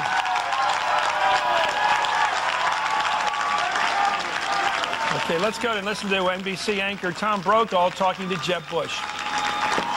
We had about 11,000 people in Tampa, and it helped motivate the troops, and we had a great turnout. Governor, the Florida voters, like voters across the country, were saying in all the polls that I saw that they were very concerned about the American economy, about health care, about education. Which of those domestic issues do you think your brother should concentrate on, and how in the next couple of years? Well, the national economy is weak. Florida's economy is stronger, and I think it is the proper role of the president to focus on creating fertile ground for people to create jobs and for working families to do well. I'd just as soon have the education policies be developed by the states. You have something called Amendment 9, as you well know, on the ballot down in Florida, and that would cut down on class size. It could be a very expensive proposition. We've got about, 88% of the vote in so far. It looks like it's going to be very close. If, in fact, Amendment 9 passes, how do you pay for it in the state of Florida? Well, you either have to cut spending or you have to increase taxes, and that's a dilemma that I posed to the people of the state. As a candidate, I said I was going to vote no because I didn't want to raise taxes. I think the economy in this state and in the country is recovering but fragile, and tax increases would hurt the recovery. So we'll see what happens if it passes. But it's such a big initiative, it costs billions of dollars, that there's really only 2 alternatives. But it could be a real conundrum, especially for a Bush. I remember another Bush one time who said he would not cut taxes, and then he was forced to. That was your father, obviously. Do you think you can do that? I've said that, I have a record of tax cutting that's one of the leading ones in the country, but I've said that we would have to raise taxes because the cuts would have to be so dramatic in environmental programs and in programs for the developmentally disabled, for the needy, that we couldn't do it with cuts alone. Governor, we've been witness in the last week or so, again, to the inconsistencies in American immigration policies, that a boatload of Haitians arrive here. They were going to be sent back. If Cubans arrive and get on shore, they get to stay. I know that you've said that everybody should be welcome here. Is that going to get worked out?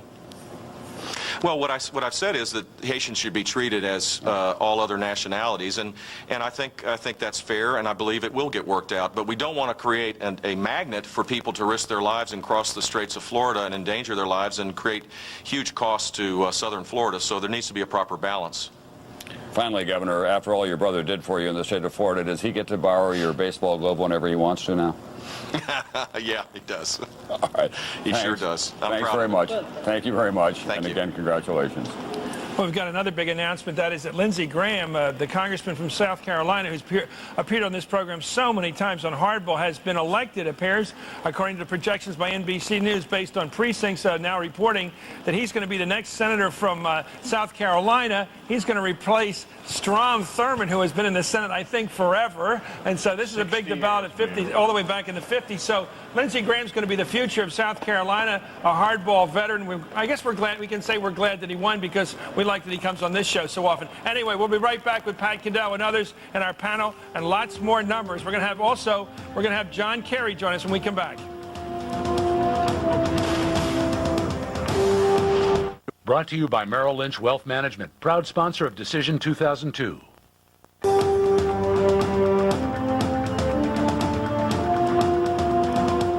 Let's go to a very popular guy, former United States Senator Bob Kerry. He's up in New York. He's president of the New School. Well, you're looking very distinguished tonight, Senator. Are you above all this this excitement over elections, or what? No, I don't think so. It's very exciting. It's very important. Well, what do you think about the Republican victory in Florida, the Republican victory apparently again in New Hampshire, in North Carolina, along the East Coast? They seem to be doing very well. Well, I don't know what to make of it all. I mean, I've followed, and we don't have enough returns in, but it does appear that I think the Democrats' effort to try to be bipartisan when it came to the war probably took some of the edge and some of the difficulty of voters to being able to distinguish one party from the other. I think they did the right thing.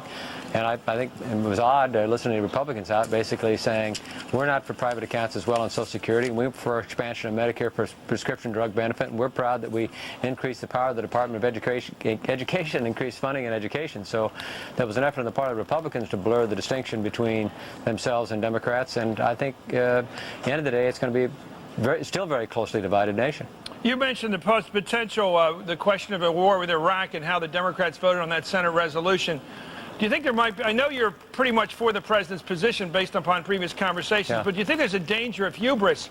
If he does very well and he grabs the United States Senate tonight, the president for his party, and he grabs a larger percentage of control in the U.S. House of Representatives, and with his brother winning in Florida, is there a chance, in fact, a likelihood that he might get a little bit overzealous about his power and maybe draw us into a war with greater alacrity than he should? Well, I would suspect that there is always a danger of a president doing that, but my hope and prayer would be that doesn't happen. I mean, I doubt that that's going to be the case. I mean, the House, even though it's likely to be marginally increased in Republican status, is still very closely divided. And the Senate, whether it stays Democrat or goes Republican, is also going to be very closely divided. So, you know, to get and sustain majority support, and he's going to have to go back to what he was saying in the 2000 campaign and be a unifier, not a divider. He's been very much the divider thus far, and he's going to have to try to unify people rather than looking for partisan advantage in order to be able to sustain either foreign policy or domestic policies that at times are going to require significant Democratic support in order to be successful. You know, when you ran for president, you raised big issues. You raised I mean, quite seriously, you raised a very big issue of health care. In fact, it could be said that you led with that issue and led a lot of other politicians to talk about what we do about all the people in this country who don't have health insurance, and there's lots of them, tens of millions of them. Do you think the Democratic Party's made a mistake from pulling back from those grand initiatives like health care? Well, I don't think that they've pulled back on it. I think They haven't? I haven't heard a word about it this campaign. I think you get a substantial amount of talk about health care, especially prescription drug benefit when it comes to Medicare, but not a Well, that's pretty small bore, isn't it, for a party that's talking about the welfare and health of the people? I don't think it's small bore if you're one of the senior citizens who are looking at prescription drug benefit. I think Democrats have pulled Republicans substantially to the left in their previous positions. And indeed, as I said, you listen to the president, he's out there talking about a Medicare benefit under a prescription benefit under Medicare that's substantially bigger than what the conservatives in his party are supporting. I take your point, though. I mean, there's still an open question as to whether or not just big ideas, but sort of independent ideas. That's what we heard earlier, John McCain talking about that. Paul Wellstone, I think, would have won by 5 or 6 points in Minnesota, in part because he demonstrated a willingness not to be a lapdog to anybody and voted against the War Powers Resolution. Yeah. As you quite correctly said, I would have supported it.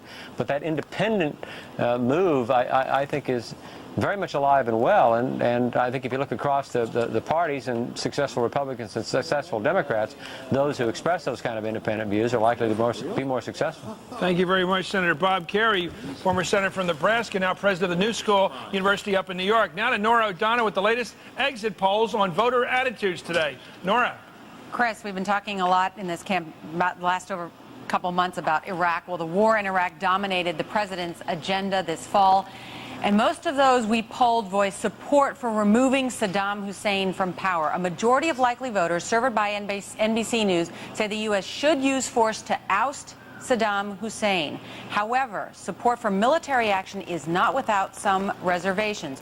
Only about 3 in 10 likely voters said the U.S. should go it alone in Iraq, while nearly half feel that the United Nations support should be obtained. Just over 1/5 said they oppose any use of force in Iraq. Now, the poll also found that most Americans are still anxious about the possibility of another attack on America. 3 out of 4 say they are worried there will be another major terrorist attack. While national anxiety remains high, the president is still getting high marks on his handling on the war on terrorism. 2/3 approve of the way George W. Bush is dealing with terrorism, while fewer than 1 in 5 disapprove. Now, here's one interesting thing. While voters are concerned about military action in Iraq, only 1 in 10 named it as the main reason they voted the way they did today. Chris? Thanks a lot, Nora O'Donnell. Pat Goodell, the president's prestige on the issue of fighting terrorism began in the days after 9/11, right? Yes, and I want to tell you something. This is the attachment he made with the American people. It was his growing up, and it was their growing up with him. And this is a very powerful attachment, as we see. He's holding at these 68% numbers. And I don't care that people weren't voting on today. It's in their minds when you think that 3/4 we could have this. And let me just say something what Howard was saying about this election night tonight. This is a man who was elected with a minority of the votes cast 2 years ago, who many people feel was not legitimately elected, and who has been under trouble. And he is carrying ratings and carrying this election, unlike a president has done, I think, since Kennedy in 1960. That's a very good point. This is terrifically historical. And he has got a leadership. And this thing with the people, this is not to be discounted. I'm afraid my party discounted this much too much. It's a very good point, because one way to look at this election, based on the results we have so far, is a kind of validation 2 years after the fact that he's of Bush's election, both in terms of the Florida results and in terms of the way the shape of the Congress looks. And it's also interesting in that the congressional Democrats aren't getting anywhere. But the good news for the Democrats, and there is some, is in the non-federal part of the election landscape. They're doing well with governor's races because they're not involved in the war on terrorism. I mean, that's one possible reason, and they're careful on the tax issue for the most part because they have to be out there where the rubber meets the road.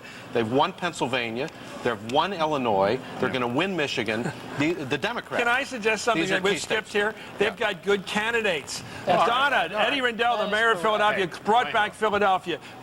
Jennifer Granholm is a very attractive candidate. Blagojevich is a perfect guy with a perfect name for Illinois politics. But not only do we have good candidates at the state level, we also have well-funded candidates at the state level, unlike the federal level, where we see our candidates.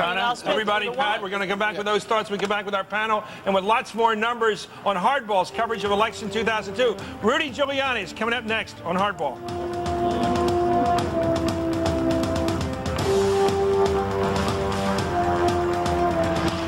Brought to you by Merrill Lynch Wealth Management, proud sponsor of Decision 2002.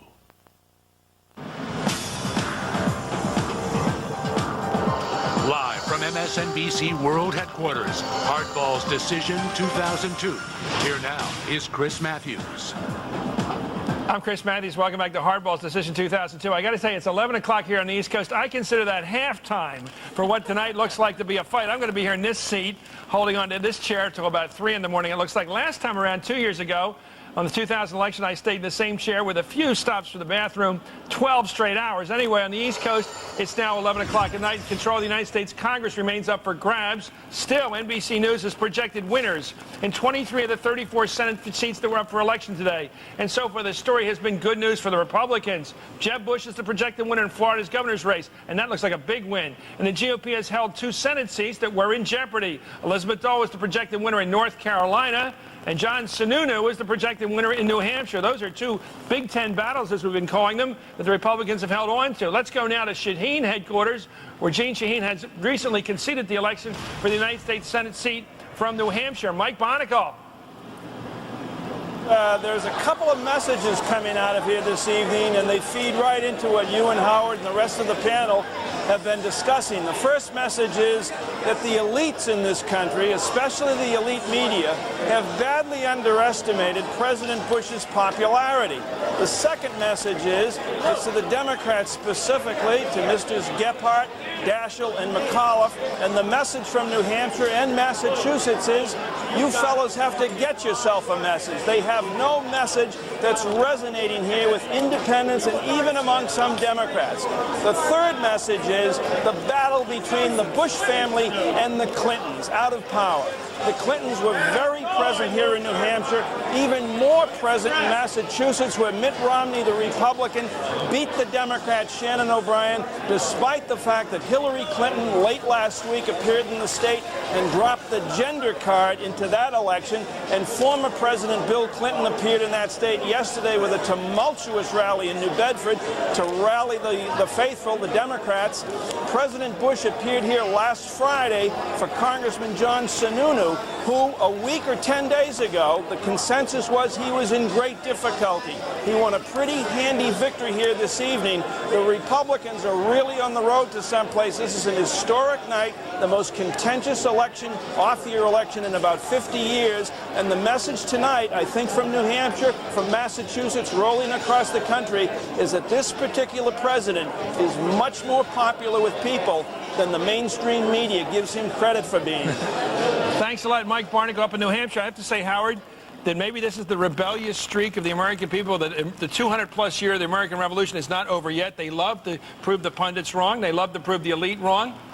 I don't think there's any question about it. That's why we have elections. And I think it's going to be interesting in the next few hours because it's going to depend on Missouri and Minnesota. Those are the 2 states that are going to decide. Let's go right now to Lester Holt for more numbers. Lester. All right, Chris, we've got numbers in from South Carolina in the Senate race. NBC News is projecting that Lindsey Graham, the Republican, wins the Senate seat in South Carolina. It was a Republican seat held by Strom Thurmond, who's retiring. Let's put the balance of power up on the screen here now, and we'll look down. That was a seat that was likely to go to Republicans. One of our light pink ones. I'll turn that red. There are the numbers: 45 Democrats, 43 Republicans, 1 independent. Again, that's based on the projections. And Chris, I'll let you and your panel take a look at this, but I want to point out very quickly, there are 4 seats on the Democratic side in gold right now. 4 of those that going into tonight were too close. You move across the aisle now, and there's only 2. There were originally 4 Republican seats that were questionable.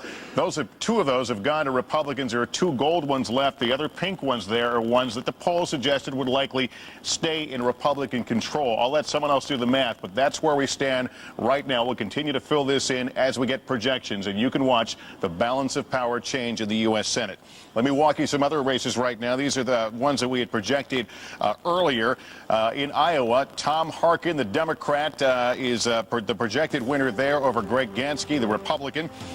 In the state of North Carolina, Elizabeth Dole, this was such a tight race, but Elizabeth Dole, the projected winner over Erskine Bowles. The Republicans win, apparently, in North Carolina, projected to win. In the New Hampshire Senate race, another tight one that Republicans may very well have picked up. The projected winner, John Sununu. Actually, there was a Republican seat originally, but the Republican John Sununu is a projected winner over Jeanne Shaheen. Tennessee Senate, Lamar Alexander, projected winner, the Republican over Bob Clement, the Democrat. That's the open seat that was held by Senator Fred Thompson, who is retiring from the Senate. In Arkansas, Senator Tim Hutchinson. Now we're looking at partials now. These are raw numbers, no projections in these races. Arkansas right now, the Democrat Mark Pryor leading over the incumbent Republican Tim Hutchinson, 156,000 to 128,000 vote, about a third of the precincts reporting there. In Colorado, this is another one that we've listed as gold on our map today. Very close. Republican incumbent Senator Wayne Allard right now leading about 50,000 votes over Tom Strickland. Again, about a third of the precincts are in there. In Minnesota, that Senate race that the whole nation has paid attention to, Walter Mondale, Norm Coleman.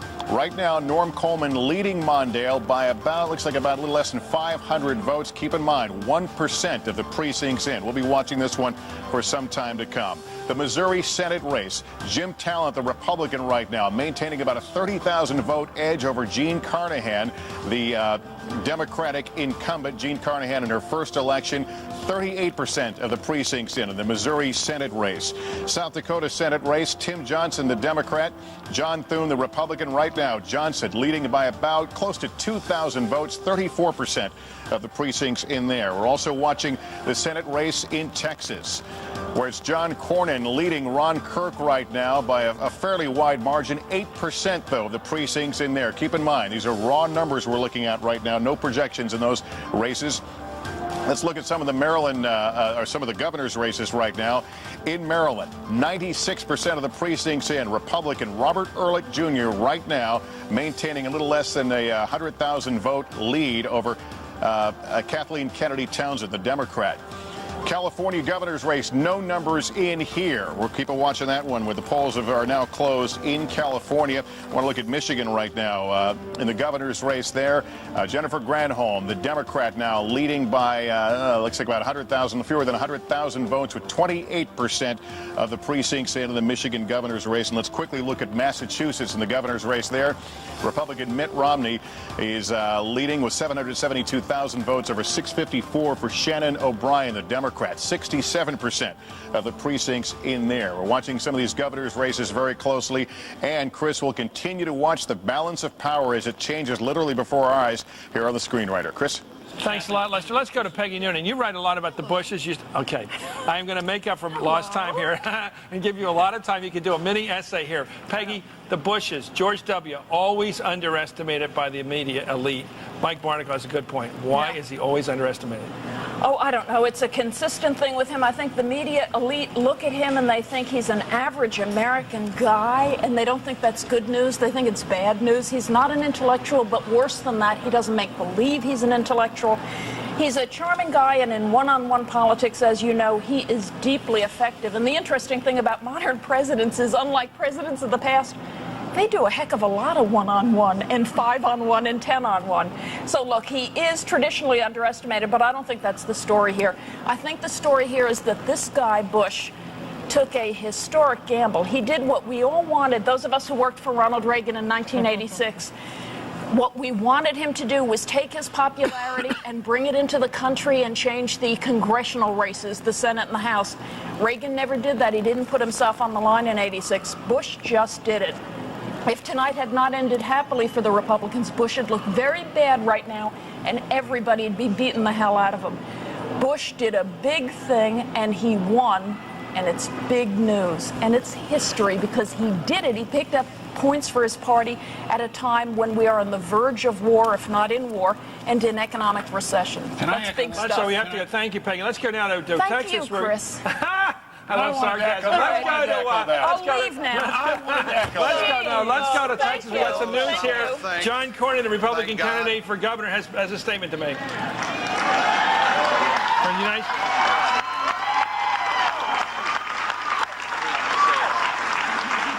And I want to thank my family who has stood by me lo these many years, my wife Sandy and our two daughters Danley and Haley, and my mother.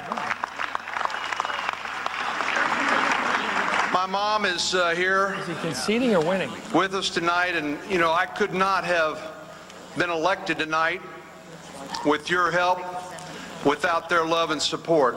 And my Gratitude for that is undying.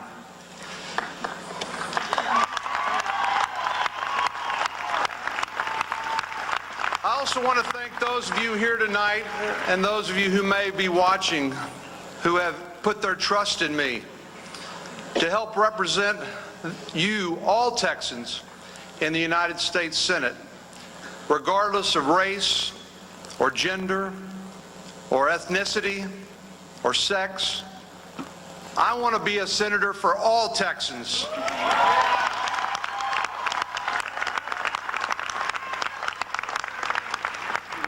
I also want to express my gratitude. That's another big win for the Republicans. John Cornyn defeating the Democratic candidate. That was a race that the Democrats thought they might be able to win and turn the tide of history. Let's go right now to one of the most popular Republicans in the world, Rudolph Giuliani, the former mayor of New York. Mr. Giuliani, thank you for joining us. I've looked at the poll numbers. We had you on the Hardball College tour at the University of Pennsylvania recently, last week, and you're up about 78%. But what struck me was reading the papers this morning and seeing a picture of you campaigning in North Carolina. Imagine a guy from Manhattan College in New York down there with a name like Giuliani campaigning for Elizabeth Dole. She thought you could help her.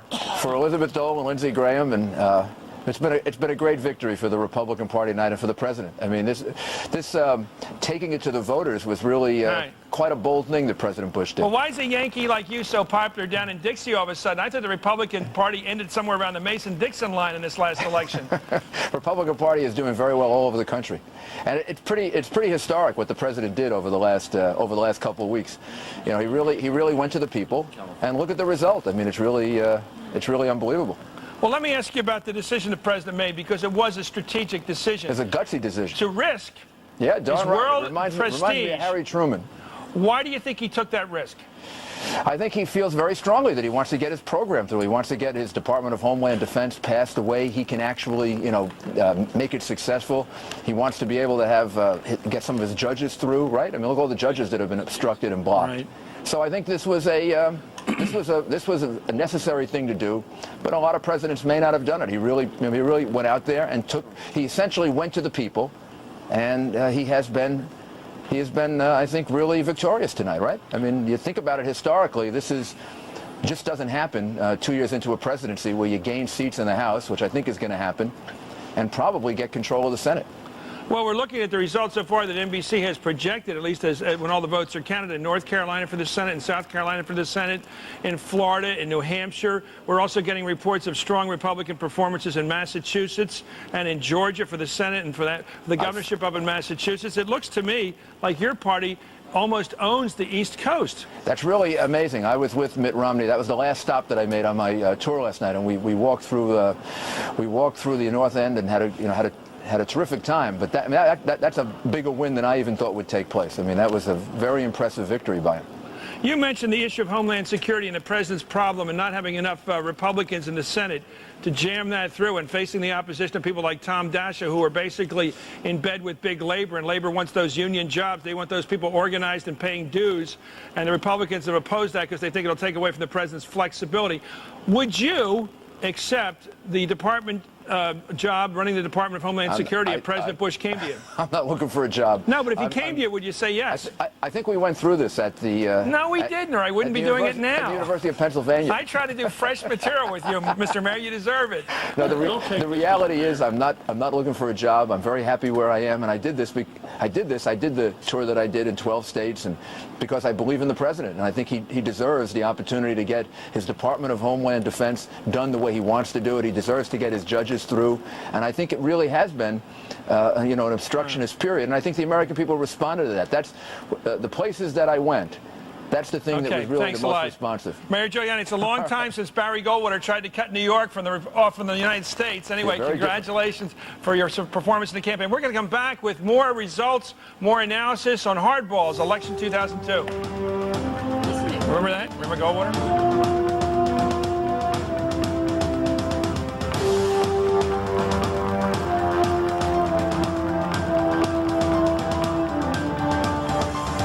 Up-to-the-minute results of all your local races, log on to MSNBC.com right now and stay with America's news channel, MSNBC, for complete continuing coverage of Decision 2002, hardball style. Brought to you by Merrill Lynch Wealth Management, proud sponsor of Decision 2002. We're back. We're back looking at the victory celebration of George Pataki. Here's the governor of New York. Juntos, siempre adelante, juntos.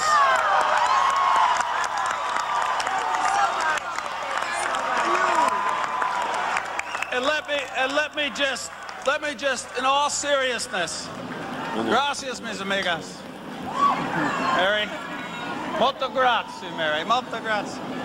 I also want to thank... Okay, we're back right now. That was, of course, Governor Pataki of New York, George Pataki, another one of the heroes of 9/11 who benefited by his strong executive performance in the days and weeks after 9/11. We're looking now at the graphic now. We've been talking a lot tonight about the United States Senate races. There it is, Democrats 45, Republicans 44, Independents 1. I think that shows how tight it's going to be tonight, Howard. Well, what's interesting here is that the Republicans aren't only just winning, they're winning big, and they're winning bigger than was expected. North Carolina, a lot of people thought was going to be close. New Hampshire, people thought would be close. Neither one of them really was. And I think that's another pattern that's going to mean deep into the night when we're looking at Missouri and we're looking at Minnesota and we're looking at South Dakota, where the control of the Senate is going to be decided.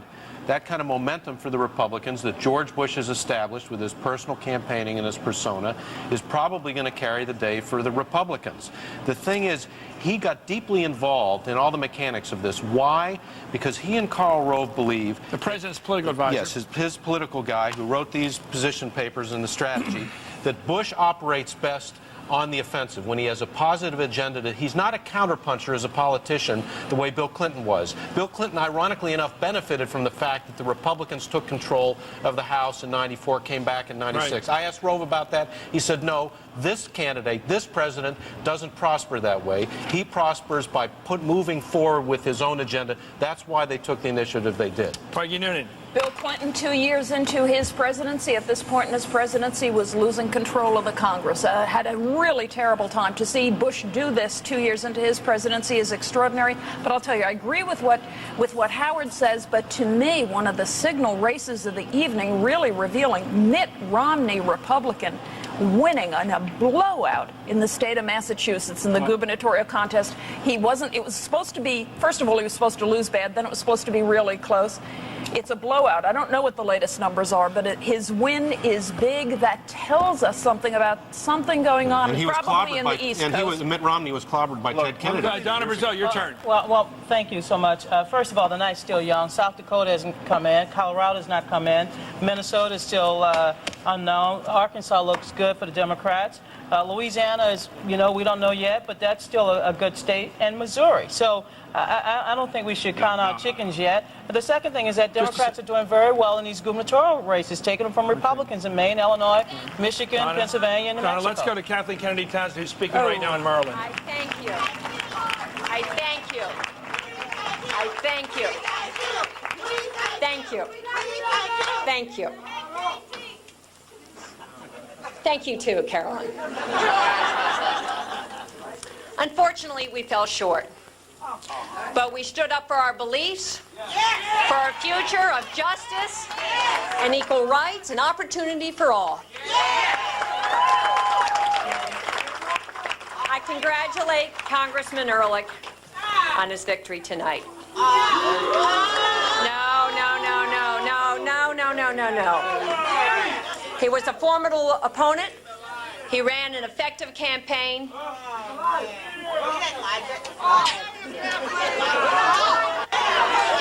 You know what, you guys? I love you. You are dear in my heart, but we have to move forward. And I ask that each of you join with him in doing what is right for Maryland, in keeping the promise of full funding for our schools, empowering our police with the tools they need to solve crime, including ballistic fingerprinting of firearms, safeguarding the Chesapeake Bay, protecting the environment. I hope that with the campaigning over, with the charges and countercharges fading away, we will understand that the things which unite us are far more powerful than the things that divide us. We will need a sense of common resolve as we enter the difficult months and make hard choices. There's a budget to be balanced, and we must all work with our new governor to do it responsibly, not just for next year, but in ways that build the prosperity and social progress for the next generation. I want to express my gratitude for the advice, the experience, and the wisdom of our extraordinary candidate for Lieutenant Governor, Admiral Chuck Larson.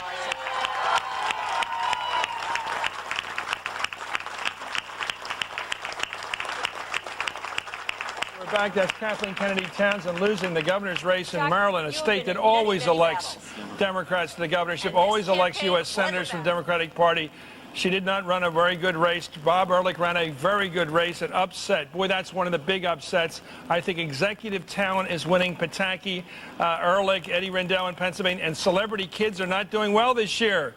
Andrew Cuomo in New York, Bob Casey in Pennsylvania, and Kathleen Kennedy Townsend, people having to choose between executive talent and the famous kid, are going with executive talent. Let's go to Nora O'Donnell for more information on what the people are thinking today. A couple interesting things. Let me first say about Maryland. What's going on in Maryland is apparently some ticket splitting there.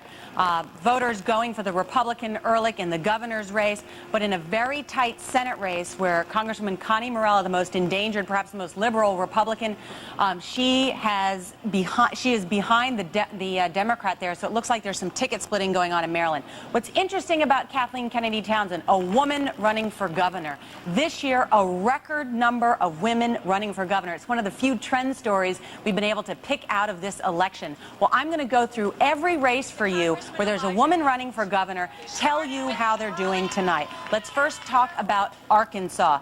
In Arkansas, we have Mike Huckabee, the current, against Jimmy Lou Fisher, who's been the treasurer there, a close friend of Bill Clinton.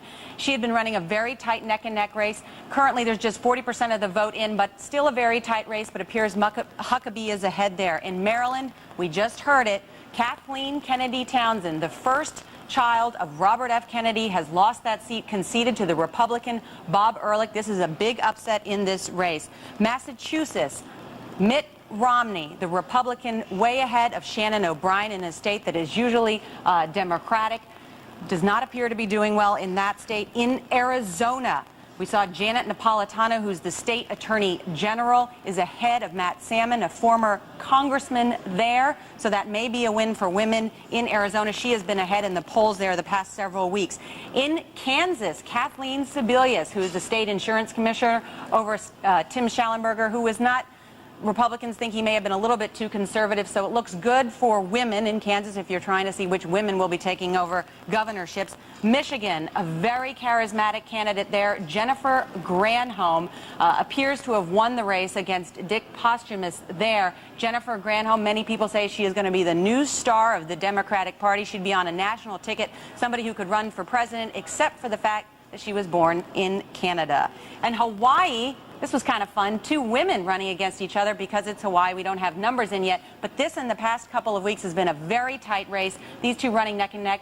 Linda Lingle, the Republican, is the only Republican woman running for governor this year. Also, we have in Alaska, Fran Ulmer, Frank Murkowski, the current senator. She's the lieutenant governor right now. We don't have numbers in yet, obviously, from Alaska, but this was a very, very tight race, very important. And then finally, Rhode Island, another woman running there. Mirth York appears to be trailing Donald Carcetti there. Bottom line is, we're talking and gone through all of these to sort of show you the women that are running for governor. Bottom line, we currently have 5 women who are governors. 3 of them are term limited or leaving office.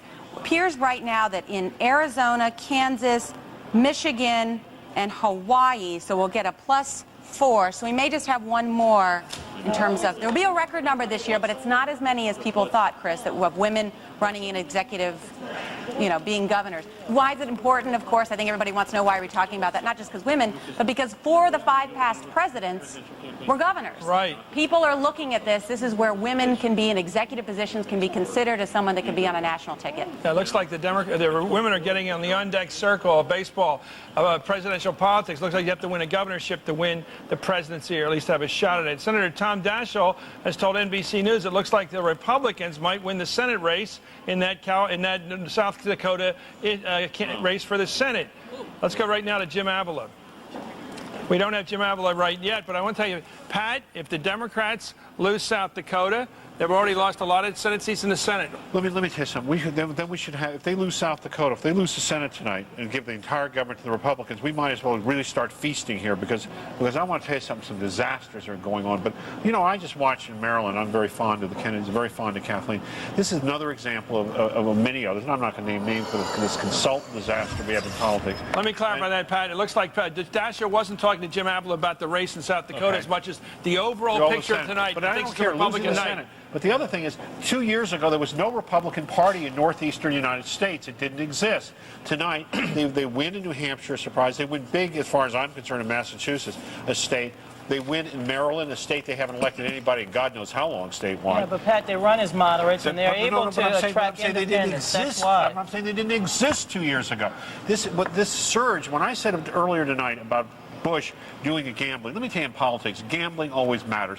More times than not, when you take a chance, it pays off. Playing safe doesn't. And this move of his. Let's talk about that very issue. When we come back, we're going to have Dick Gephardt, the Democratic leader of the House. And the question is, did the Democrats blow it in this race to grab control of the United States House of Representatives? It's way too early to do the final count, but bad news for the Democrats in the East Coast. Let's talk to Dick Gephardt when we come back with Hardballs, election 2002, right after this.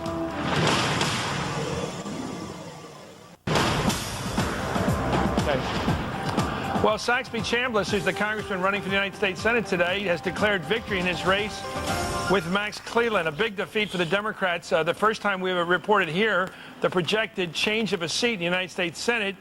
Howard.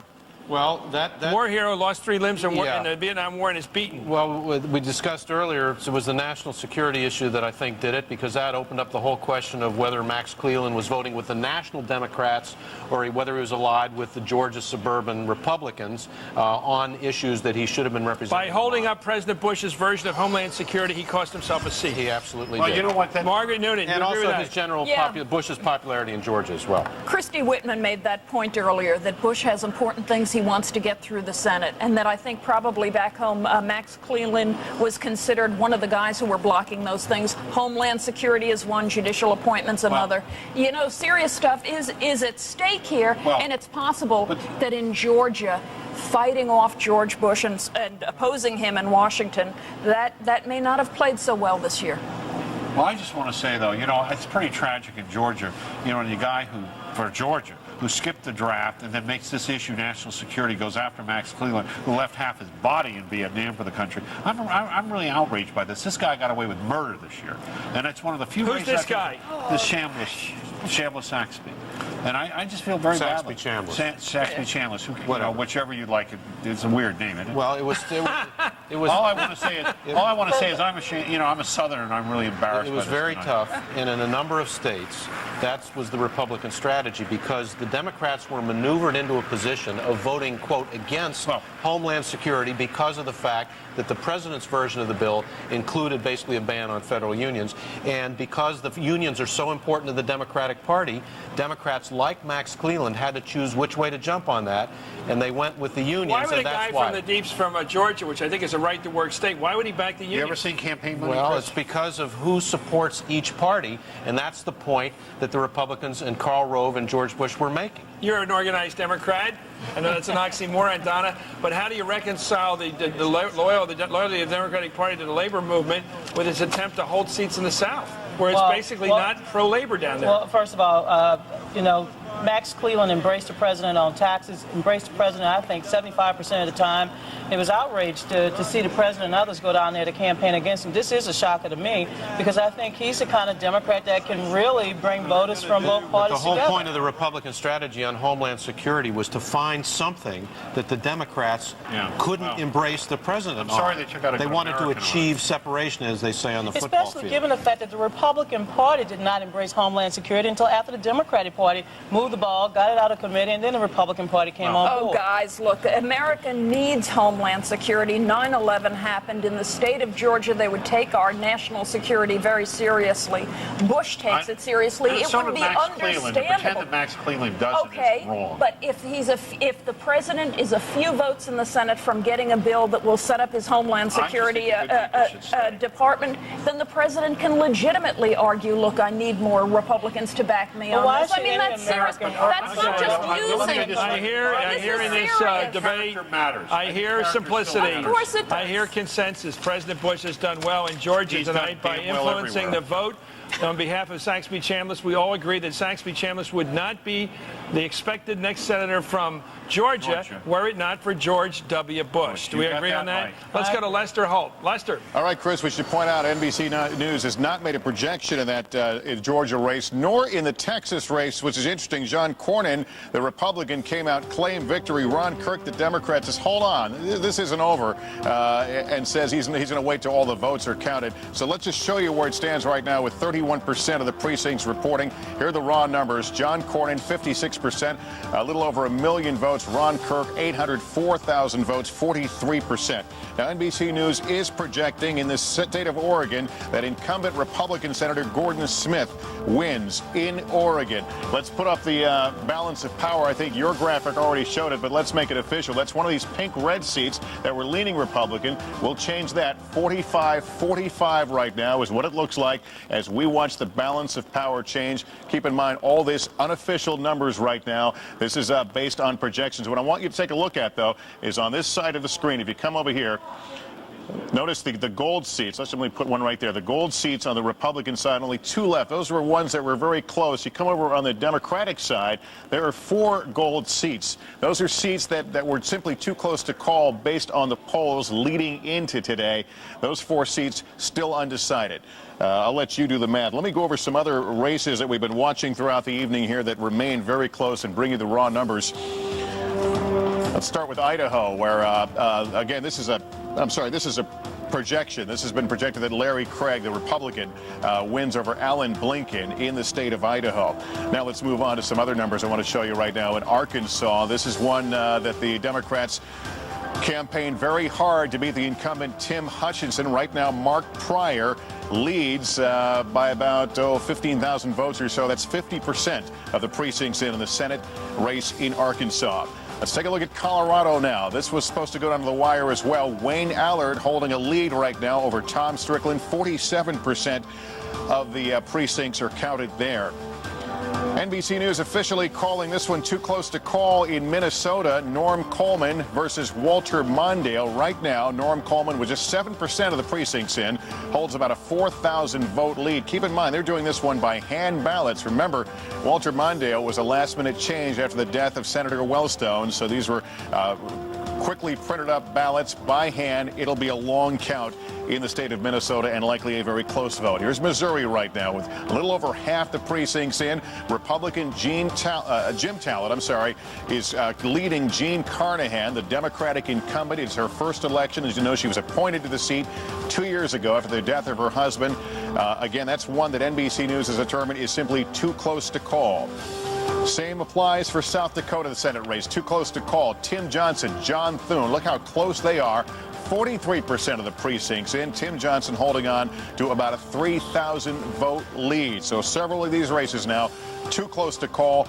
Continues to be a late night, little after 11:30 here in the East Coast. Chris? Well, it just seems we've been talking here about trying to put together everything we've learned so far tonight, including the projections from NBC, including the reports we're getting from Lester and others around the wire service and other networks. You put it all together, Howard, and you're looking at a picture which is beginning now to gel, which is the Republicans basically are within very short range of grabbing control of the Senate. They're within striking distance of at least getting it to 50-50. If they win in Missouri, for example. Right. Well, here's what's happened so far. It looks like the Democrats are going to take away one seat, which is Arkansas. That the Republicans are probably going to take away one Democratic seat, which is Georgia. So no change. Right now it's 50-49 to 1. So far tonight. So far tonight. If the Democrats don't take away Colorado, and it looks like it's going to be difficult because Wayne Allard is way ahead, then all the Republicans need to do is win one of Missouri, South Dakota, or Minnesota. Just one of those. Then it's 50-50, and under the rules of the Senate, the president of the Senate, namely the Vice President, Dick Cheney, gets in the chair and casts the tie-breaking vote. So the Republicans are right now within striking distance, and when Tom Daschle says in general terms it looks like a Republican night, that's what he's talking about. What he means is he's not going to be majority leader come January. What he means is that the odds increase. What's happening is, see, the Democrats aren't picking up the things they hope to pick up. Nothing. And the Republicans have a shot.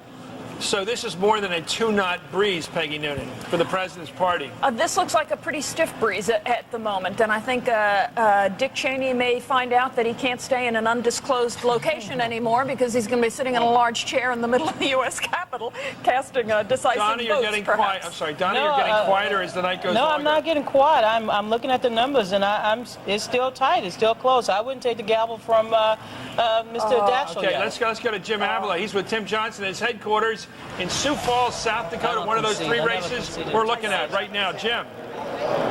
Well, Chris, in fact, just a few moments ago, I spoke with Senator Tom Daschle, the Senate Majority Leader, who, of course, has a real interest in what's going on here in South Dakota and across the state, across the nation. And he told me, he all but conceded that he will no longer be Senate Majority Leader. He told me that, it's, quote, it looks like a Republican night, and things are all trending toward the Republicans now. Senator Daschle admitting that his position as the Senate Majority Leader in serious jeopardy.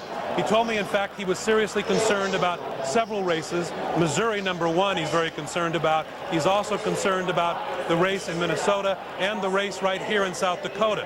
While his candidate, Tim Johnson, remains ahead with only about 50% of the vote counted, that is very a close race right now. And also, he concedes that the votes that have not been counted yet are mostly from rural areas. The urban votes have been counted, or many of them have been counted here in South Dakota. Those generally go to Democrats. What's still out there are rural votes and also Native American votes from the reservations, which sometimes go to the Democrats. So this state is in jeopardy for the Democrats as well. As we say, Senate Majority Leader Tom Daschle all but conceding that Democrats may have lost the Senate tonight. Chris? Thanks a lot for that amazing report from Sioux Falls. Let's go now to David Schuster, who's at the headquarters of Tim Hutchinson in Little Rock, Arkansas. David.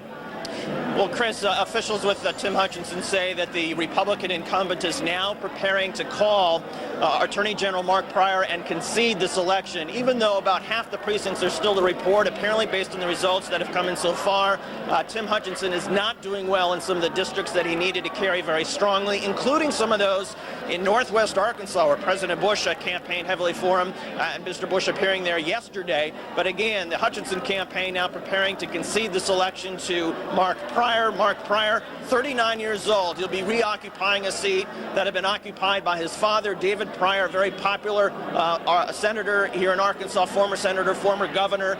The night is pretty good for Democrats in Arkansas because in addition to recapturing this Senate seat, they also did unusually well against Republican Governor Mike Huckabee. It was earlier this year when the Democrats had very difficult time putting up any sort of Democratic candidate. The Democrats didn't want to run against Huckabee. They finally found somebody from the state legislature.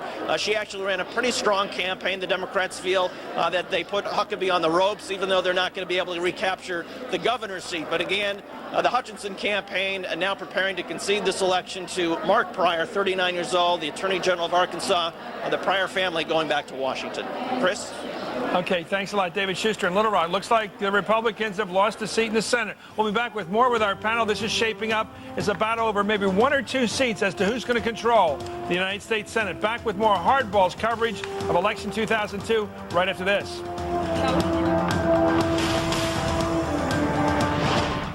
Brought to you by Merrill Lynch Wealth Management, proud sponsor of Decision 2002.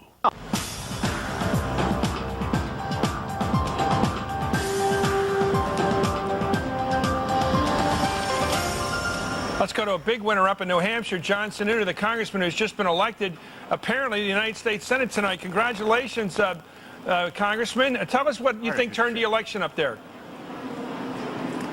Put it on any one thing. In New Hampshire, money doesn't matter nearly as much as it does elsewhere. Otherwise, we'd have President Ross Perot or Steve Forbes. You campaign person to person. I've been campaigning that way for 14 months, had a tough primary, tough general election. I'd never stopped talking about tough issues like modernizing Social Security or reforming the tax code. A lot of candidates ran away from those kinds of issues, but I think people in New Hampshire saw it as a sign of leadership that I was willing to talk about real issues and substance and offer some solutions. Well, you know, you've served in the U.S. House of Representatives, and you know the culture of New Hampshire as well as anybody because of your family upbringing. It seems to me, well, you tell me, is the tax issue still the hot wire issue of New Hampshire politics?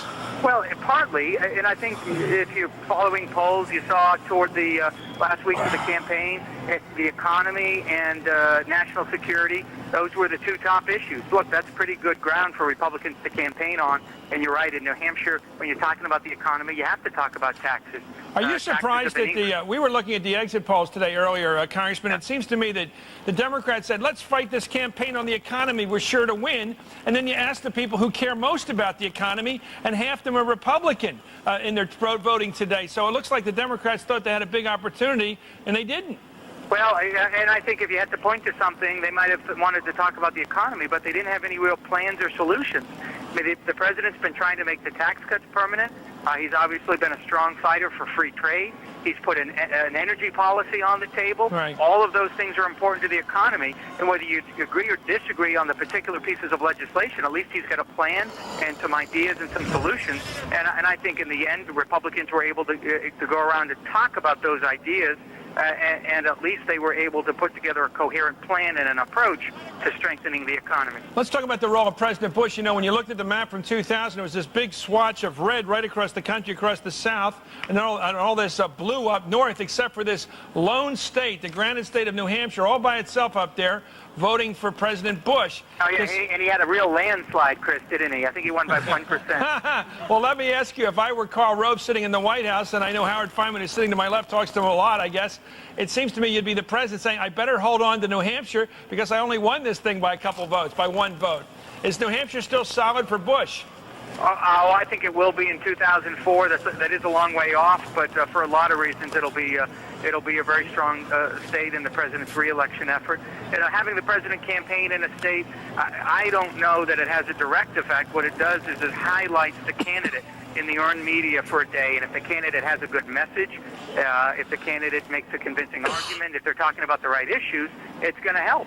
And if you're not talking about the right issues, it doesn't matter whether you have the president or the Pope into your state. It's not necessarily going to make a difference for your campaign. Okay, thanks a lot, Congressman John Sununu. The expected, in fact, the winner of the race for the New Hampshire Senate seat, now held by Bob Smith. Thank you very much for joining us, Congressman. Let's go to Howard again and run through this. You're doing the best set of numbers here I've ever seen. You have analyzed this race, so it's possible. I've been talking for weeks about George W. Bush going for the trifecta tonight. It's a horse race term. I'm not a track tout, but it seems to me he will possibly win that tonight. The House, the Senate, and the governor's race in Florida. Yeah, well, what's the big four then? I don't know what that's called, the quad, but he's going not only now for control of the Senate. I'm sure what Karl Rove is looking at now, what George W. Bush is looking at, because he loves to look at the numbers, is trying to get effective control of the Senate.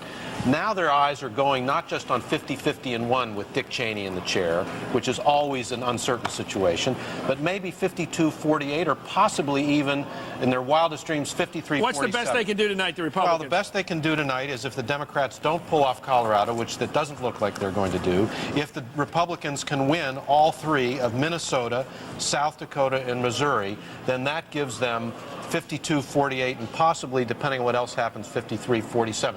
That's probably, not going to happen to that degree, but that's what they're looking at. And in the small terms, what's interesting is the president made his biggest bets on certain states. He got very involved in the local politics of Minnesota, urging Norm Coleman to run. He got very involved in South Carolina, getting Congressman Thune to run. He went for his brother in South Dakota. He went for his brother big time down in Florida, obviously. And in New Hampshire, it was clear that the White House wanted Sununu as the candidate.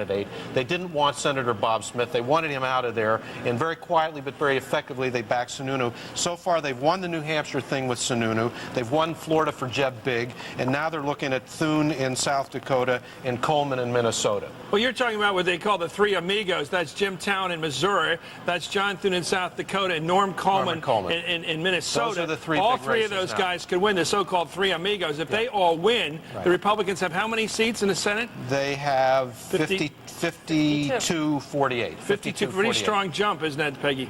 Oh, yeah, it'd be huge. It's back to 1998 levels when they held the Senate.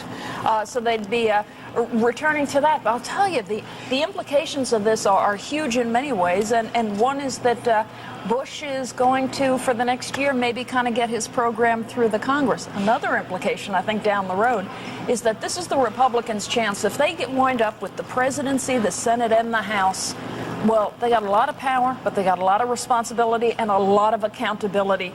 this. I hate to mention even the words 2004, but it's going to make 2004 more interesting. Let me tell you what I think. It sounds to me that the man who's going to be on the ticket with George W. Bush when he runs for re-election, and he surely will, may well be Bill Frist of Tennessee, who put together this Senate victory. He's the mastermind behind this race. If they pull the Senate off, it ain't going to be Trent Lott who gets the victory laurels. It's going to be Bill Frist.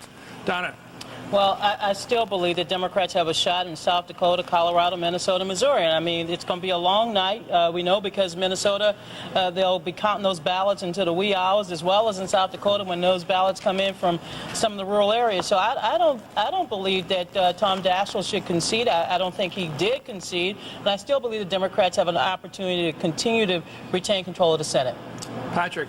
I think the Democratic Party has just blown itself apart tonight. He's a master of understatement, isn't he? I love the explosive nature of your rhetoric. No, but I mean it very seriously, because when they came in this election, we came into a split country. They came in this election holding the Senate, expect to pick up governors, which they may. They will. And at least they should have, in an off-year election, been able to at least hold the House at what it was. They're going to fail at all of those in terms of what the expectation, I believe, was tonight. And I'm with you. You can hold on and believe, but I'll tell you don't like the way this trend is going, because now it's all on their side. It's all on the Republican side of the Senate. And if this happens, I'll tell you what. Where do the Democrats go now? I mean, they have. I know where they go to the governorships. And the governorships of the Democratic Party. But Jennifer Granholm, Edward Rendell are going to be the leaders of the Democratic Party. Not people like Tom Daschle. Chris, I challenge that, because I'll tell you what, because the party's controlled by its money. We have a chairman who just now on that list up there, it said WorldCom $7.63 billion more than they thought being disclosed. We have a chairman who got $20 million in the damn deal with what's it? Put $100,000. No, this is not a referendum on. Okay, we're going to come back. If you want to get information on your local races around the country, go to MSNBC.com and get an update. No, it isn't a referendum on the ethics of this party. It's a referendum on our leadership. What are we doing with the chairman? What are you doing with the chairman who gets $20 million? Here comes Tim Hutchinson, who's apparently going to concede the... Only 2 years ago. Okay, let's take a look at Tim Hutchinson. Let's see what he does have to say. He's the senator from Arkansas, the Republican. Yeah. Thank you. He's going to concede.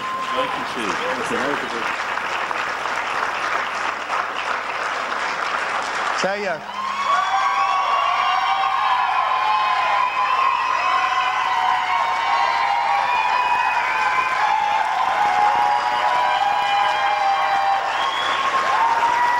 Thank you. Well, you guys are great. You guys are great. Randy and I just wanted to come down for a moment and to give you a little update on things. It's been a long evening already. We've got such great friends in here and family. A lot of the family are still up in the suite, and some of them are down here. I think I've got about half of my Washington, D.C. staff in this room who have taken vacation time and leaves of absence to come down here and campaign this last week, and an awful lot of friends from around the state. And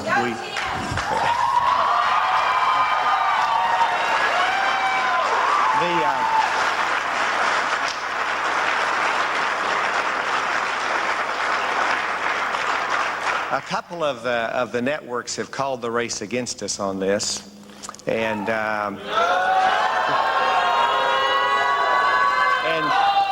of course we know they're never wrong. It is. I think the local TV have about half the vote reporting. We just don't know where all that other half is, but we know that Benton County, my home county, is not yet in. Washington County.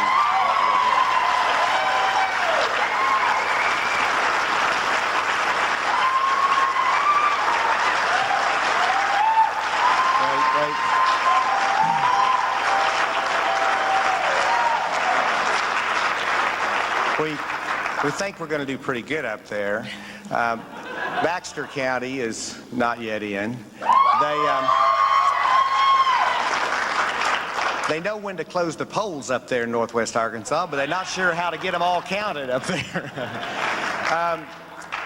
It is very, very unlikely that we're going to be able to overcome the deficit that we have in those votes right now. And I don't want to prolong the evening, and I certainly don't want to be in bad form in not making an appropriate concession. But with half of the vote still not there, and with my home county not yet counted, I really think I've got to have that home county. And we are seeing those numbers.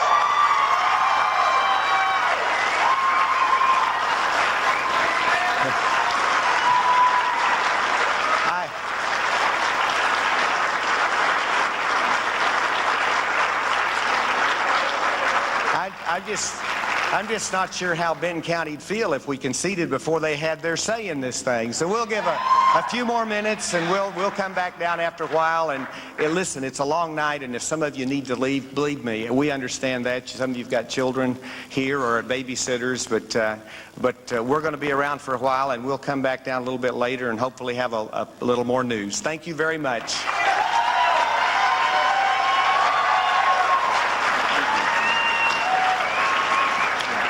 Well, that was a lot like, boy, I have a long political memory, Howard, as you and Pat do, and some other people here are much younger.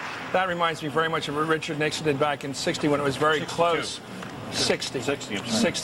When he saw the election returns coming in so adversely, but the numbers weren't counted enough for his satisfaction to concede. He obviously wants to hold out some hope. But he did say a couple of moments ago, Tim Hutchinson, the senator, that it would take an amazing turnaround for him to win it at this point. I think that's fine. I understand why a guy would do that. Your whole career's ready to go. Give it a couple more minutes, Howard. And also, the White House has fingertip feel of everything that's going on everywhere in the country. Don't forget, earlier tonight, it was the White House, it was George Bush who called Catherine Harris down in Florida and told her she'd won. I think if they had wanted Hutchinson to concede, and if they had told him definitively that it was over, then he'd be out there doing that. I think back at the White House, they're not entirely sure. Again, as I say, what they're going for now, their eyes are on the big control of the Senate. And in today's world, having a 2 or 3 vote margin is big control. Well, I feel for the guy because I think, these guys do come to the Senate with the idea of building a career. And then to have it wiped out, apparently it's because of that woman he's with. That was the woman he married after getting rid of his wife. Right. Well, new wife. It's family values. At least he married. Okay, let's go. Right now we can add Georgia, Maryland, to New Hampshire, North Carolina, and Florida. All states where the Republicans are celebrating tonight. In that Georgia race, Republican Saxby Chambliss has declared victory in his race against incumbent Democrat Max Cleland. That's a pickup for the GOP in the U.S. Senate. And another upset in Maryland. This is a big one if you look at the whole year. Kathleen Kennedy Townsend has conceded the race for governor to Bob Ehrlich, the Republican. That's 6 of our Big Ten states remain officially undecided. Here they are. Arkansas, as you just saw, no concession there from Tim Hutchinson. Colorado, we're beginning to hear that may be a win for the Republicans, but we don't know yet. Louisiana, that's going to be a long night apparently. Minnesota, Missouri, and South Dakota, those big 3 states in that same part of the country. In Arkansas, Republican Tim Hutchinson appears to be in serious trouble, although he is so far not conceding yet, at least not for a few moments tonight. But in South Dakota, the Democrats may have lost a seat to offset that Arkansas gain. At this hour, it looks very good for the GOP. Let's go to Lester Holt with a recap of all the latest results. Lester. Well, it's a little after midnight here in the East, Chris. This is the point where we separate the real political junkies from the rest of us because this is the stay up late time. This is where things slow down, and those races we knew that would be tight are going to keep us here for a while. Let's look at Minnesota right now. The Senate race officially, NBC News says this one's too close to call. Here are the raw numbers right now from Minnesota. 8% of the precincts in. Remember, they're doing this by hand. Norm Coleman, the Republican, holding on to about a 5,000 vote lead right now. But again, keep in mind, 8% of the precincts in the Senate race in Minnesota. In Missouri, this is another one that we've watched closely here. Jim Talent, the Republican challenger, challenging Gene Carnahan, the incumbent Democrat. 62% of the precincts in here. Talent holding on to a fairly sizable lead, but again, NBC says this one is too close to call. Senate race in South Dakota. Tim Johnson, the Democrat right now, holding on to about a 5,000 vote lead over John Thune. NBC News says too close to call. Let's look at that Georgia Senate race right now. Despite the claims of Saxby Chambliss, NBC has not made a projection in this one. Right now, Chambliss holding on to a 763,987 vote total to 678,000 for Democrat Max Cleland. To the Senate Texas race, there was a claim of victory from John Cornyn. We've not made a projection here. Right now, Cornyn holds a fairly sizable lead over Ron Kirk, who says he's not throwing in the towel yet. He wants to watch every vote come in, says it's way too early to go to bed on this one. Arkansas, the Senate race there. You heard from Tim Hutchinson a moment ago, the Republican. We haven't made a call on this one either. Right now, Mark Pryor, the Democratic challenger, holding on to a lead there, 54%, 46%, 59% of the precincts in the Arkansas. Here's Colorado. This is one that we knew would be tight. It is living up to its billing. 53% for Wayne Allard, the Republican incumbent. 466,000 votes. 389 for Tom Strickland. 58% of the precincts in. I want to quickly take you and look at the balance of power now. We have been filling in the seats as we're able to project them tonight. And right now we show Democrats, Republicans, 45 seats. But here is the story right now. We had these gold seats we had put at the outset of these. These are the ones that appeared too close right from the get-go. Republicans had 4. They held on to 2 of them. There's 2 others out there. Move over to the Democratic side of the aisle. There are 4 seats right now, Democratic-held seats that were considered in somewhat jeopardy. The decision's still out on those, but the math certainly makes it very interesting right now. The Democrats have a real challenge to try to hold on to all 4 of those. Plus, of course, they have one other seat that gave them 50 in the going into this election before the death of Senator Wellstone. So watching that very carefully, the balance of power. Let me quickly take you some governor races right now. NBC News projecting in the Rhode Island governor race, Republican Donald Carcieri will win the governor's race in Rhode Island. It was an open seat. Term limits require that Governor Lincoln Almond step down. And so, again, Donald Carcieri, Republican, the projected winner in Rhode Island.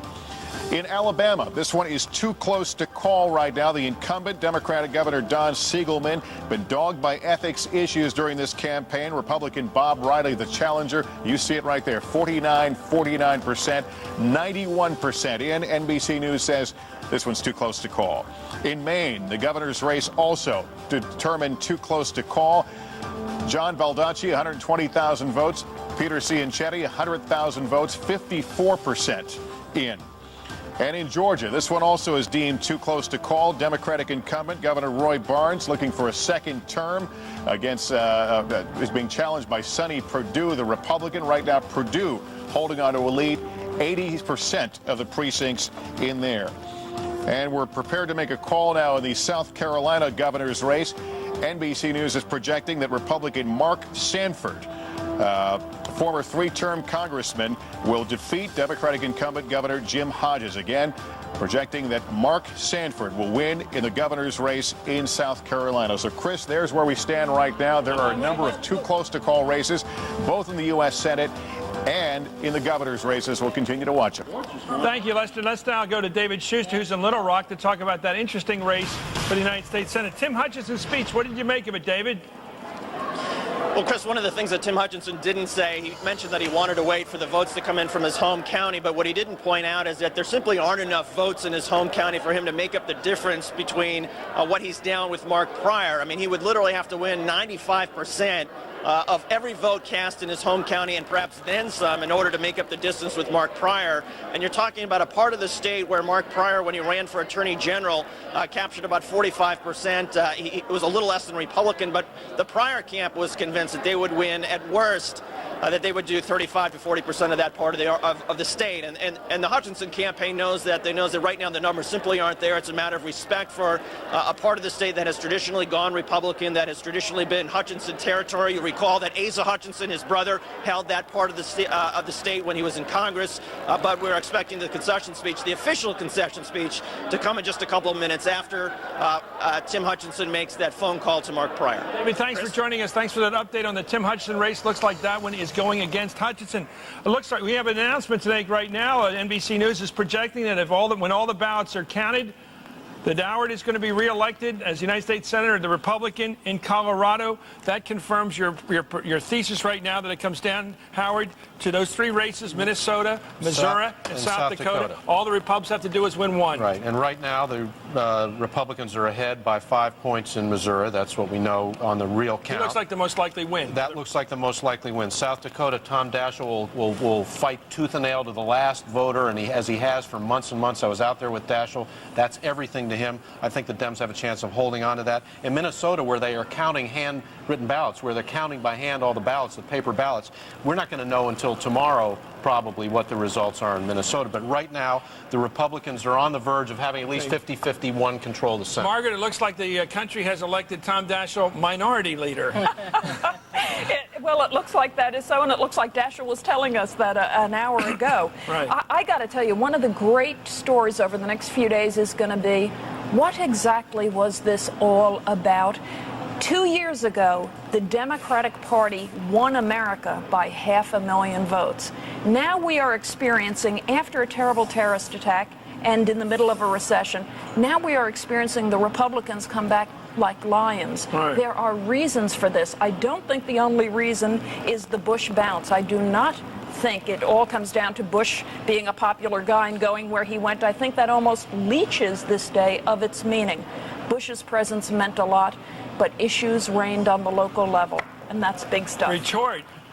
Well, the political landscape will shift a little bit across the country, but Democrats will still maintain a number of House seats, a number of gubernatorial seats, and I still believe at the end of the day that Missouri, once St. Louis come in, I will not concede anything until I hear from St. Louis. But how do you go in 2 years from Patrick, your turn. I want to tell you something. Now that we're watching the Congress and the Senate crumble, now the governorships are going tonight. If you look at what's happening, Massachusetts and Maryland. But South Carolina just went Republican, and it looks like Georgia, which would be the big upset, is going Republican, and Alabama is hanging by a fingernail. I want to tell you something. This night is getting bigger and bigger as a Republican night all night. You know what this is going to mean, Chris? It's going to mean that the Democratic Party, as it searches for its soul once again, I wish wait a minute. It's going to wait a second. Is going to be focused on the states that they won governorships in Pennsylvania, Michigan, and Illinois. In other words, they're going back to the old heartland of the Democrats. That was going to be the rest of my point. I'm sorry, Howard. It's a late Go ahead, finish it. Howard, you finish it. No, that's it. Finish your point. They're going back, and just like they're going back went back to Mondale, went back to Lauenburg. They're burrowing back into their past, into what's left of the industrial heartland, because that's the only place they're picking up seats. Democrats are looking very good right now in the Oklahoma race for governor. Democrats are still looking very well in Tennessee. So let's not give the Republicans everything until all the votes are in. Can I offer a theatrical assessment of all this? Could it be that people like Edward Rendell, who's probably going to win big in Pennsylvania tonight because he's a great mayor and a very charismatic leader, and Jennifer Granholm in Michigan are attractive candidates, and people like Tom Daschle bore the hell out of us? Could that be it? They're just boring people. I just suggest that to the country. Sure. You're laughing, but isn't it true? Here's the drama critic. Here's the board. Go ahead. Well, let me tell I you. include Mondale in that list. There are many compelling Democrats on the local level. If you argue to me that Gephardt and Daschle are boring our country, I think that's probably true, although in fairness, I don't think Trent Lott has people staying up at night saying, what did he say? Please, but in fairness, that has to be... Touche. Let me put forward a question. It is this. When you lose as bad as I think the Democrats are losing tonight, do the Democrats, after a few weeks, get together on a national level, have a Council of Trent, and talk about who they are, what they're doing wrong, why in a recession the American people won't trust the Democratic Party for economic answers? Patrick has begun that tonight. No, but I'm serious. Will they all get together and talk about it? It started 6 months ago. Let me just tell you. It started after the 2000 presidential campaign. It will continue until we pick a nominee for 2004. But see, I don't think the governors are going to matter because the debate is national. It's going to be in Washington. And when you want somebody at night on hardball talk about nationalists, you're not going to reach out to the gut. Well, you will, Rendell. No, I got to tell you, I'm already thinking. I can't wait to get Jennifer Granholm on this show. Yeah, I know can't you can't, wait. but your exception. What we're going to have is who's the spokesman on the Hill for the Democrats. You know, it's so hard to get state politicians into the national. That's why they're so attractive as new faces. See, the thing you said earlier, Pat, that you have to gamble, and you're rewarded for gambling in politics. What happened this time, based on the history, Gephardt and Daschle didn't gamble, and because of their cautiousness, it's costing them. But give me a minute. We only need a minute for Howard. If Mary Landrieu wins but doesn't get 50%, we're looking at it right now. What's that mean to this complication? What that means in Louisiana? what that means is that there's going to be $100 million spent in Louisiana between today and December 7th when they have the runoff between Mary Landrieu and probably Susie Farrell, who is the White House's preferred Republican candidate in the runoff. And explain, they have that sort of Napoleonic code down there. You have to have about 50% to win the Senate. It was designed to protect the Democrats originally. Right. You have to get 50% or you have to have a runoff, and that's their own version of democracy in It Louisiana. means that we'll have Cajun turkey. And this is Louisiana here, so ask Don. Louisiana doesn't have the same democracy the rest of us have. They have their own.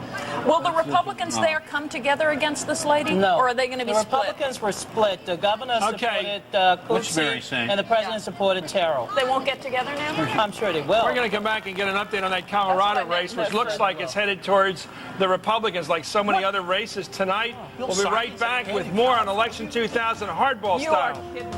2002. Brought to you by Merrill Lynch Wealth Management, proud sponsor of Decision 2002. In this race, the polls... There's Norm Coleman speaking in Minneapolis about the race that's very close out there. Let's hear him. We were in Elbow Lake at 1 o'clock in the morning, and folks are showing up to cheer us on. That's a good thing.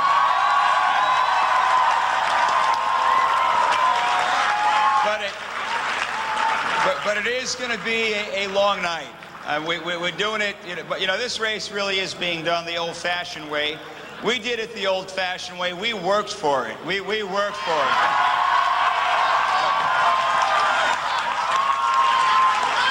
But the Republican way, right? We worked for it. But we're going to have to wait a while, so I hope you brought some comfortable pajamas or something to, just kind of relax. But it feels good. It feels good. And I got to tell you, I have no doubt where it feels good. And Tim Pawlenty's a quiet man. But I got to tell you, standing up there, I'm watching those numbers come in. He's going to be the next governor of the state of Minnesota.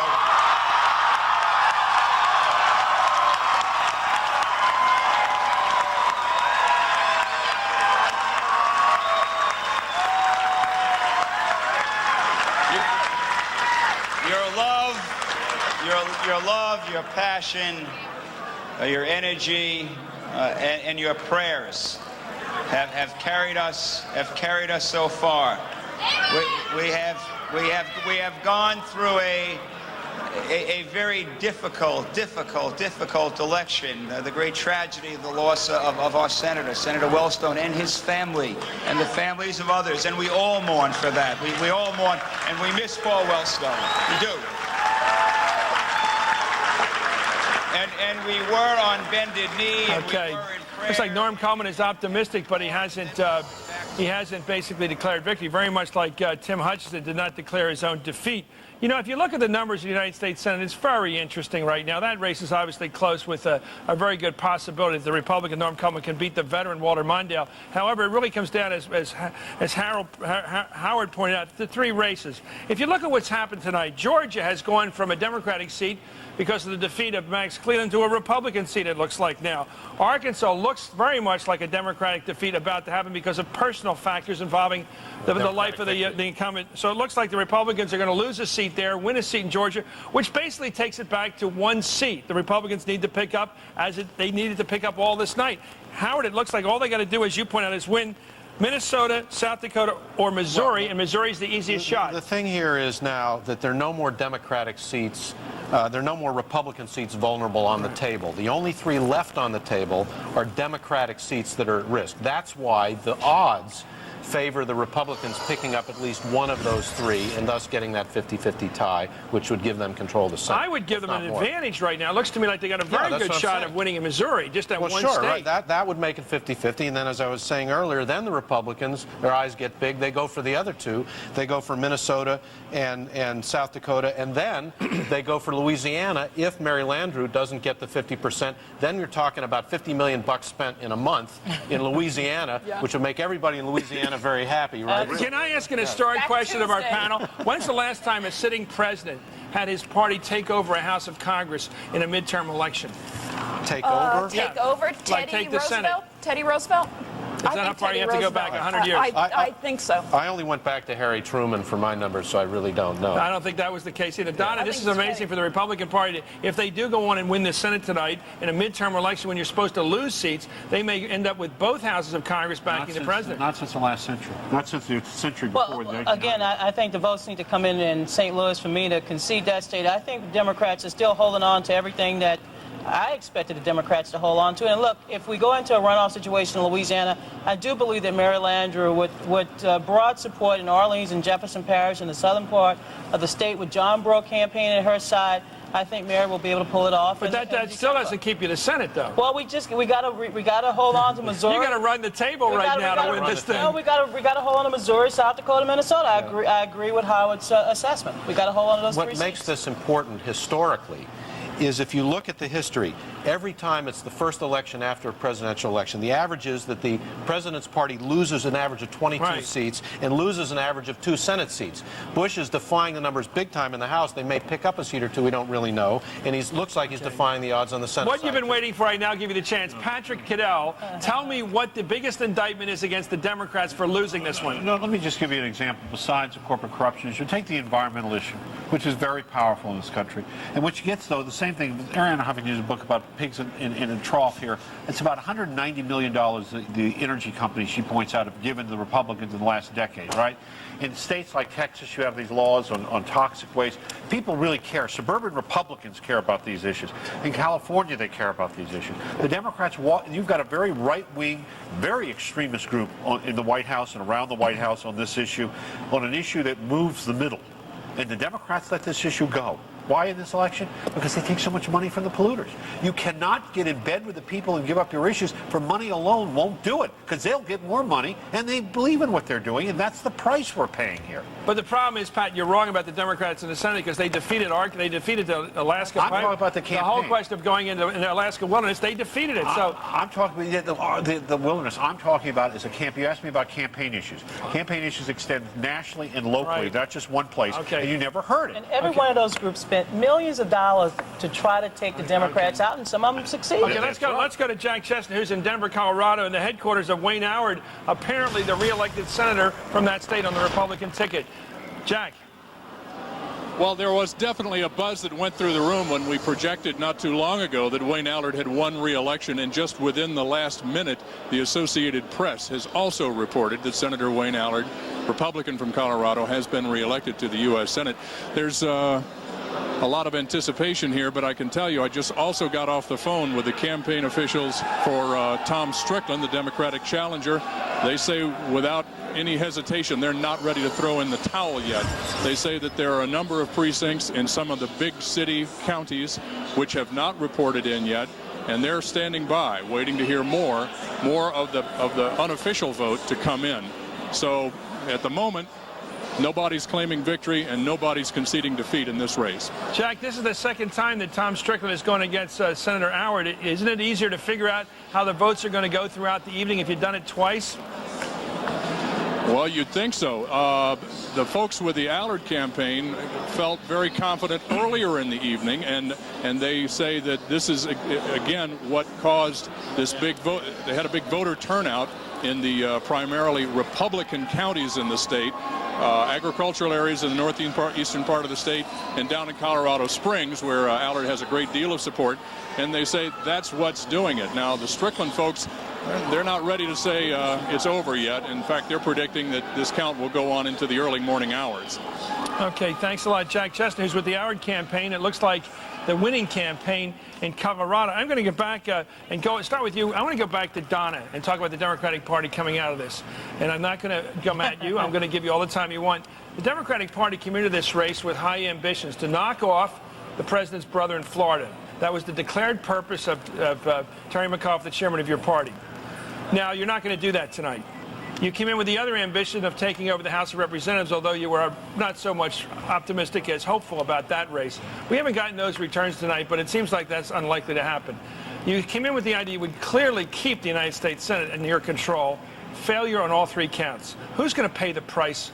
Terry McAuliffe? Tom Daschle? The knives will be out. Let's not kid ourselves. Oh, no Who's question. going to get hit?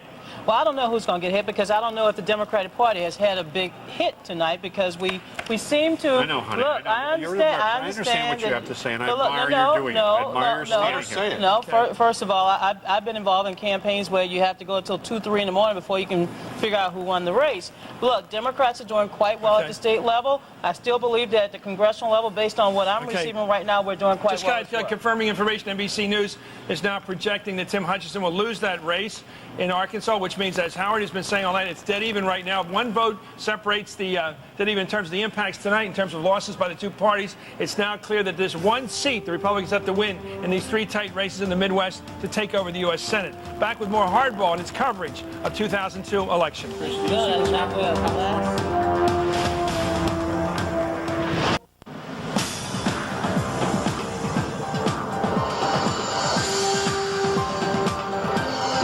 MSNBC World Headquarters, Hardball's Decision 2002.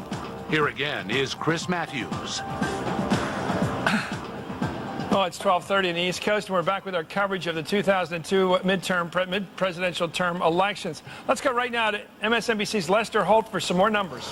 All right, Chris, you called it a moment ago. The projected winner now in the Arkansas Senate race, it's the Democrat Mark Pryor, who we project will defeat Republican incumbent Senator Tim Hutchinson. Let's put up our balance of power on the screen. That's the first Republican toss-up seat that we're going to put in the blue category. Those toss-up seats were yellow. Let's hit it once, hit it twice, and it becomes blue, and that represents Mark Pryor, a Democrat, who apparently will take a Republican seat. There's where your numbers stand. Again, this is all unofficial, based on projections, 46-46. That leaves us now with 5 seats undecided. 4 of them are these yellow ones. Those are in the toss-up seats on the Democratic side. Then there's another light blue Democratic seat right there that's still to be called, and a couple of pink Republican seats. Pink because they were leaning Republican in the polls leading up to tonight. So we continue to watch the balance of power play out here on our screen. Let me walk you through some other races right now. We had previously called Wayne Allard the projected winner, the Republican over Tom Strickland in the Colorado Senate race. Let's look at Louisiana. This was one that many folks thought could stand out and keep us guessing until December 7th. That's because Mary Landrieu, who faces other Republicans, a number of contestants actually in this race, has to get over 50% in order to avoid a runoff December 7th. Right now, she's got about 46%. There's 96% of the precincts counted there. Minnesota, NBC News says this one's too close to call. They're counting these ballots by hand right now. Republican Norm Coleman, though, is maintaining a lead over Walter Mondale, who came into the race just 6 days ago, replacing Senator Wellstone, who, of course, died in that plane crash. 16% of the precincts in Minnesota, too close to call. Too close to call in Missouri as well. The incumbent is Democratic Senator Jean Carnahan. She continues to trail right now Republican challenger Jim Talent. He's got 710,000 votes. She's got 629. 71% of the precincts in Missouri. Take a look at South Dakota. This one also too close to call. Tim Johnson, the Democratic incumbent, John Thune, the challenger. They're separated by about 4,000 votes right now, 62% in. The Georgia Senate race, 84% of the precincts in here. Representative Saxby Chambliss, 824,000 votes, 729,000 for Max Cleland right now. It is close. The Senate Texas race. Here's how things stand right now. John Cornyn, the Republican, he's claimed victory. It's not been projected by NBC News yet. He's got 56%, about 1.5 million votes to 1.1 for Democrat Ron Kirk, who says he's not ready to cash in just yet. They're watching the numbers in Texas. Here's what it looks like in Michigan. More than half the precincts in. This is the governor's race, I should point. And NBC News projects that Jennifer Granholm wins the Michigan governor's seat. The Democrat, 54% again of the precincts in. In the Iowa's governor's race, NBC News projecting that the Democrat, Governor Tom Vilsack, will win re-election. Right now, the raw numbers show him up 53-44, 83% of the precincts in. South Dakota governor race, NBC News projecting that Republican Mike Rounds will win the governor's seat, 62% of the precincts in South Dakota. Chris, send it back to you. Okay, thanks, Lester. Let's go right now to St. Louis, Missouri, where Jean Carnahan, the incumbent Democratic senator, is about to speak. Here she is, Jean Carnahan. But I know many of you have been here for hours all evening. And if you wanted to go home and watch it on the TV, you can. If you want to stay with me and wait it out, you can do that too.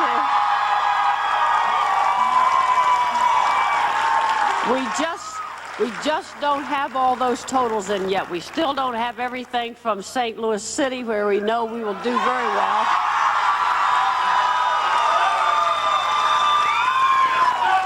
And we just got numbers from Kansas City that were very, very good. So,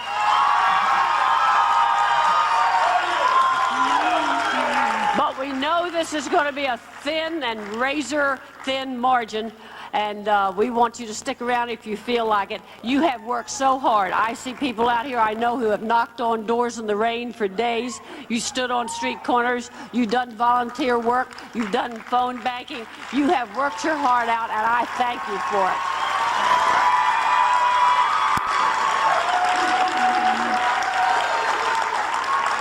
It is so heartwarming to see these wonderful faces out here who have been with me every step of the way. God bless you. Let's hang in there, and we're hoping for a victory real soon. Okay, that was Jean Carnahan holding on to what looks like she's behind about 6 points, but not giving up yet, hoping to get her strong vote coming out of the city of St. Louis. Let's go down to an old friend in South Carolina, Lindsey Graham. I guess I got to call you Senator, Lindsey. Congratulations. You can call me anything you want to. Well, I always like it when our alumni does well in hardball, but you'll be back as a senator. Tell me about that race down there. Well, the margin of victory is astounding. We're at 11 and climbing. We framed it on our terms. It's about helping President Bush's agenda. If you like Senator Thurman's conservative politics, you would like mine. And I think those two issues dominated, a conservative replacing a conservative. And President Bush was very popular. That was a huge impact on this race. We're a conservative bunch here at NBC. We were going to announce that at 7 o'clock tonight. That's only about 5.5 hours ago. Why did you hold us up all night? Or did you have it in the bag and we didn't know about it? Well, you know, the way they report, the first hour and a half, you know, Senator Thurman is in better shape than I was at 9 o'clock. The first hour and a half, we were behind. Yeah. And all the precincts were coming in from the Democratic areas, and about 9:30, it was just a floodgates let loose. And but 50 years of me and you on hardball, buddy. It's coming up. More years to go. That's the Strom Thurmond life plan. Let me ask you about the President of the United States, the Commander-in-Chief. You know, he's been underestimated by a lot of people, sometimes by me. Here he is, it looks like the leader of a party that's won in Florida, won in South Carolina, won the governorship down there, won it in Georgia, won the Senate seat apparently in Georgia, won in North Carolina, won in Massachusetts the governorship, won the governorship of Maryland, won the governorship, catch this, of Vermont. Oh, my God. Yes, they have a socialist congressman, but now they got a Republican governor up there. What is the story? That means you're left of center, I guess, when you mix the two together. How in the world has this come about? Well, the red states, I understand. You know, when Bush wins big time in South Carolina and Georgia, we've been dealt a good hand. But the places you just named, that kind of, I don't know, there's a quality to the president that reaches across party lines, and I think there was a coattail effect all over the country for Republican candidates. The blue states you just named really surprised me. Here's the other side of the story, Chris. Republicans have no excuses. We got to deliver. Yeah. Well, what do you mean by that? If you'd managed to pull, as United States Senator, an effective majority, which means in this case winning one more seat tonight, as Howard Fineman's pointed out, if you win in Missouri, you win in, I should say Missouri. Most people say Missouri. I try to be nice to the southern part of the state. And you win in Minnesota, you win in South Dakota. Any one of those three, according to the analysis just done by Howard Fineman, you're controlling the U.S. Senate because you got Dick Cheney as the tiebreaker. What are you going to do with that majority power? Well, number one, we're going to confirm judges. Dennis Shedd, a South Carolina District Court judge nominated for the Court of Appeals, was Senator Thurman's last request to the Senate. A great guy, was Judiciary Chief Counsel, and they trashed him out. Liberal special Well, let's see if you can break that filibuster. But it's great having you on the show. Please come back as a Senator-elect Lindsey Graham. Let's go right now to Arkansas, to Tim Hutchinson. He has another statement.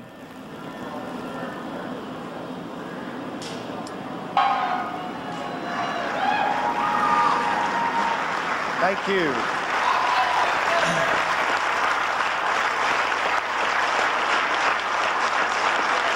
Well,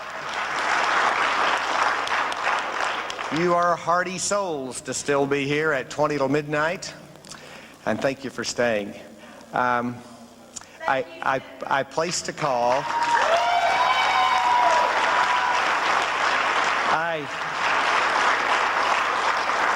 A few moments ago, placed a call to Mark Pryor and congratulated him on being elected United States Senator, and wished him my very best and offered to him any support, any help that I can give, and we wish him and Jill the very, very best.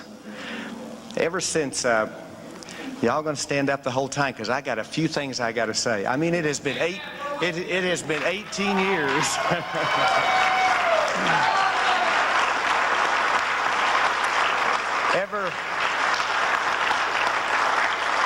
Ever since, at the age of 14, I heard Ronald Reagan lay out his conservative manifesto in 1964 in his speech, A Time for Choosing, I have wanted to make a difference.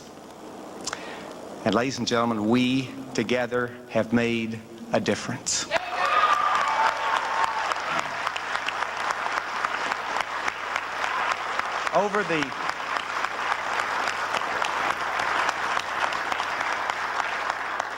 Over the 18 years that I've been privileged to serve in public office, we have witnessed conceding in the Arkansas race, and go right now to Minnesota to former Vice President Fritz Mondale. I wanted to come down and give you a report. Podium. No more than 8% of the votes have been counted in the Senate race, and some of the best-looking precincts you ever saw in your life have yet to report.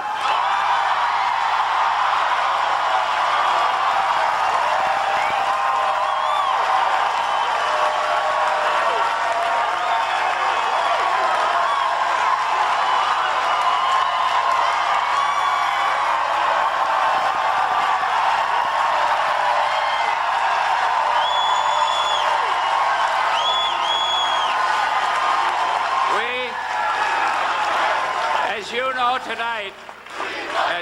tonight,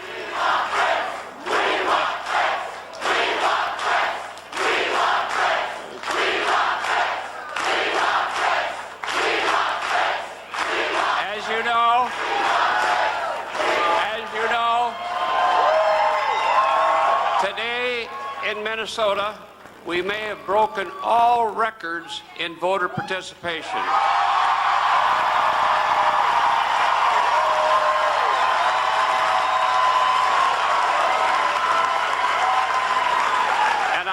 A lot of people to thank for this. This is going to be a long night. Just stay on your feet and we'll be back. But you know, tonight many people need to be thanked for this wonderful effort.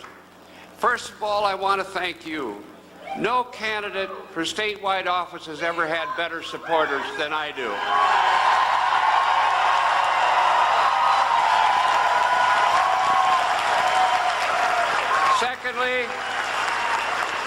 Secondly, I want to thank Jeff Blodgett. Come up here, Jeff.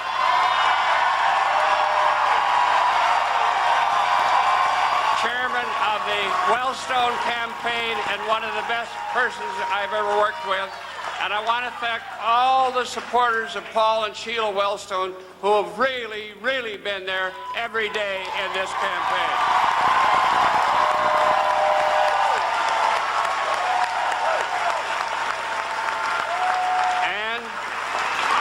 I want to thank Paul and Sheila Wellstone for being one of the most magnificent influences for decency in our state and in our nation.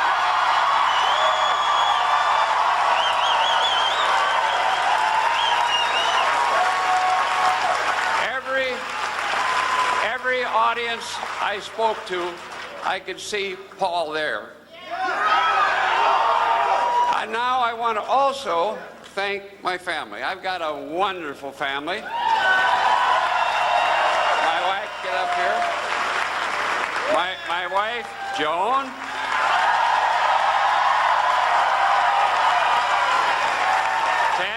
and Pam, Amanda, Louie, Barrett, give them a hand. Eleanor and Paul. Okay, come back here, everybody. Thanks for coming back. We've got Fritz Mondale, obviously a lot. This becomes a new pattern for candidates. They don't quite give concession speech. They don't quite give victory speeches. They give updates, proof of life speeches, which they give throughout the evening to show they're still there. They give anchorman speeches. They almost throw it to their wives and say, "How are you feeling, honey?" And she goes, "Do you know what I mean?"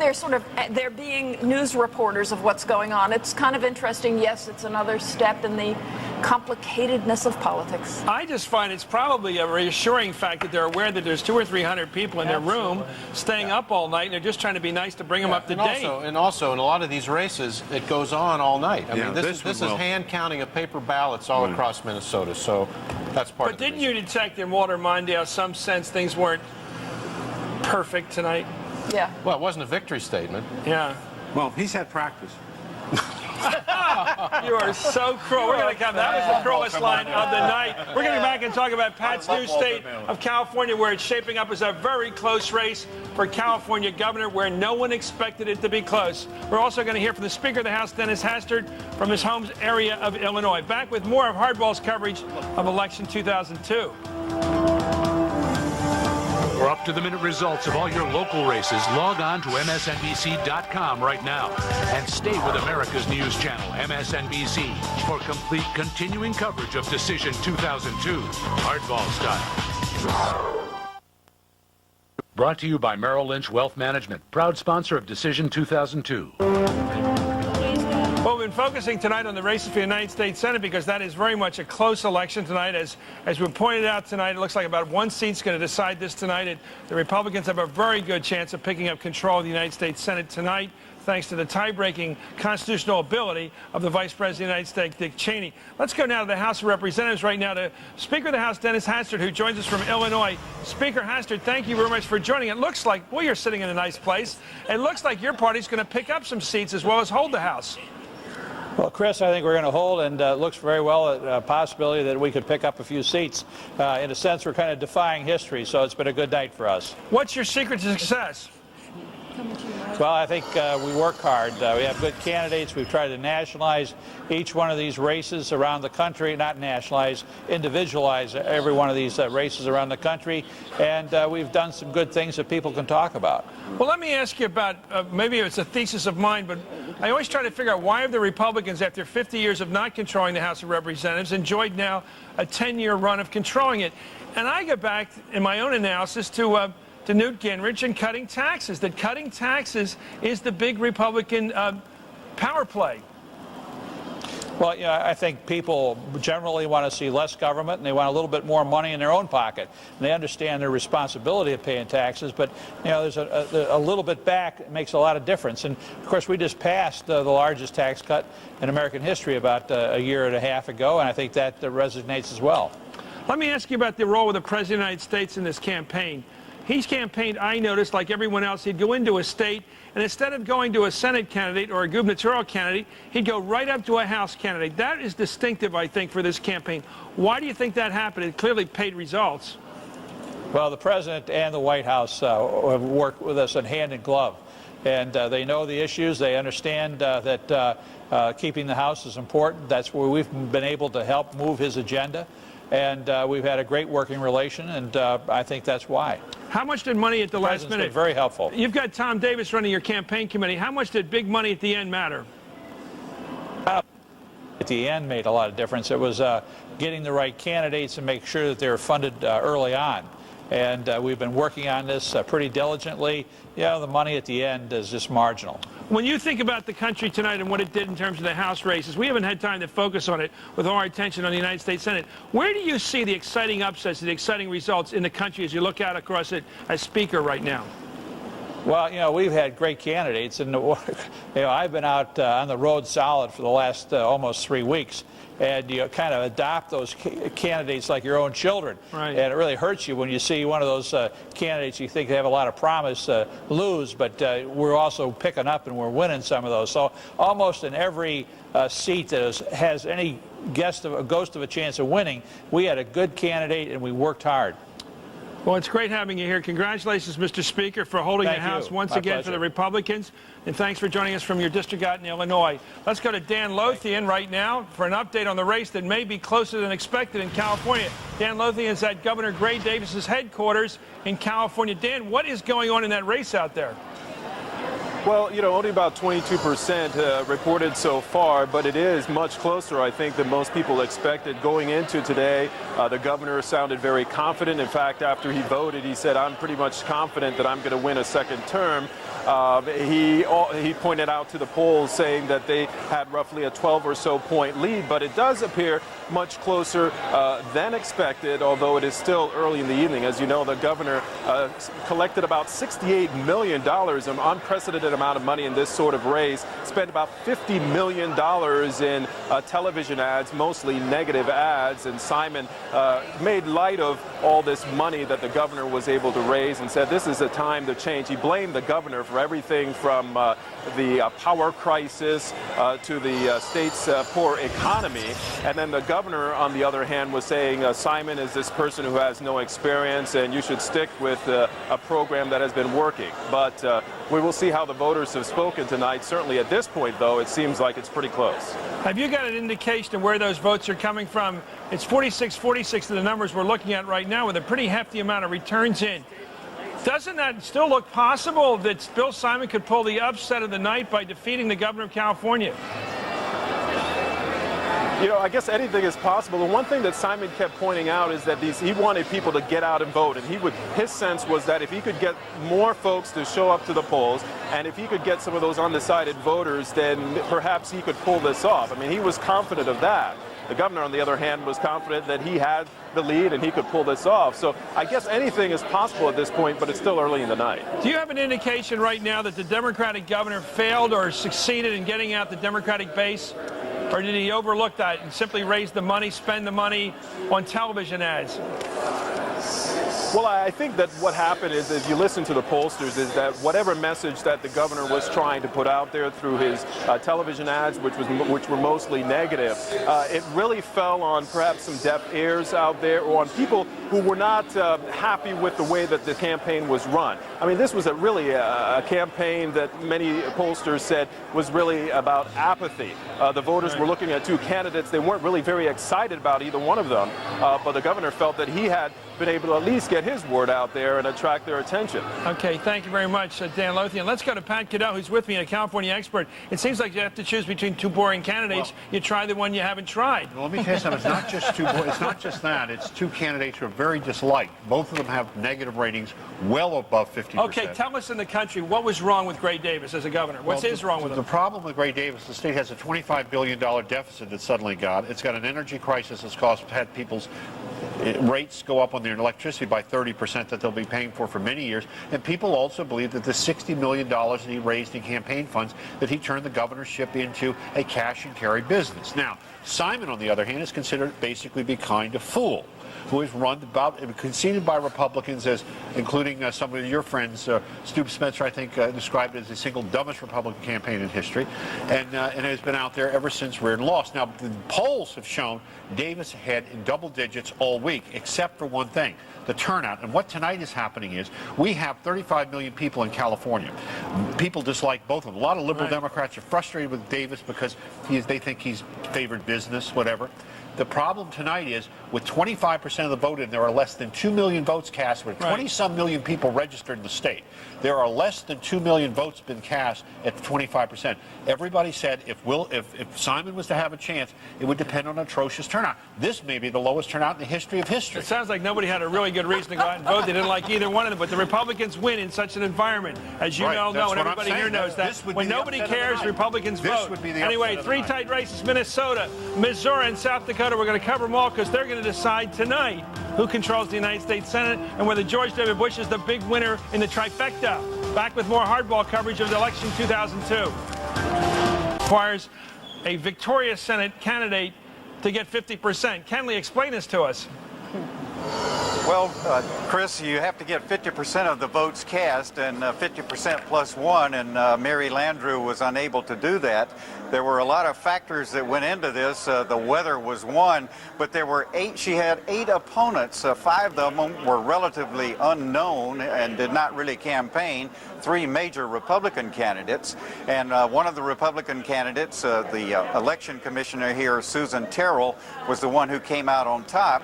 So under this law here in Louisiana, actually there could be 2 Republicans who wound up. Whoever gets the most votes, the 2 people who get the most votes, providing one of them doesn't get 51%, those are the people who are in the runoff, and that's what's going to happen here on December 7th. Is there a likely coalition partner for Mary Landrieu? In other words, one of the candidates to immediately endorse her and give her the 50-some% in total votes? That, I'm sorry, I cannot tell you. I'm not that familiar with this, whether or not that will happen or not. She has...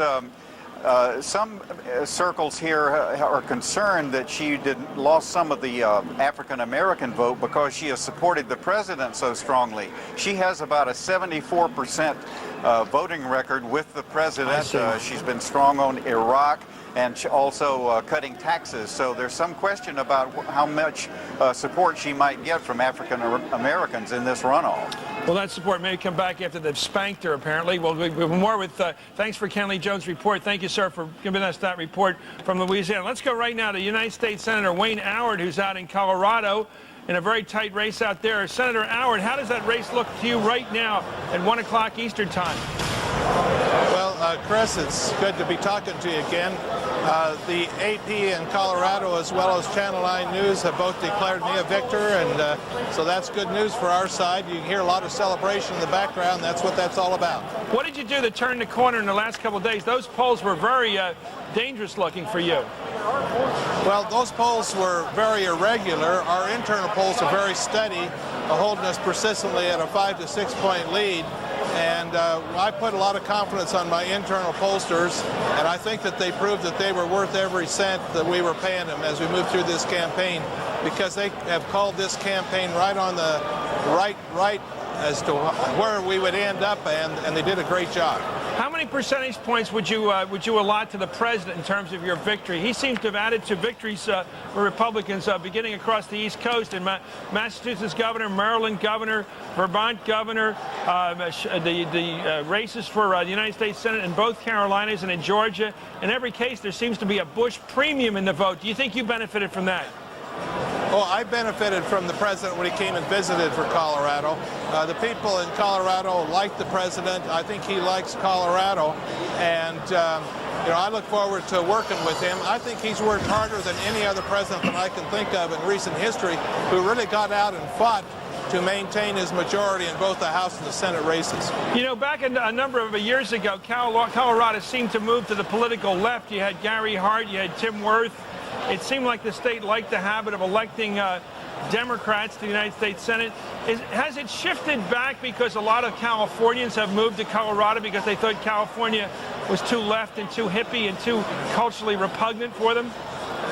Yeah, we've had a lot of people move into the state of Colorado since the last time I ran for the United States Senate, about 600,000. Most of them have been Republicans, and so our Republican registration has gone up here in the state of Colorado.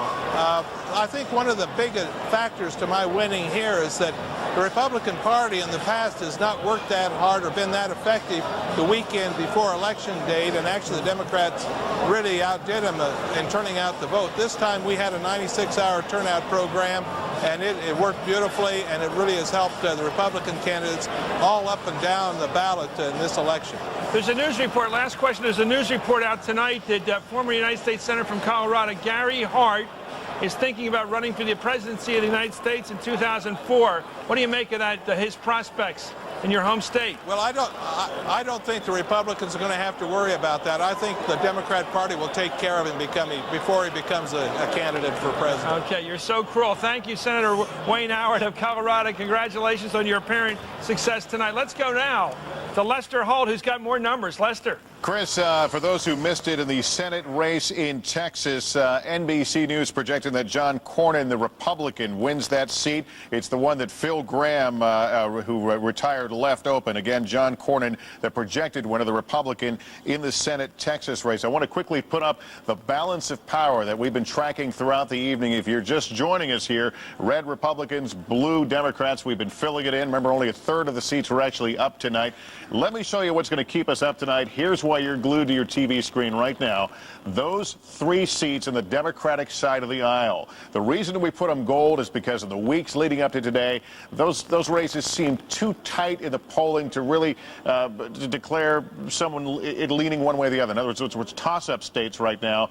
At 49-46, Republicans leading with 49 apparent seats. Those 3 seats are key. The Republicans only need one of those to get 50 with the vice president. They've got the keys to the bus in the U.S. Senate. So that's what's keeping you up late tonight. Now, I want to show you very quickly what's going on in Louisiana. We've talked about this one in Louisiana, where the winner has to have at least 50% of the vote. Mary Landrieu with 46%, 98% of the precincts in. NBC News saying that this one appears it'll end up in a runoff December 7th. Appears at this hour. Let me show you the Missouri race. I showed you those 3 gold seats. Here's one of them, Missouri. 95% of the precincts reporting Jim Talent hanging on to the slimmest of leads right now over incumbent Democrat Gene Carnahan. Look at that number in the upper right screen, though. 95% of the precincts.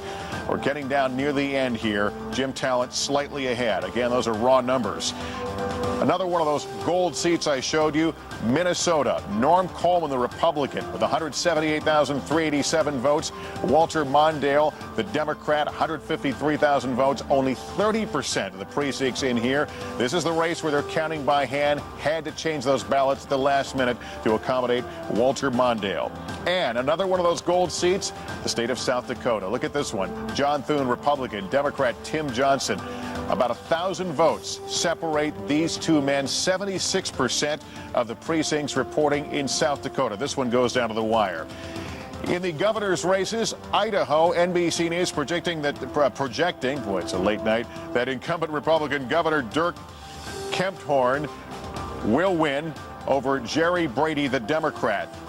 The Kansas governor race, NBC News projecting the Democrat Kathleen Sebelius will win the open seat, the Democrat in Kansas. And in Oklahoma, an interesting race here. Take a look at this. Well, we're looking at Colorado instead. Colorado, Wayne Allard. But I want to talk about Oklahoma, where it's too close to call between Republican Steve Largent, Democrat Brad Henry. I've got to look at my cheat sheet here. There it is, 100%. This is what I wanted to show you. 100% of the precincts in. Look at that. It's about 7,000 votes, both at 43%. NBC News is not making a call in this race.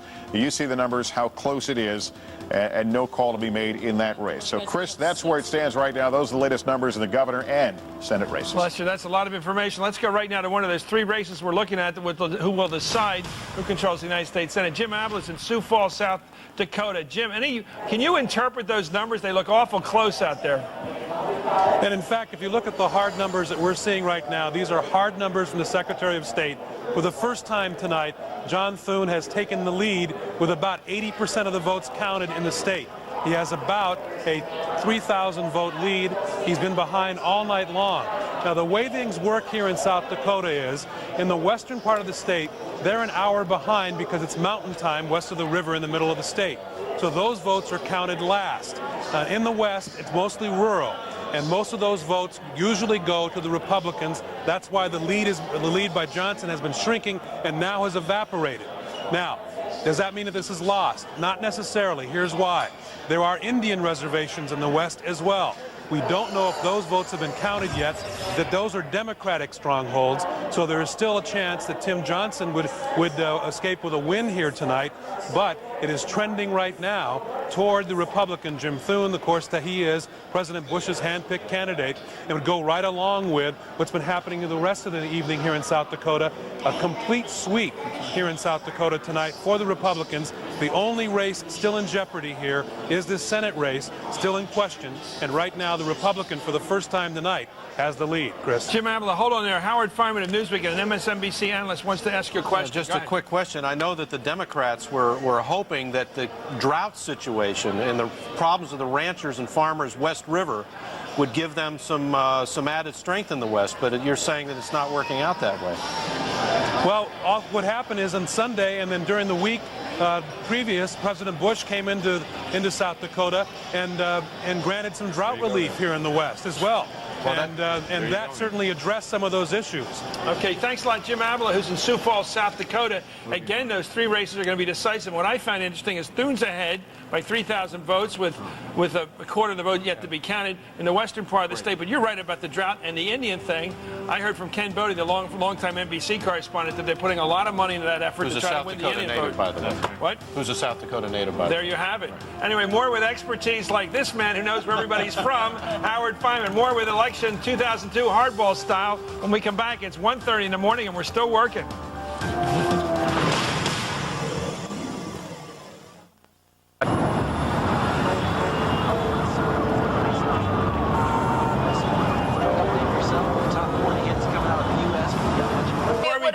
I think there's a case that can be made here, and I want you to make it. Well, first the of all, president went into some cases where the people were not the front runners, and That's trying to help correct. people like Carl McCall, for example, who was not the front runner in New York State. Absolutely, and Jimmy Lou Fisher was not the front runner. When Bill Clinton, Bill McBride was not the front runner. And also, I mean, hello, look, I'm George W. Bush. The other thing is that, look, What George does that W. tell Bush you? not only used enormous political capital to help these Republican candidates, he also raised a record sum of money.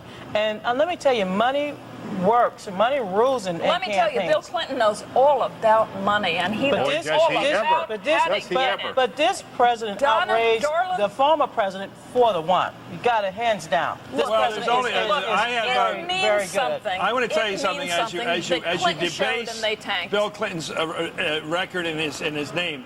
I know the Democrats enough to know that they don't judge their people by how many elections they win. They judge them whether they stood with them when times were tough. Bill Clinton has built himself up as, in effect, the leader of the Democratic Party nationally. I think so. What happened, Chris? What happened in a lot of these cases was it was like the old sign, you know, in case of fire, break glass. You know, go after the emergency. Clinton was the emergency lever they were pulling. A lot of these Democrats didn't want to have him in there in a very visible role, but they were so far behind that they needed him. Guys, Bush goes into Minnesota, and the guy who's supposed to lose may well win. Clinton goes into Maryland, where the girl who's supposed to win does not. What can I tell you? Can I say one thing about money? In California, would have been cheaper today, apparently, just to buy the voters than to spend what they spent on television looking at this. Well, I want to go back to my argument. I wish somebody would join this, at least positively or negatively, that we're watching the emerging battle between two dynasties, political dynasties, to be perhaps. I was watching Tom Brokaw interview Jeb Bush today. I was thinking he might be interviewing the greatest generation of the Bushes, because you got the two brothers there, to use his phrase from his book. But also, I think the Clintons are as hungry politically as they were 30 years ago. They want it. They're hungry. And they're going to fight for the presidency harder than any other Democrat. And I'll put money on the table right now. When anyone says she's going to be a candidate one way or the other, 2004, drafted, runs herself. Believe me, Donna wants her to run in 2008. She's going to run in 2004. I'm telling you, they can't wait to 2008. The hunger's out there. They're going to go. But gosh, she's made a vow that she wouldn't do it. Yeah, but I don't care what you say. Peggy's point is a good one. No, not Hillary. Yeah, right now, the Bush dynasty is in the ascendancy, big time. Yeah. Bill Clinton may be a good backroom operator, but he's not a good out front salesman. Yeah. And when Hillary starts, I wrote about Hillary recently traveling the country. She's got it in her eyes, but she might not have it. This would be the perfect division of labor. Hillary Clinton gets to be president of the United States. She has all the flip charts, all the staff does all the work, which she loves to do. Bill Clinton's upstairs. He's got the Lincoln bedroom. He's got the refrigerator. He's got everything for him. He's got the cigar box. He's got everything going for him. She's got his perfect job description. Anyway, we'll be back with what a crazy guy I have to talk about that. Anyway, I do think the Clintons are still in this game, and I think it's going to be a battle royal the next couple of elections, especially in 2008. Jeb Bush, Hillary Clinton, that's the fight. In 6 years, you're watching Hardball's coverage of the 2002 election. It's true. conference call. That comes from Ari Fleischer's conference call, which I was listening to a little while ago. And they're focusing on those 3 states. The reason George Bush is staying up until 1:30 at 2 o'clock in the morning is because he's as curious as everybody else about Missouri, South Dakota, and Minnesota. And those are the states where he picked the candidates, the 3 amigos, Jim Talent, John Thune, and Norm Coleman, his hand-picked candidates, and he's been cultivating those candidacies. And he made repeated visits to all those states, I mean, up to the very last minute. Those are his babies. Let's go to Lester Holt for more numbers. All right, well, we can't make an official projection, but we can tell you NBC News believes that it appears that the Republicans will at least maintain control in the U.S. House of Representatives. Let's look at some of the Senate races that keep us glued to the TV screens and glued to all these charts. The Minnesota race, NBC News determining too close to call. That's, of course, Walter Mondale, the Democrat, versus Norm Coleman, the Republican. There you see the raw numbers, and yes, they are coming in slowly. That, of course, because they're hand-counted ballots, paper ballots.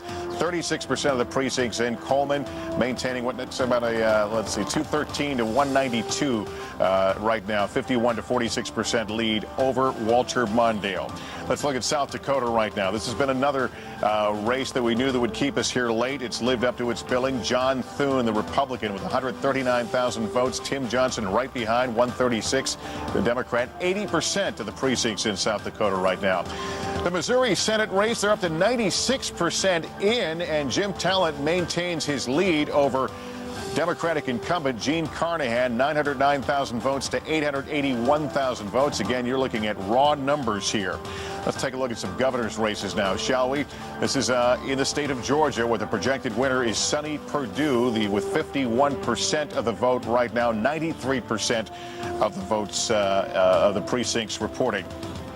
The expected winner now is what we're reporting in the state of Massachusetts would be Mitt Romney, the former chief of the Winter Olympics in Salt Lake, with a little over 1 million votes. Shannon O'Brien, the state treasurer, 960,000 votes. Again, NBC saying that Mitt Romney, the expected winner in the state of Massachusetts for governor.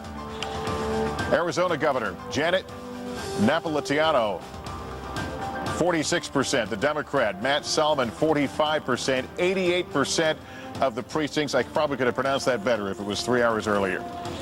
To California right now, and this is the race that, Chris, you've been concentrating a good deal of the evening on. It's closer than many expected. Now it's 45% of the precincts in. Gray Davis, the incumbent Democrat right now, with about 47% of the vote. Bill Simon, Republican, 43%. But again, a lot closer than many people suspected it might be in California. We'll keep an eye on it. The governor's race in Maine, 83% of the precincts in. John Baldacci with 48%. He's the Democrat, leading his Republican opponent, 41%. Let's move to the state of Minnesota right now. 48% of the precincts reporting here.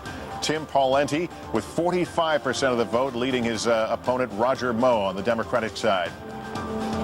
We move to the state of Oregon right now. 56% of the vote in here. Kevin Mannix, the Republican, with a narrow lead over his Democratic challenger. In Vermont, the governor's... I'm sorry, tell me again, Steve. In which race? Okay, Vermont, we can tell you that NBC will not be projecting a winner. This is Jim Douglas, Doug Racine.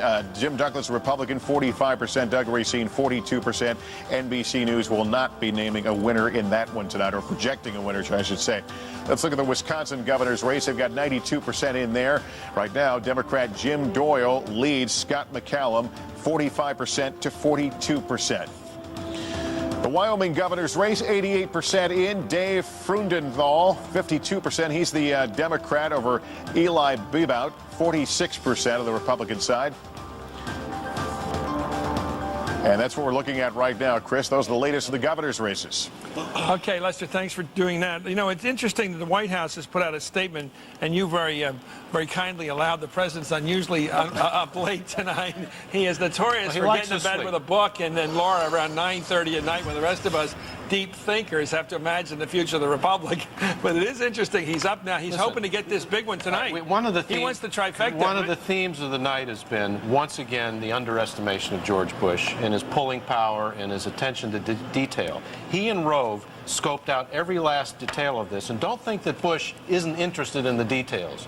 He loves the details of politics, and he loves to sit and game plan with Rove. He doesn't want to go to bed not knowing what the results in the Senate are going to be. But the fact is that we have a situation now where the Republicans are ahead, in all, narrowly, though, in all three of those Senate races, which, again, makes the odds even higher that they're probably Peggy, have you figured out this guy yet? Because I haven't figured him out yet. Sometimes I look at the guy and I say, George W. Bush, regular guy. Al Gore was too sort of pseudo-intellectual. He pretended he was smarter than he was. This guy plays stupider than he is, and that works in American politics. Subtler. They always said that Al Gore talked to us like English was our second language. And this guy talked to us like English was his second language. But, you know, it didn't hurt him. Have you figured this guy out yet? I don't know if I figured him out. I think, look, if you're going back to 2000, Al Gore seemed like a fellow who was simply too strange, one or two steps beyond as strange as you want your president to be. You're sitting next to his campaign manager. I understand that. George Bush strikes me, and I think has struck me for some time, as a fellow who represents almost the triumph of the normal. He is a bright guy. He speaks the language of America. What is that? The masculine language of America. It's sports and business. He doesn't get highfalutin. He is not an intellectual. He doesn't try to be an intellectual. He thinks it's fine that they exist, but that's not where he is. He goes with his gut. He goes with common sense. He is a guy who I think is really fairly easy to read, and he's smart. And I think he loves it that people think he's stupid. I don't happen to think Americans think he's stupid. Not at all. But I think people on TV panels tend to think he's stupid. But Americans don't. He's a smart guy. I think he proved it tonight. I never thought he was stupid, and I never thought that the campaign that they ran in 2000 was a stupid campaign. They're very good at organizing. Karl Rove is a very strategic thinker. He understands the numbers. And I believe going into 2002 that we had the Democratic Party had a real challenge of trying to define ourselves early on before the Republicans defined us. The Republicans defined us, and I think that's what we're seeing tonight. But there's a Maybe the magic people moment defined here. you. But Peggy, there's also a magic moment. The people before 9/11 did not think this of him in the country. They had a lot more questions. Something happened that transformed the country on 9/11. It transformed him with the country. Something happened before that, Pat. The debates with Al Gore worked to his favor. People liked it close up. I'm not disagreeing with that. That was my theory. But I'm telling you something here. Speeded up the process. Something fundamental and something in the presidency, that mysticism took place after 9/11, and it's very powerful. You know, it was a powerful bomb. Peggy probably won't believe this, but I've never underestimated George W. Bush except for one time. That was in 1994 when I wrote parallel profiles of George W. Bush and Jeb Bush. And I, like a lot of other people, watched Jeb, the mellifluous one, the easy-mannered one, the one that the family seemed to favor. And I thought he was the Bush of the future and not the guy who seemed to be out of his league and out of his element in politics. When George Bush is not on stage and not before the cameras, he is articulate and as forceful with the use of the language as anybody I know. It's when he's worried about being criticized for not being able to be, you know, the performer that he clams up. Is that when words like strategery come up? Yeah, but after what happened was on 9/11, that whatever capacities he had, which are considerable, they bloomed after 9/11, and that's what, for now, the American people are responding to. Can I ask you a profound question, because it is an election night, not a bad time to ask it. I agree with everything everybody said. And I think sort of a lack of sophistication to a certain point is attractive. We like a guy who's basic, simple. Gary Cooper, do the right thing. Yep, nope, ma'am, here it is. But when we're dealing with a very complicated world, like the Arab and Islamic world right now, we have all kinds of cultures in that part of the world potentially are actively hostile to us. And we're trying to find our way to some sort of way of living with them, a modus vivendi with the Arab world. That's all we're hoping for. Is this the guy to do it, Margaret Noonan? You better go with your gut in those circumstances, and you have a good gut, but you also had better, look, this is my take on the presidency. It comes down to who you are as a human being. What you bring to the table as a president is your character and who you are and your gut and your well-meaningness and your intelligence. You can hire people who are specialists on the Mideast. You can hire a lot of things. Yeah, but they all disagree. But you better, look, you better have a... They can fight it out, but ultimately he's going to have to make the decision. I know a lot of people. Look, David Frum has a book that's coming out. David Frum worked for him as a speechwriter for a year. I dread the thought of what David Frum, the guy who came up with the axis of evil and gave the president a list of countries to hate. Yeah. David Frum, a very intelligent man, has written a book called The Right Man that says essentially Bush is the right guy for the moment. I'm just having fun talking and cutting others off. I am afraid that this president, who everybody's delighted in his lack of sophistication, is surrounded by people like David Frum, who are very sophisticated and are possibly moving this guy in dangerous directions. I have been preaching on this show for a long time that George Bush is more methodical and careful than you give him credit for. Remember, in the heat of the moment about how we were going to bomb Iraq instantly, I said he's going to jump through more diplomatic and political hoops than you think. And he has, and he will. Another essential aspect of Bush's character is he's cautious and he's methodical. Don't mistake the West Texas bluster for what the end game is. Now, you can argue that that method of diplomacy, breaks a lot of crockery around the world, and that's a good point. But he is going to get more support than you think and move more cautiously than you think, and he's not an unsophisticated person. I don't agree with that analysis. This is a guy who hides in plain sight, who likes to be underestimated, who likes to be seen as a clown sometimes, as he was on the campaign plane. He mastered the campaign plane in 2000 by being the fraternity president. But that's not all he is, or even essentially who he is. And he is using the divisions in his administration for his own advantage to buy time until he figures out what to do, if anything, in Iraq. You don't believe he's riding the tiger, do you? I'm afraid he's riding the tiger with all these hawks around him, and I'm afraid he can't stop them, and that's what scares me. We're going to come right back with more coverage, Hardball's coverage of the election 2002. What's happening? It looks like George W. Bush has pulled another triumph. By the way, a clean one this time, no dispute. His candidates are winning, his opponents are losing. Big Bush night around the country. More coming up as we decide who's probably going to control the United Senate in about an hour from now. Back with final results in an hour. In a moment. For you. Thank you.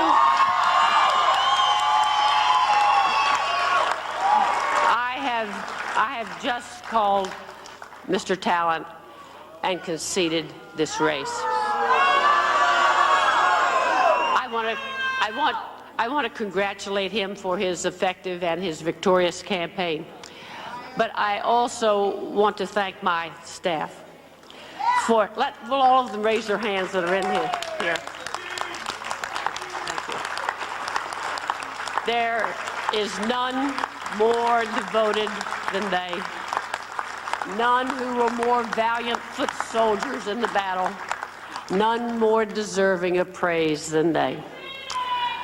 And I also want to thank the working men and women who have united so forcefully in this common cause. You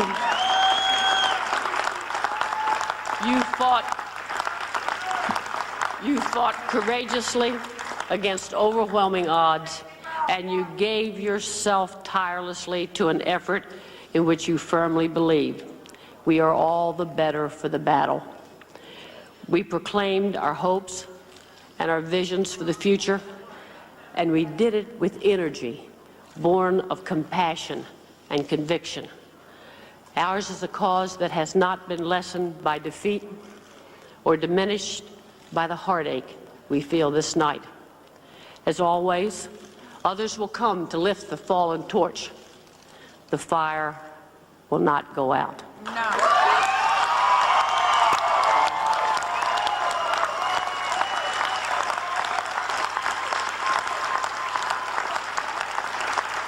This evening, let me thank you for the deep honor of allowing me to serve the 2 years of my husband's term. It was truly a momentous time in our nation's history, and it is my hope that those who write of such things in years to come will say, Missouri's first woman to serve in the United States Senate from Missouri.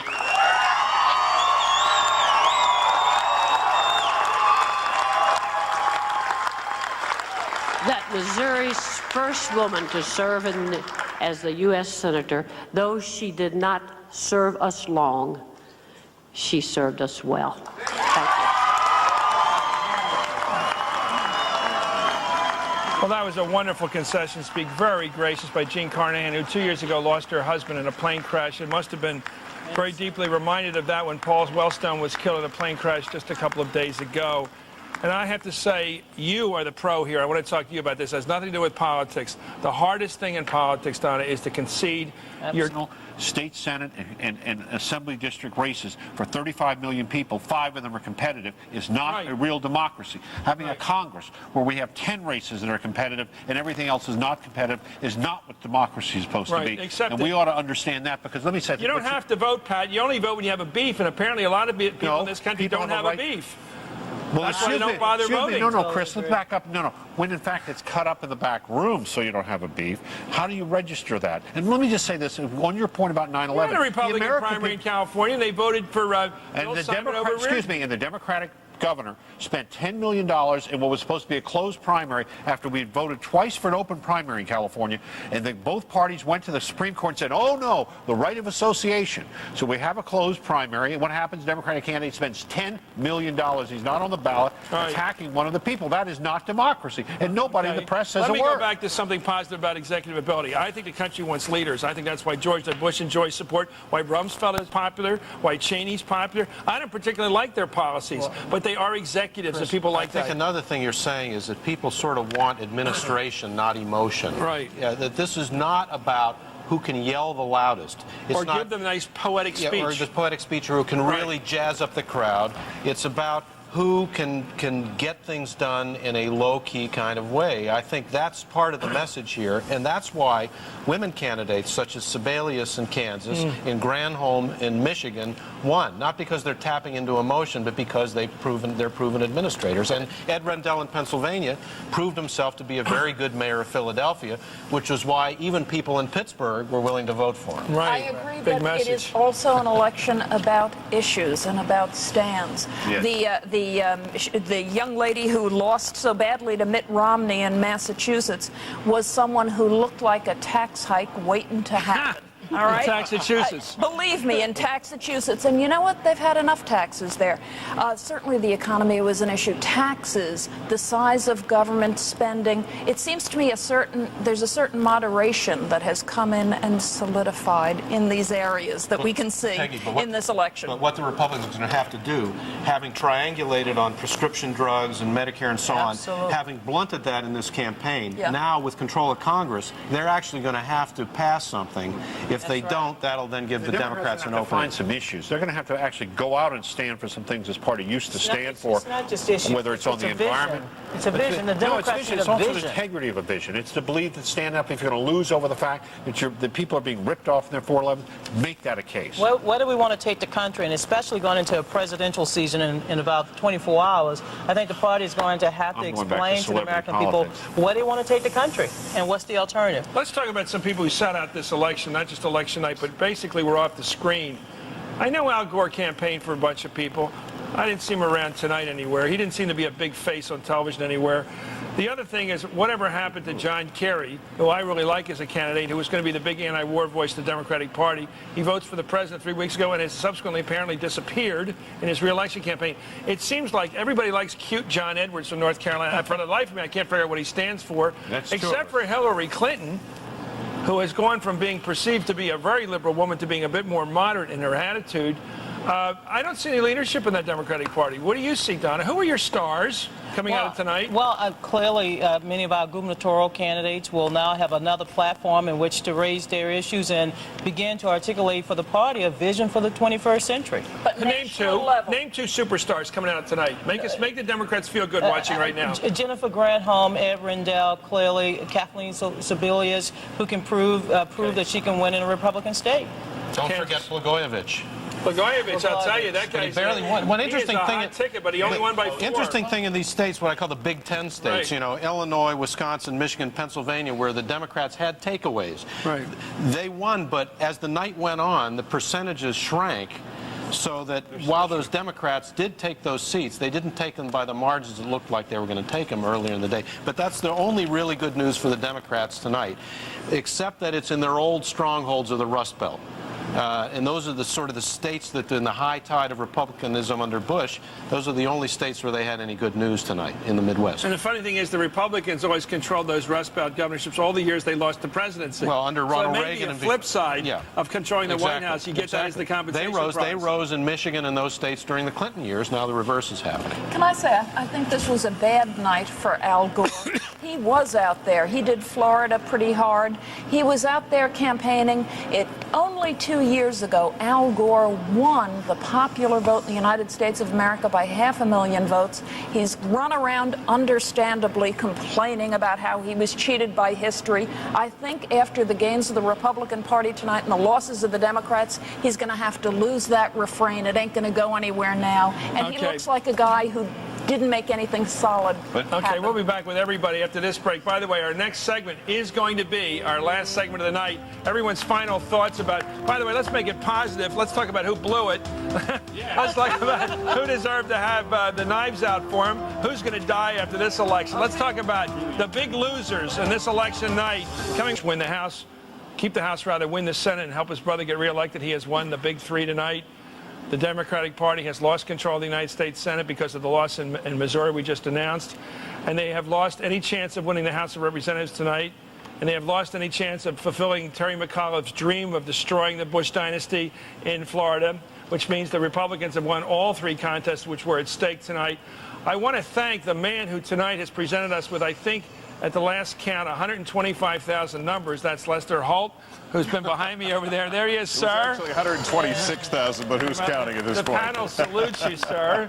And Thanks, it's been great working with you, even though I'm across the room from you. I want to thank Nora O'Donnell, who I think may have taken a powder by now. She was great with all the information about what people were trying to say with their votes. We're going to have a graveyard shift come in here. I'm sorry, Rick Sanchez. I shouldn't call him that. He's going to be coming in and relieving us around 3 o'clock this morning and going right through the day with some of these races. For example, what we're going to get to a bit more ourselves tonight in South Dakota and also in Minnesota. But those races don't show signs of closing in the next couple of minutes. We're also going to go to California in a moment. I have to say that, Pat, you've been so tough on our democratic system, and maybe I just wanted to defend something. Everybody we saw tonight at those headquarters, at both parties, the winners and losers, the people crying and the people smiling. And I spent this weekend with Ed Rendell, one of the great candidates this time. The people that get out, the labor guys, the labor women that get out, the people with not much money that come out and work in campaigns, they're the heroes of this country. They keep our democracy going. And you don't dump on people who are listening tonight. People, by the way, watching now are all interested in politics. And they all voted. Why would anybody watch tonight who isn't voting? So I want to talk to the people right now who voted today, who worked in campaigns. You guys make democracy work in this country. And Donna knows all about this, and Pat knows all about this. We shouldn't in any way deride our democracy to the people who are watching right now, because they're the ones who participate. It's the ones that are bored with it all, who think they got better things to do, who are not helping our democracy because maybe they're too fat and happy, or maybe they've given up on our system. But we shouldn't judge except to say that the people who are the heroes of any ongoing democracy are the people who work in these campaigns. I've spent my life in this process and belief in this democracy, so I don't take second place to anybody in that. But I think not to understand that there are problems, and I admire the people who are holding it together, but to pretend that there are not the severe problems in this democracy, who owns it and who runs it, is a mistake, and it hurts the country not to say it. Okay, let's go to Gray. Let's say something about Gray Davis, the man who I think was named by God, Gray Davis. Yes. One of the most boring politicians on the planet. Oh, he is, Donna. You know he's just a cash register. He knows how to raise money on the job. I have no idea what he stands for. Do you? No, for winning. For winning. He has won the election. He has projected himself. We have projected him here at NBC that he is going to win the election. So, Pat, despite your efforts to try to gin up a close race out there after the fact. Excuse me, I know that everyone's an expert, but there will be hundreds of thousands of votes counted in the absentees still because of the way our state works. But also the problem is it doesn't matter. The man spent $60 million. He was running against an idiot, and he basically is a guy who basically crushed his own party's constituency. No, we're going to have a turnout less than 30% or 30% in that state, and it's going to be a close election. If that's what that bought, that says something good, by the way, about the system, not bad. Yeah, okay, so you can't buy California. Donna Brazil, please speak on behalf of your party. Well, first of all, I think the party did very well at the state and local level, and that's good. That's good news for the party to begin the rebound on Wednesday morning. There'll be a lot of discussion, I know, over the next couple of weeks about who will lead the party and who will prepare to run for president in 2004. But overall, I think working families lost tonight. I mean, Republicans, Peggy, I know you believe dearly in what the Republican Party stand for, but I believe that working families lost tonight. Peggy. I believe that working families won tonight because they elected a heck of a lot of people in the Senate and the House who will protect their interests, protect their pocketbook, keep the liberal elite from taking their money and spending it on the things that amuse them. I think there are a heck of a lot of losers in this, but the biggest thing is that this is a historic evening. For the first time in, we all guess, a century, a sitting president in an off-year election has, we think, picked up the House and the Senate, has covered himself in glory, and has become a major power. Okay, let's get to the best part of the evening, the big losers. Gephardt lost seats in the House. Howard, which one? I picked Gephardt and Daschle, big losers tonight. Gephardt and Daschle are two of the big ones. Dick Morris, the pollster, who said it was a huge mistake for George Bush to go gallivanting around the country because he was climbing down off his pedestal. I think Bill Clinton... There's a character witness. All right. I think that Bill Clinton and Terry McAuliffe have lost here. Right. I agree with Peggy where, you know, Bill Clinton was almost the typhoid Mary of campaigning in this season, as it turns out. And yes, he's a good backroom Paul, but he has no front stage presence, and that's bad for the party. I think the mood within the Democratic Party is going to be, let's go forward. Let's quit looking backwards with the older candidates, with the past president. Let's think of some new ideas. Let's not just talk about prescription drugs and Medicare. Let's find some way to appeal to younger voters. Right now, the Republicans have a better chance of appealing to under 30 voters than the Democratic Party, as traditionally structured, does. The Democratic Party talks about prescription drugs, Medicare, Medicaid, Social Security. They don't speak to new issues. California is always the state that presages what else is happening in the country.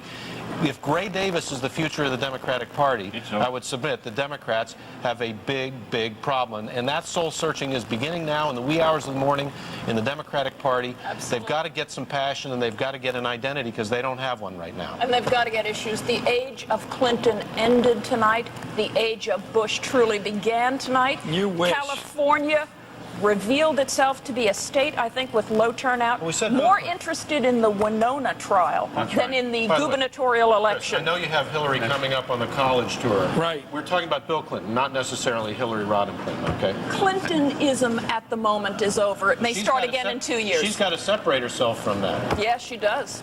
She does. Meanwhile, we're still waiting on the results from the last election. You're right, from Winona's election. The only woman to face a felony charge for shoplifting in the state of California's history waits still as the jury still votes.